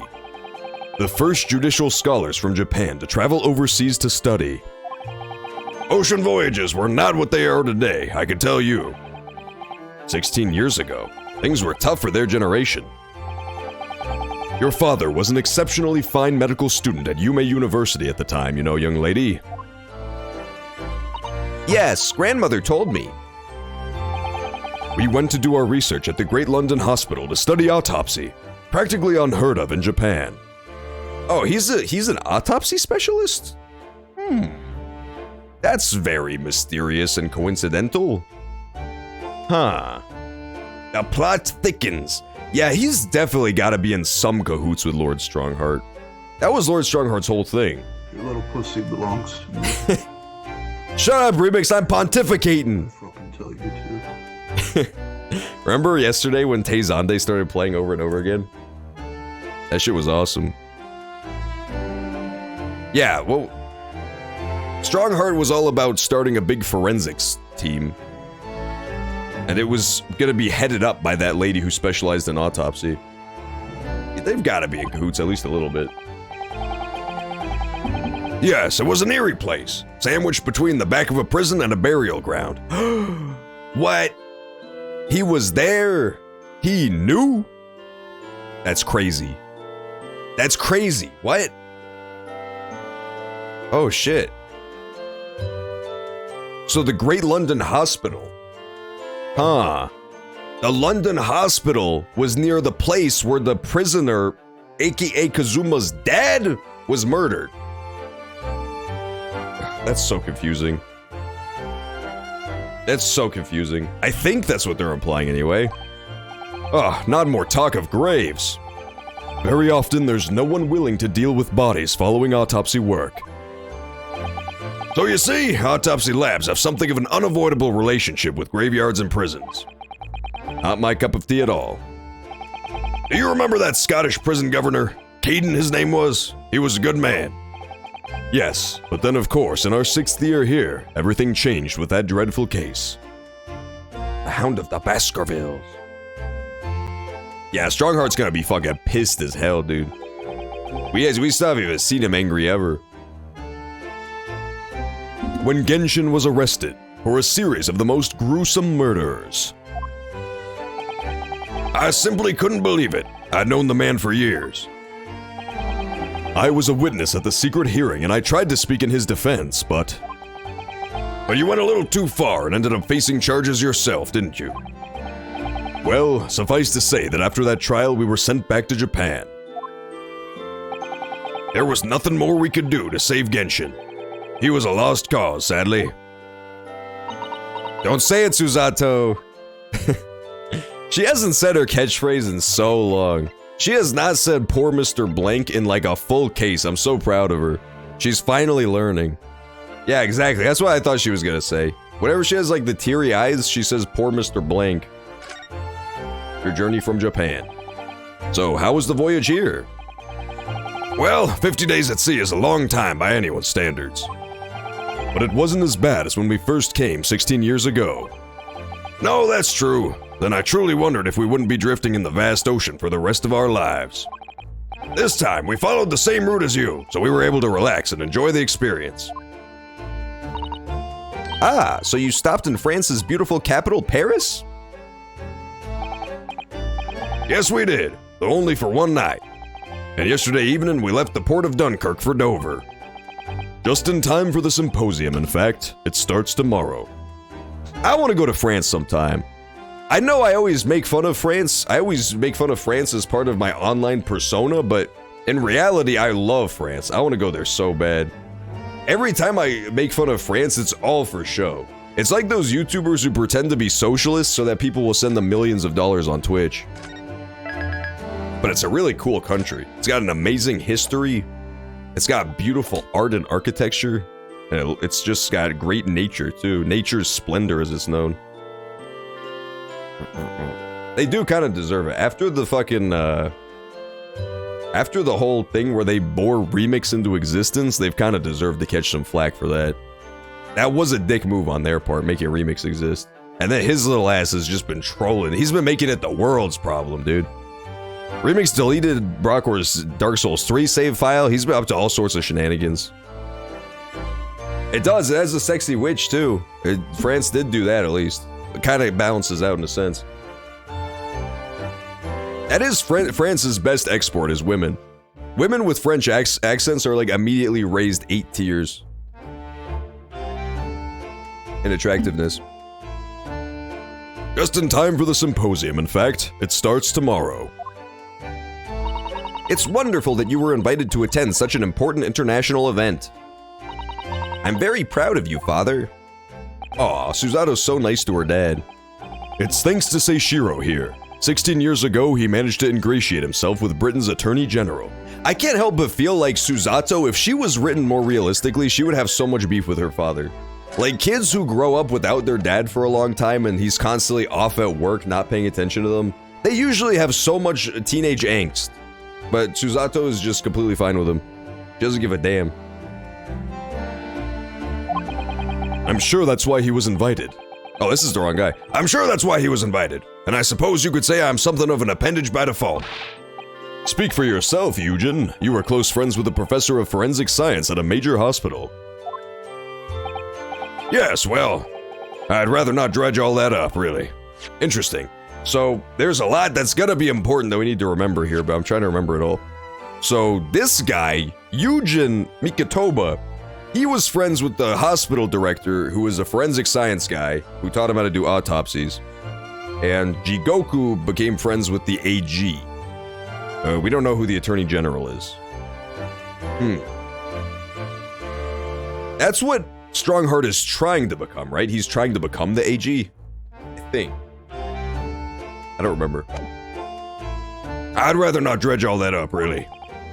No, there's been a lot of water under the bridge since then, but it doesn't bring him back. Kazuma's father, I suppose.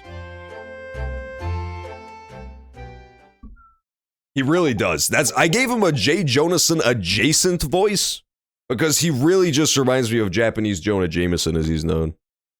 Well, if you'll excuse us now. Yes, I'd like to get out of this trunk up to my room as soon as possible. There's something evil in your trunk, Jigoku. I don't trust your ass. Oh, I'm so sorry. I shouldn't have held you up here for so long. I'll call for the porter then. Just wait here. Susato-san's gone off at a run. I'd like to stay and talk more, but I do have various preparations to make for tomorrow. Yes, of course. It must be a big responsibility representing our entire country. I wish you the best of luck. When he's dressed like this, he actually looks more like the actual Watson than Iris Watson, if you could believe that, considering she's a 10-year-old girl with Mickey Mouse hair. He actually looks like almost identical to Book Watson. He's supposed to be like a very kind of military-looking dude with a mustache. Naruhodo, I hope you'll keep an eye on Susato for me. Keep looking after her, as you obviously have been. Oh no, I mean if anyone's looking after anyone, it's her looking after me. Well, I do appreciate you being there for her. After all, I've been a miserable father to her. I've thoroughly let her down. Sorry? What do you mean? Well, it was 16 years ago that I started my long study tour here in Britain, as you know. The very year Susato was born. Yes, I heard. The birth of my daughter was the most joyous event of my life, but... well, sadly it was accompanied by the most tragic event of my life, too. Oh, yes. Susato-san hinted at something like that. Yeah, that's messed up. It definitely seems like they're implying that Susato's mom died in childbirth. Which is rough. That has to be like one of the worst things you could ever have happen. I can't even imagine how conflicted your emotions would be, like if at the same time as your fucking first child is born, the love of your life also dies at the exact same time. How confusing must that be to the human brain? To the fucking monkey brain? That's gotta be such a weird experience.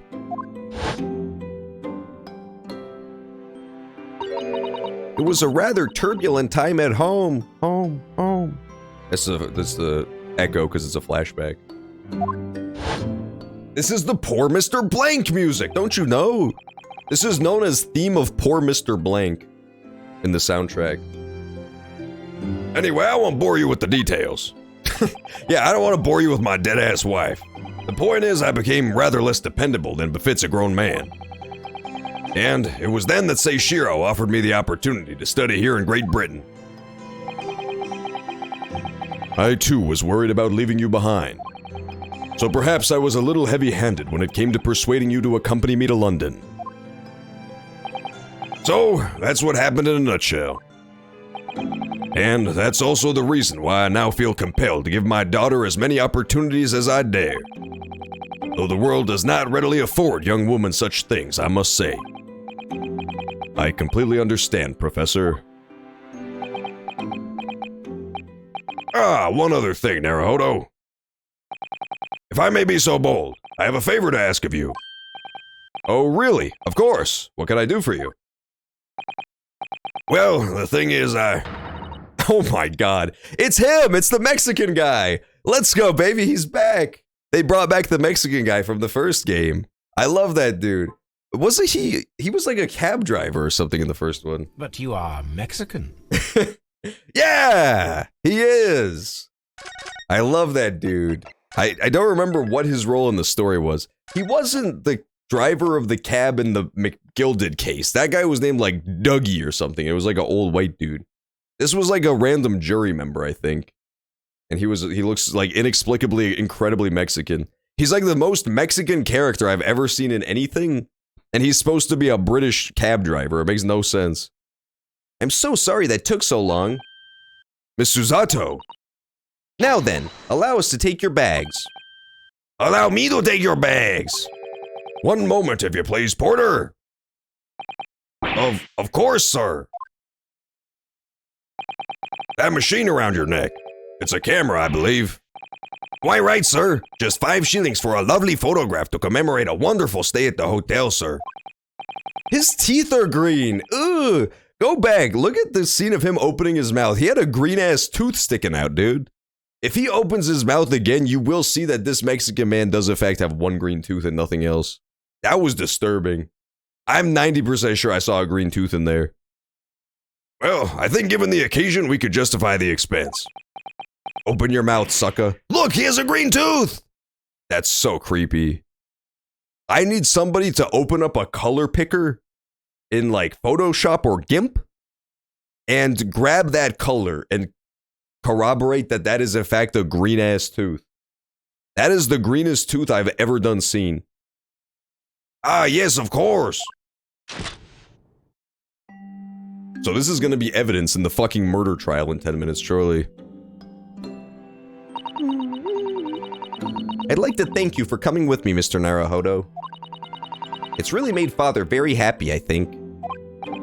Oh, well, I'm pleased then. But we were interrupted before. Oh, B Machine stepped up, but I already clicked off of the green tooth screen. Damn it!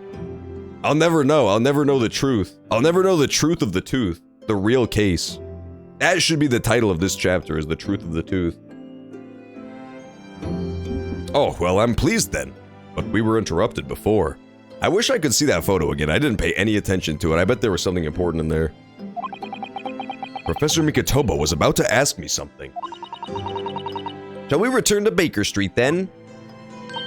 I expect Iris will have some delicious tea waiting for us. Yes, let's go. Oh, what a heartwarming scene. Susato got to meet her fucking absentee-ass father again. I'm getting more and more anxious about Kazuma, though. Yeah, hell yeah! He's the driver for Hightowers. It's grayish green. 107 definitely provided the fucking evidence. That is in fact a green tooth. Confirmed. Confirmed it's a gray-green tooth. That's so disgusting.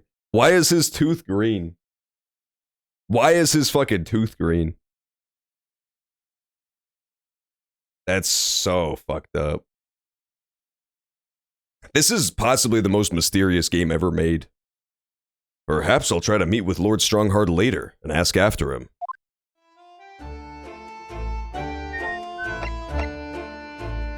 Yeah, you had to miss the entire family photo scene, unfortunately.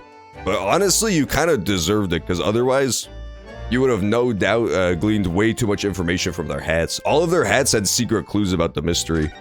They all had letters on them, and if you spell it out, it spells out Susato is the killer, if you could believe that. Man, that's the fucking Eiffel-ass tower. What's that doing in England? Put that shit back where it came from, or so help me. Can I see your green tooth again, sir? That desk is known as the hotel reception. Anyone wanting to spend the night has to report there to sign in for their stay.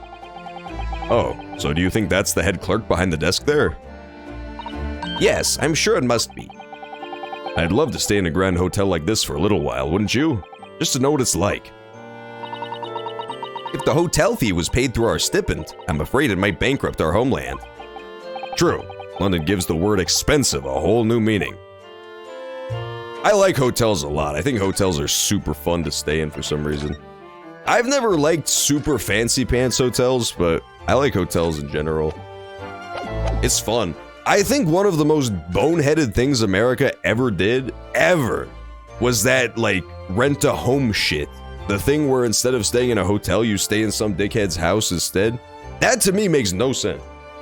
Hotels are amazing. You go there, they do all the bedding for you, they make the beds, they change the sheets, they prepare the towels, they do everything for you. But instead you stay in some dude's house where you pay to do his chores. You basically pay him to take care of his own house. It makes no sense. I don't get that. Lord Chief's Justice Office. First I'm gonna go to Shom Suite like she said to. Do. 1st November. It's the mask! That's what the point of the fucking mask is. How did we get the mask? I've got no clue. Ooey ooey. That's how you know some fucking... That's what European chickens sound like. Roosters in the morning. That's their version of cock-a-doodle doing, if you could believe that. What was that? A man screaming in a most unflattering way. That was not a scream. Do you think? Could it have been Mr. Sholmes? Sholmes is back, baby! I hope he's back. Oh my, I do hope not. What the fuck are these creatures? Get him off the screen! This is like the, can we have Sholmes at Iris? No, we have Sholmes at Iris at home. This makes no sense. This dude's hair is way too red. Get him off the fucking screen. Men with red hair are not to be trusted. That's a woman's hair color for sure. No fooling. No offense, but also no fooling. Men's hair colors is either brown or black. Anything else is known as a woman's hair color. That's just science too, like you don't have to ask me about it, that's just basic science. I read it in a textbook, and by that I mean my uncle's Facebook wall.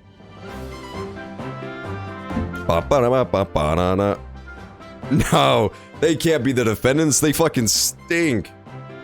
Oui, I don't do it anymore. Mon ami, oh, they're French! I should have known they were some fucking creepy, dirty Frenchmen. Mon ami, mon ami! Stop this disgraceful display, huh? Why are there so many French people all of a sudden? Who are these people? Look at their hair. It's bright red. Light brown, you're pushing it. You're definitely fucking pushing it for sure. I need to bring up that like Peter Griffin acceptable skin color chart, but for hair colors instead. As long as I don't color pick your hair and it comes up as a grayish green, I guess it's okay. I think they must be clients of Mr. Sholmes. Right, you two. You're coming with me now. Down to the... No! They're actually the fucking defendants. There's no way. Down to the claim. No, not in prison. It is dark and damp and I don't like it. She actually talks like Borat. Oh, the darkness, it is my friend. I am not scared. Oui, but you are always scared of the dark. Shut your mouth, you idiot. I will sit quietly in the dark and plan our next daring heist.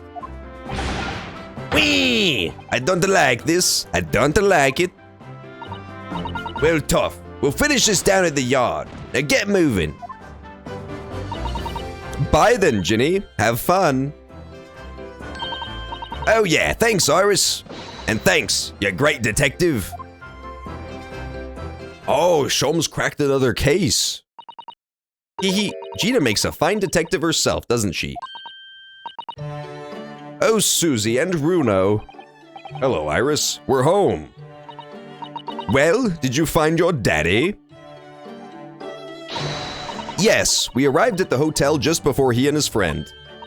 Oh, well that's great news. I hope I'll get to see my daddy again soon. Somebody just tell her! How are we fucking 80 hours into both of these games, and no one's bothered to tell her that her dad got murdered? That was the first thing that ever happened. That was the fucking inciting, I was about to say the exciting incident. That was the inciting incident of this game, was that her dad got fucking shot through the heart in a restaurant in Japan. And nobody told her. We just haven't told her. Makes no sense. I hope I'll get to see my daddy again soon. Ah, yes, of course. I at this point it's just awkward though, you know? It's one of those things where you either have to bring it up right away or you can never bring it up again. Because if you tell her now that her dad got murdered 2 years ago in Japan, the immediate question is, why the fuck have you not told me for 2 years? Dr. John H. Wilson. So, Iris, all that remains now is the greatest of problems known to man. What? No! He ruined his fucking haircut, dude. 100%. I mean, he was already blonde, which, as we've established, was like a low-tier man's hair color, but now look at him. He looked like a clown, dude. He looks like he's fresh off the circus. He looks like some sort of Irish man. But before we concern ourselves with that, I believe some tea is in order, don't you, my dear fellows?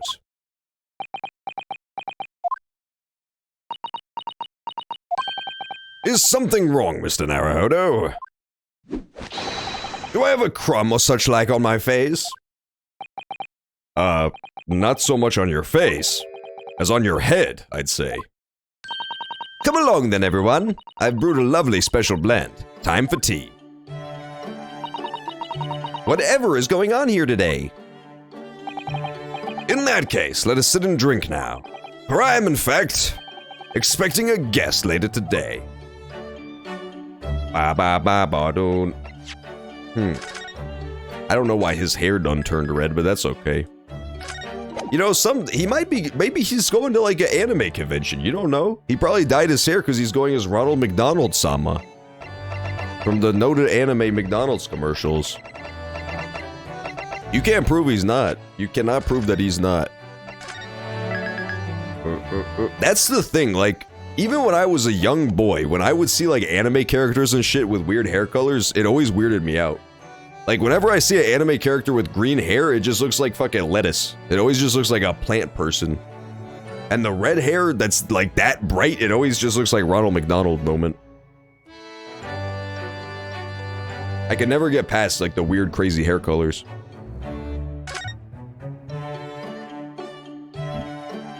Oh my god, dude. My fucking brain just combined these two, and I legitimately thought the option was the greatest lie ever told. I'm like, are we fucking seriously going here? This game would have gone off the fucking rails immediately. Holy shit. That was a fucking sigh of relief. My heart dropped for a second there. I thought they were spilling the beans. On me and mine. Alright, let's ask him about the two visitors. Or we could present him with something. Nah, we lost all our evidence. Evidence eliminated. Let's talk about the Frenchmans. Mr. Sholmes, who were the two gentlemen that were here before? Oh, just a pair of petty criminals. Nothing of significance. Of course, they have to make a living somehow. And when the mood takes me, I'm willing to turn a blind eye to all manner of infractions. When the mood takes you?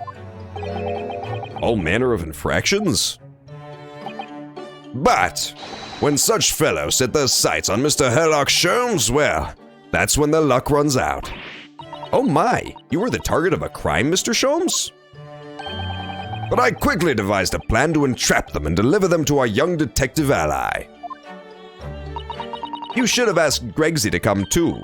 We could have had an arresting tea party. I did send word, but no answer was forthcoming.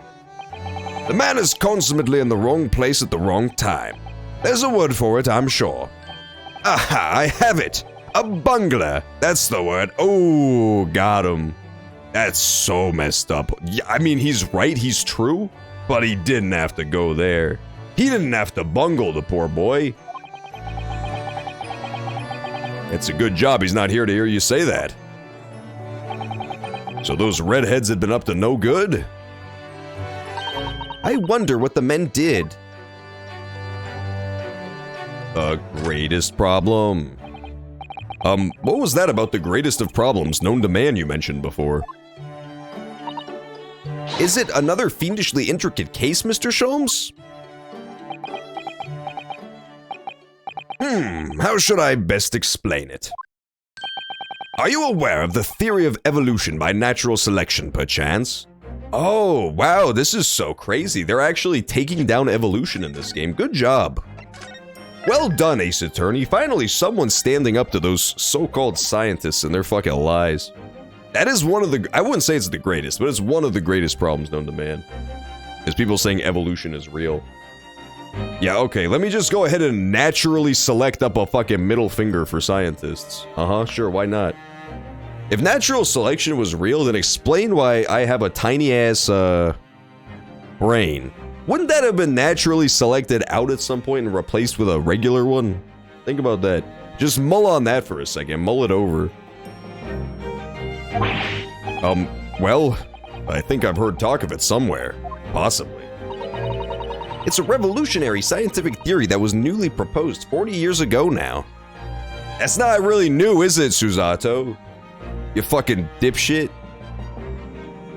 That's like saying Ronald Reagan is a new president. What are you talking about? That is true. If natural selection was real, there would be way more walk-up-ease. Imagine a man so physically apt that anytime he goes to a water park, he consummates sexual relations with at least 3 separate babes. and yet somehow he's not the fucking dominant species on the planet? That makes no sense. It's patently false on its face. It falls apart to the latest scrutiny. Wakabi is the living counterexample to evolution.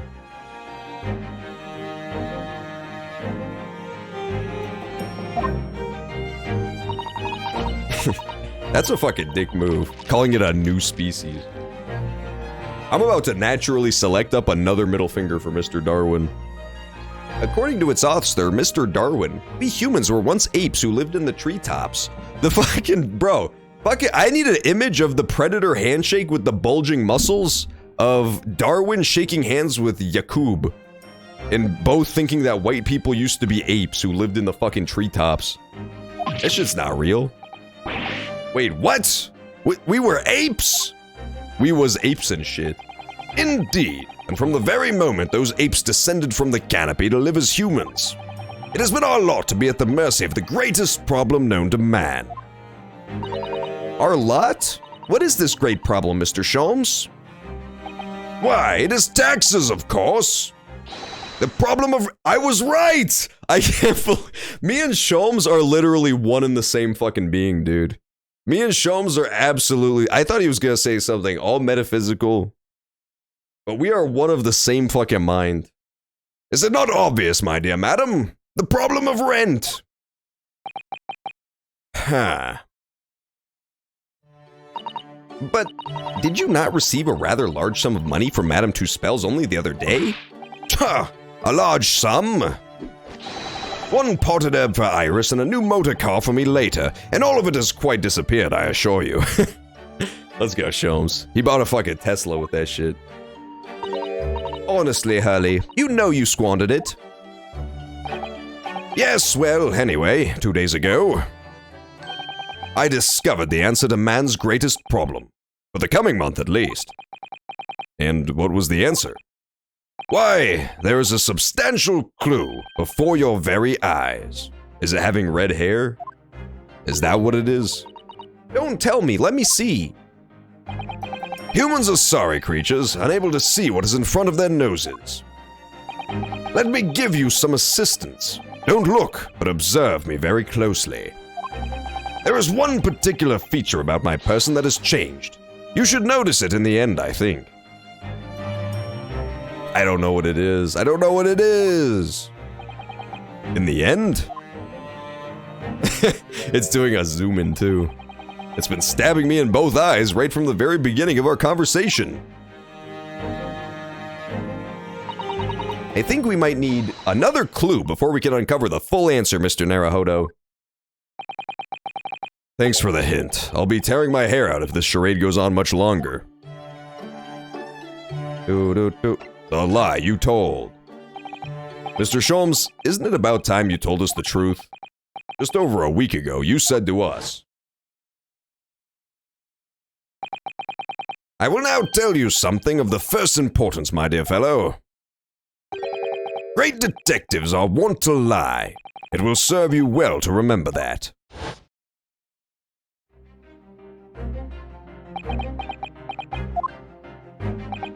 That case aboard the SS Burya in January. Kazuma wasn't killed, and you knew he wasn't dead at the time.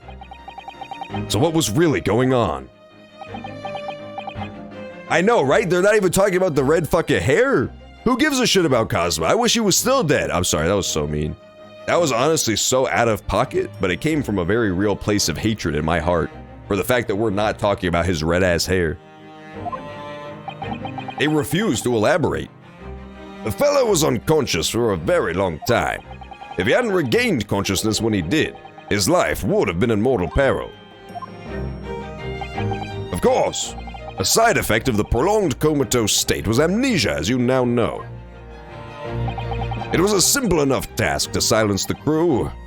But how? After they'd carried him out of the cabin, I assembled them in the lobby area. Then I made them swear to leave him unconscious and have him unlaid from the ship in Hong Kong as a murdered corpse. What about the innocent ballerina girl you sent to prison, Sholmes? Oh, how horrible. It was necessary to find some material with which to persuade the crewmen to keep their word, of course. But why? Why do it in the first place? I will be at liberty to elaborate in due course. But for the time being, I would like to reassure you, I didn't foresee subsequent events. What events? His disappearance in Hong Kong. Oh! I believe I may have made a gross error of judgment. Mr. Sholmes? Poor Mr. She's not gonna say it, she refuses. Okay, I guess we can't ask him about his big red hair. Maybe I need to investigate a little bit more first. Oh, look at the lever. Remember that lever from the other case that never ended up being anything that I was so sure was going to be important? There was a mysterious secret extra lever on the teleportation machine, and it didn't end up being important at all. It literally didn't even end up being part of the case, even slightly. There's the potted herb that he said he bought her.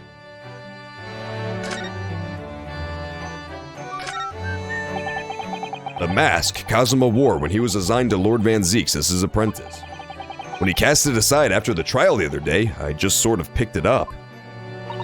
We ought to give it back to him, I suppose.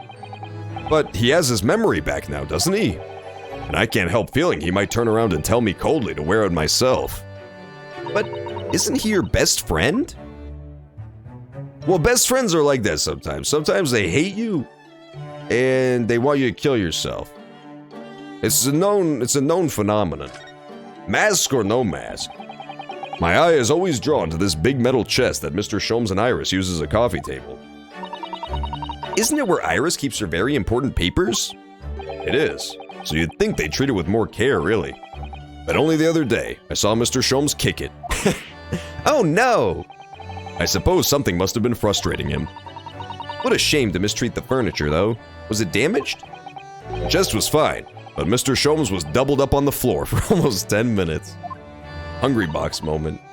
Oh dear, that is a painful tale. You know what this chest looks like, suckers? This chest actually looks almost identical to the luggage that the Japanese dudes brought with them, doesn't it? It's conspicuously also almost the exact shape, size, and color of the Japanese dude's giant luggage. And it's related to the case that they seem to know at least a little bit about, so I don't know. I'm thinking maybe, it might have been the same exact looking one. It at least looked pretty fucking similar. I'm gonna definitely sneeze, by the way, just FYI, so I don't jump scare you in a second. I'd hate to jump scare you out of nowhere. When I jump scare, I want it to be intentional and purposeful. Maybe not. I'm gonna unsneeze it. Is it gone now? Damn it, it's gone now! And I didn't pay enough attention during the photograph to know what it looked like, really. All I remember was as big and brown and rectangular. Fucking conquer, dude.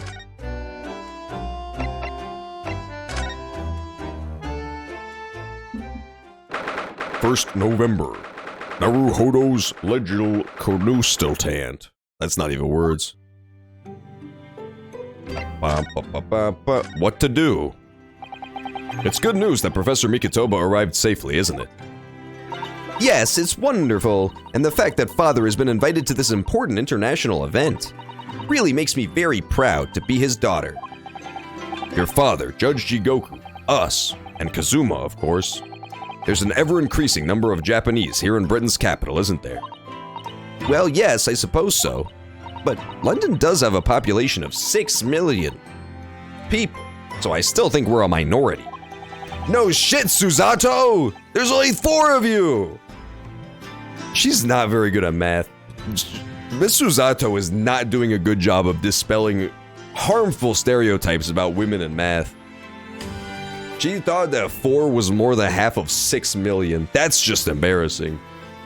Susato-san's father came here as a visiting student 16 years ago. And Kazuma, it's almost as if some great power has been at work, drawing them here across the ocean to London. And I feel as though the waters are starting to swell again now. My fucking ass is starting to swell again now. That's true, if you bring Sozeki in, if you bring him into the fray, maybe it evens it up a little bit more. We can call it even Stevens. Split right down the middle. What was I gonna say? Oh yeah, what's weird about real world that I've never looked into, I like to read about like anthropology, history and stuff, but what has always kind of confused me and consternated me is the fact that there was this real time, right, where there was a lot of cultural exchange between Britain and Japan, but in the modern day, none of that remains whatsoever. I don't know what happened. Like, there was a period of time where Japanese were coming to England, English were going to Japan, but those two populations, like, there was no staying power whatsoever. There's, like, no Japanese presence in England whatsoever. They have, like, such a small Japanese population. You would think more would have stuck around after that period, but they just didn't. And same with English people in Japan. English people made a big splash in Japan. Like, there's statues of a bunch of famous Englishmen that they like, but none of them stuck around. There's not like a Little England in Japan where there's a bunch of English people hanging out who moved there a long time ago. It just wasn't a thing. Very strange. Suzato, your desk looks like it's for nerds. If your desk looks like this, close out of the stream and never fucking return. You dare put a fucking tangerine on your desk? Get the fuck out of here. Leave. Leave! And never return. I like the books though. She does have a neat stack of books. My desk is just as it was before I left. Did her desk look like that? I'd never have seen that desk before in my fucking life. Summy ink and a calligraphy brush, even though we're in England now. That strikes me as typically you, Miss Suzato, and typically not you at the same time. Well, I do enjoy all the wonderful new things to come out of the West in the Cultural Revolution, of course. But I'm not ready to give up my brush just yet. And anyway, Suzato-san can write more neatly with a brush than most people can with a pen. Practice makes perfect, as they say.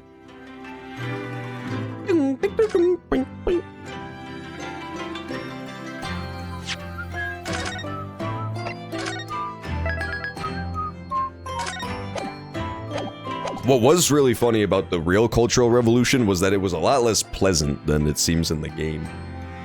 Basically, like, back when people were first sending over to Japan-land, there was a big, missionary movement, right? That's kind of what the West does when it opens up new avenues.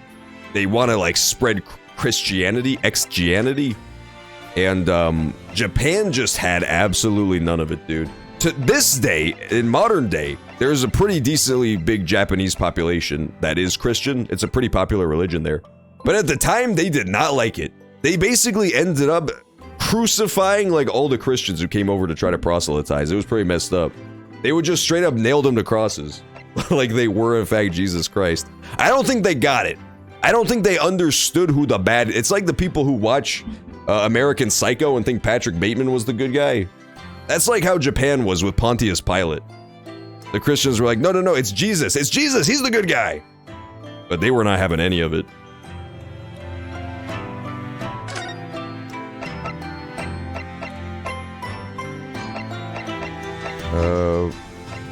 I guess we'll go talk to the Lord Chief Justice, but that dude's kind of an asshole. You already know he's gonna talk my fucking rear off. Banzeeks is talking to him about some shit. 1st November, British Supreme Court, Lord Chief Justice's office. Here's the final draft of the opening address for tomorrow's proceedings. I've supplemented your original with the figures you asked for from the yard. Yeah, exactly. Poor Lord Farquaad, dude. Lord Farquaad did nothing wrong. All Lord Farquaad did was, you know, he tried to kidnap a woman and force her to marry him against her will. And, I mean, who among us hasn't done that at least once? He's listened and he's learned and he's grown from that experience, you know? He made his mistakes, sure. And then cancel culture struck again and swallowed him with a mighty dragon. I do think the funniest part about Shrek is that it just, like... it shit on short people for no reason. Most kid movies try to be like really careful about not making fun of people, but Shrek was just straight up like, if you're short, you're ugly. Lord Farquaad was seen as like really dreamy and cool until they meet him in real life and he was short, and then like everybody hated him. It's great. It's like my favorite part about Shrek. That was so unexpected from a kids movie. Exactly. Like, imagine if Waka B got eaten by a dragon for every time that he tried to force a woman to marry him. See, when Lord Farquaad does it, it's considered, you know, evil and, almost rapacious in a sense. And yet, when the Phantom of the Opera does it, he's seen as, like, dark and brooding and dreamy. So how's that fair? You know? Like, how is that fair? Lord Farquaad didn't do anything that bad. He even asked the mirror for permission, and the mirror said it was okay. The mirror told him to go for it. The mirror told him shoot his shot. It was, yeah, Lord Farquaad was based on Disney execs that they hated. They apparently, so the story goes, Farquaad was the closest they could legally make his name to Fuckwad without getting in trouble. And that's how they landed on it. Shrek is a very, very cynical movie. I like Shrek a lot. I like Shrek as Shrek too. They have a lot of heart to them. I've supplemented your original with the figures you asked for from the yard. I see. Excellent work. Thank you. You're welcome, my lord. What's Lord Van Zeek's doing here? What'd he say he was doing? He supplemented his original with the figures you asked for from the yard. Interesting. The opening address for tomorrow's proceedings. I guess it's referring to that, science convention they said was happening or some shit. My, there seems to be an awful lot of tension in the air, wouldn't you say? Instead of this side shot of her, she should definitely be facing the camera with her mouth hanging open and pointing backwards over her shoulder. She should absolutely be pointing backwards at them. This place is stifling enough as it is. We really don't need any more tension. Oh no, they're rotating. They're rotating. My apologies. I didn't notice. Oh, this is the other guy. My apologies. I didn't notice you come in. Your small stature and dark dress make you all but invisible to me. Oh, no. It's entirely my fault for wearing black, I'm sure. From now on, you must dress in white from head to toe whenever you come here. Now then, Mr. Naruhodo. Yes, my lord. I'm right here. Ugh, kill me now. Is something wrong? Perhaps it's a little too hot in here for you. Oh no, not at all. I mean, I've never experienced a room at such a perfect temperature. Naruhodo is such a fucking ass kisser, dude.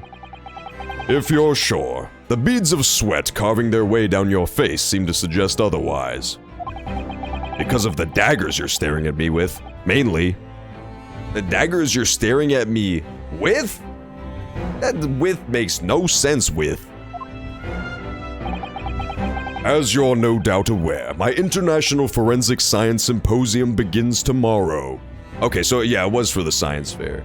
He's hosting a scholastic book fair. You gotta make sure that there's plenty of copies of Diary of a Wimpy Kid by the time it happens. In fact, your father arrived in London earlier today, I hear, madam. Oh, yes, that's right, my lord. He's extremely honored to have been invited. I'll leave the remaining preparations for the meeting in your capable hands then, Lord Van Zeeks. I will attend at once. He gave me a fucking stink eye and dissolved again. He gave you a very cold I just said that, Lord Susato-san! Fucking stealing my thunder and shit. I know, but I haven't done anything, have I?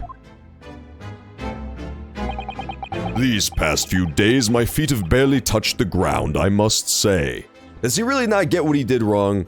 He put that lady in jeopardy, Lord Stinkheart. This guy's like second-hand man, Miss Scythe. My dedicated right hand of many years was recently put out of action. I just said that, Lords. Everybody's fucking stealing my thunder right now. Holy shit. I just said that. Oh, I'm sorry to hear that. Is your left hand still of service? Mr. Naruhodo, he's talking about Dr. Side. Ah, of course. I'm terribly sorry about that. I was just, Fear not, you've done nothing wrong. Dr. Scythe's own wrongdoings precipitated the situation. You needn't concern yourself with it any further. That would be a lot easier to do if it weren't for the piercing stare you're giving me. Lord Van Zeeks is doing an admirable job of holding the fort. Though disturbingly, his apprentice has been missing since yesterday. Oh, missing? What's become of Kazuma-sama now? Damn, dude, he's got... That little rascal always goes missing, dude. Anytime that his true identity is revealed, he has to go missing and then turn up again in disguise. Next time he's gonna show up in a fucking M&M costume. He's gonna show up as the green M&M. Tell me about the Forensic Science Symposium, bro. Not long ago, visitor numbers to the Great Exhibition exceeded 30 million. That's not a believable number. 30 million? Are that even that many people in the world? As a comparison, Mr. Naruhodo, the population of the imperial capital of Tokyo is 2 million. I will be opening the International Forensic Science Symposium in the exhibition's main auditorium. This event has been 2 years in the making. 2 years of preparations and negotiations with other countries. It sounds like a tremendous achievement. Congratulations. The 20th century will see the wholesale adoption of forensic investigation techniques. And cooperation between policing organizations around the globe will be essential. Which is why this landmark first symposium had to be hosted here, at the heart of our great British Empire, in order that Scotland Yard can become the leading investigative organization in the New World. He's the same as ever, I see. That passion of his is quite something. You're every bit as passionate in your own way, I'm sure, Mr. Naruhodo. I'm the only person in this country who truly cares about a future that embraces forensic science. Why is he so obsessed with fucking forensic science? That's so specific. I thought his whole deal was just about, like, justice as a general nebulous concept, but he's really quite laser focused on specifically forensic science.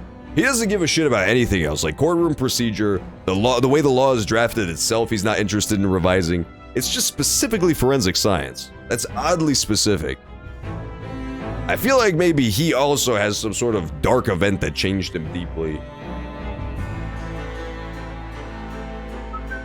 Maybe it's also the Hound of Baskerville shit. Maybe it's that again.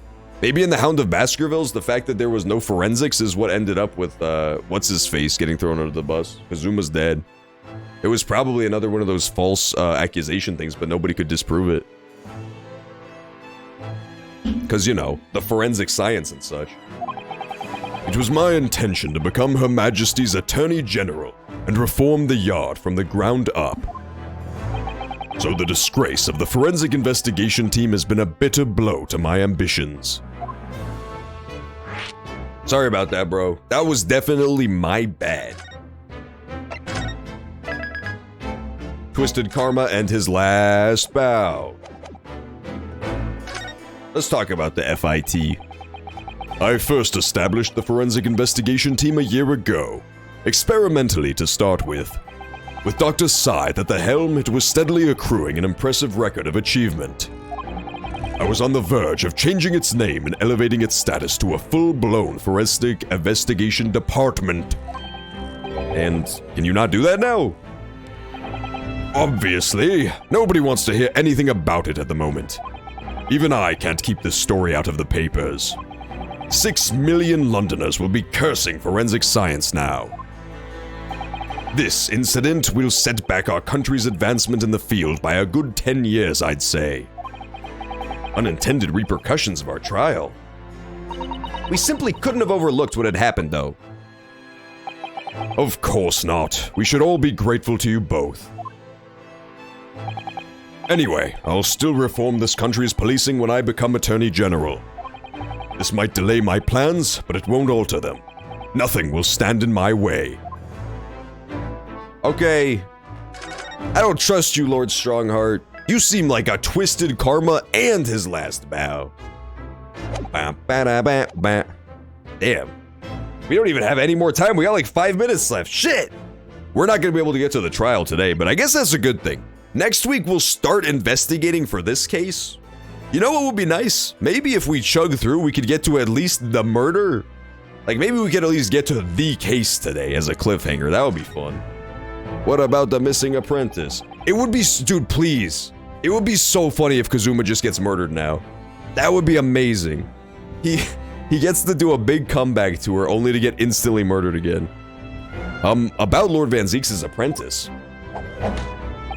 Ah, yes, that came as a surprise to me, I must say. That you and he are old friends. How did he become an apprentice to Lord Van Zieks in the first place? It came about 3 months ago. An unidentified Asian man was apprehended by border police. Oh my god. That's almost as scary as an unidentified flying object is when you hear about an unidentified Asian man sighting. That's always very mysterious. So tonight, after stream, we'll do movie night. We'll do horror movies for movie night tonight. And then next week, same time, same place, we do Thursdays through Sundays, 4 to 9 p.m. Central. This coming Saturday, we'll continue this. Hopefully, we'll get to see the murder tonight, but probably not, because we're running out of time very fast. Oh my god, unidentified flying Asians are the scariest alert of all. That's how you know shit has gone horribly wrong. Thank god this guy was just missing at sea, because otherwise, honestly, that probably would have been all-out war. That probably would have sparked the Great British-Japanese War. They found him hiding aboard a large goods vessel. Oh my! So he stowed away to get here. He had no papers to identify him, no passport, and he was suffering from amnesia too. The machine for pigs. Other than the fact that he was clearly of Eastern descent, there were no clues as to who he was. So I decided to assign him to Lord Van Zieks. That way I could keep an eye on him. I don't like the way that he said he was clearly of Eastern descent, because, like, me personally, I don't see color. I mean, maybe you disagree, Lord Strongheart, but me personally, I wouldn't have assumed that at all. I'm just anti-racist like that, I guess. But I mean, if you want to be a giant racist, be my guest. But then, why the mask? I didn't want to burden Lord Van Zieks with the tiresome explanations about why he had an Eastern apprentice. Because it would be so much easier to explain why he was wearing a mask? He's proving to be a great help to Lord Van Zieks. I have high hopes for his future. By the way, do you know where he's gone? No idea, but I believe he's left London for the time being. Interesting. Oh. I take it you also didn't know that the man's father was one of our country's most infamous criminals, I mean. Enshin Asogi. Oh my god, shut up, Lord Van. Whatever this guy's name is. Alright, we'll just finish this guy's dialogue, I guess. Hopefully it'll cut to the murder instantly. But this guy always talks so much. They did a gag about it in the last case, but he just never shuts up. What we learned from the trial 8 days ago was a huge shock. Finding out my friend's father was... Ah yes, Genshin Impact. The Professor case 10 years ago caused a great stir here in Britain. They were such awful murders, and unprecedented, using a ferocious dog as a murder weapon. And no one would have believed the culprit was a foreign student invited to study here by the government. So, the true identity of the killer couldn't be made public then, and can't be made public now. Nobody in your country knows it was him, and neither do the citizens of London. The main motivation was to avoid aggravating relations between our two nations, I understand. Sick bars, Susato. Correct. However, it has to be noted that there were some supporters of the Professor's apparent cause. What? Supporters of a mass murderer? The majority of the man's victims were a blight on the aristocracy of the day. Somewhat ironically, their deaths actually benefited society as a whole. Or so a fair few thinkers in London believed anyway, including you, Lord Strongheart? Wakabi says, time to get off. It is. We'll finish this dialogue like I just said 2 seconds ago, though, Wakabi. Fucking rat. Fucking rat. Wakabi is Lord Strongheart, though, for sure. Because as soon as Wakabi said that, Lord Strongheart checked his watch. Right, I see. But it was still murder, wasn't it? It seems very similar, doesn't it? To the idea of the Reaper of the Bailey. It definitely does.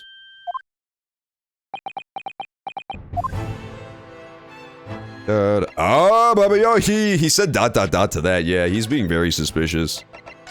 He's acting like a little bit of a suspicious Baculus.